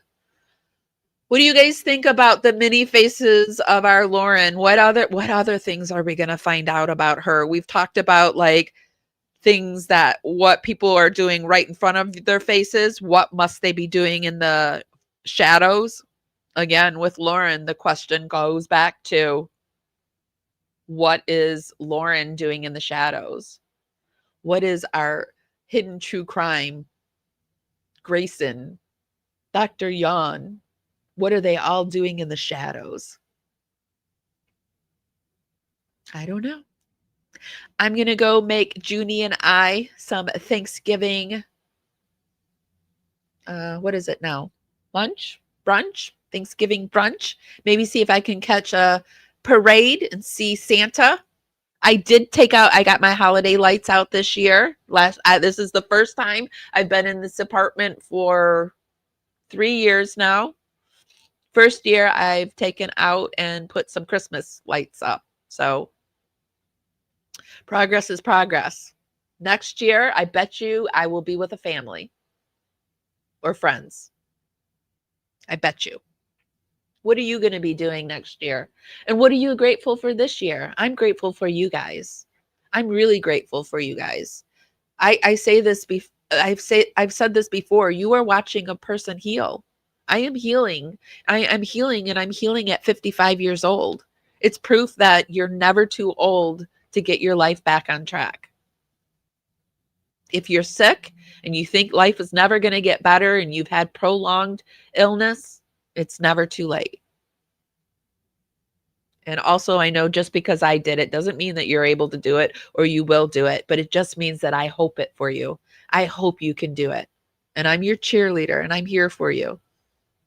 And I'm so grateful that you guys have been here for me on this Thanksgiving, because, yeah, it's made my day. And if nobody's told you this today, and even if they have, I'm still going to tell you guys this. I love you guys so, so much. And I'll see you next time. Have a happy Thanksgiving. Bye, guys.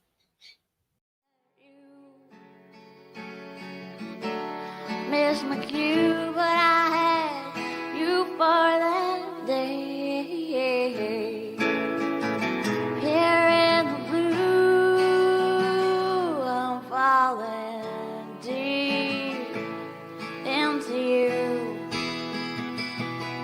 Be sure to give this live a thumbs up. Helps me go out into the algorithm party out there.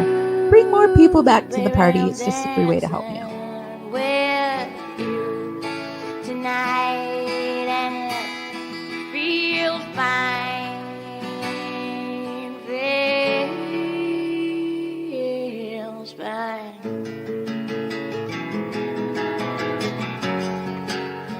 Baby, I'm dancing with you tonight. Here in the blue, I'm dancing and falling out, hoping for some time with you.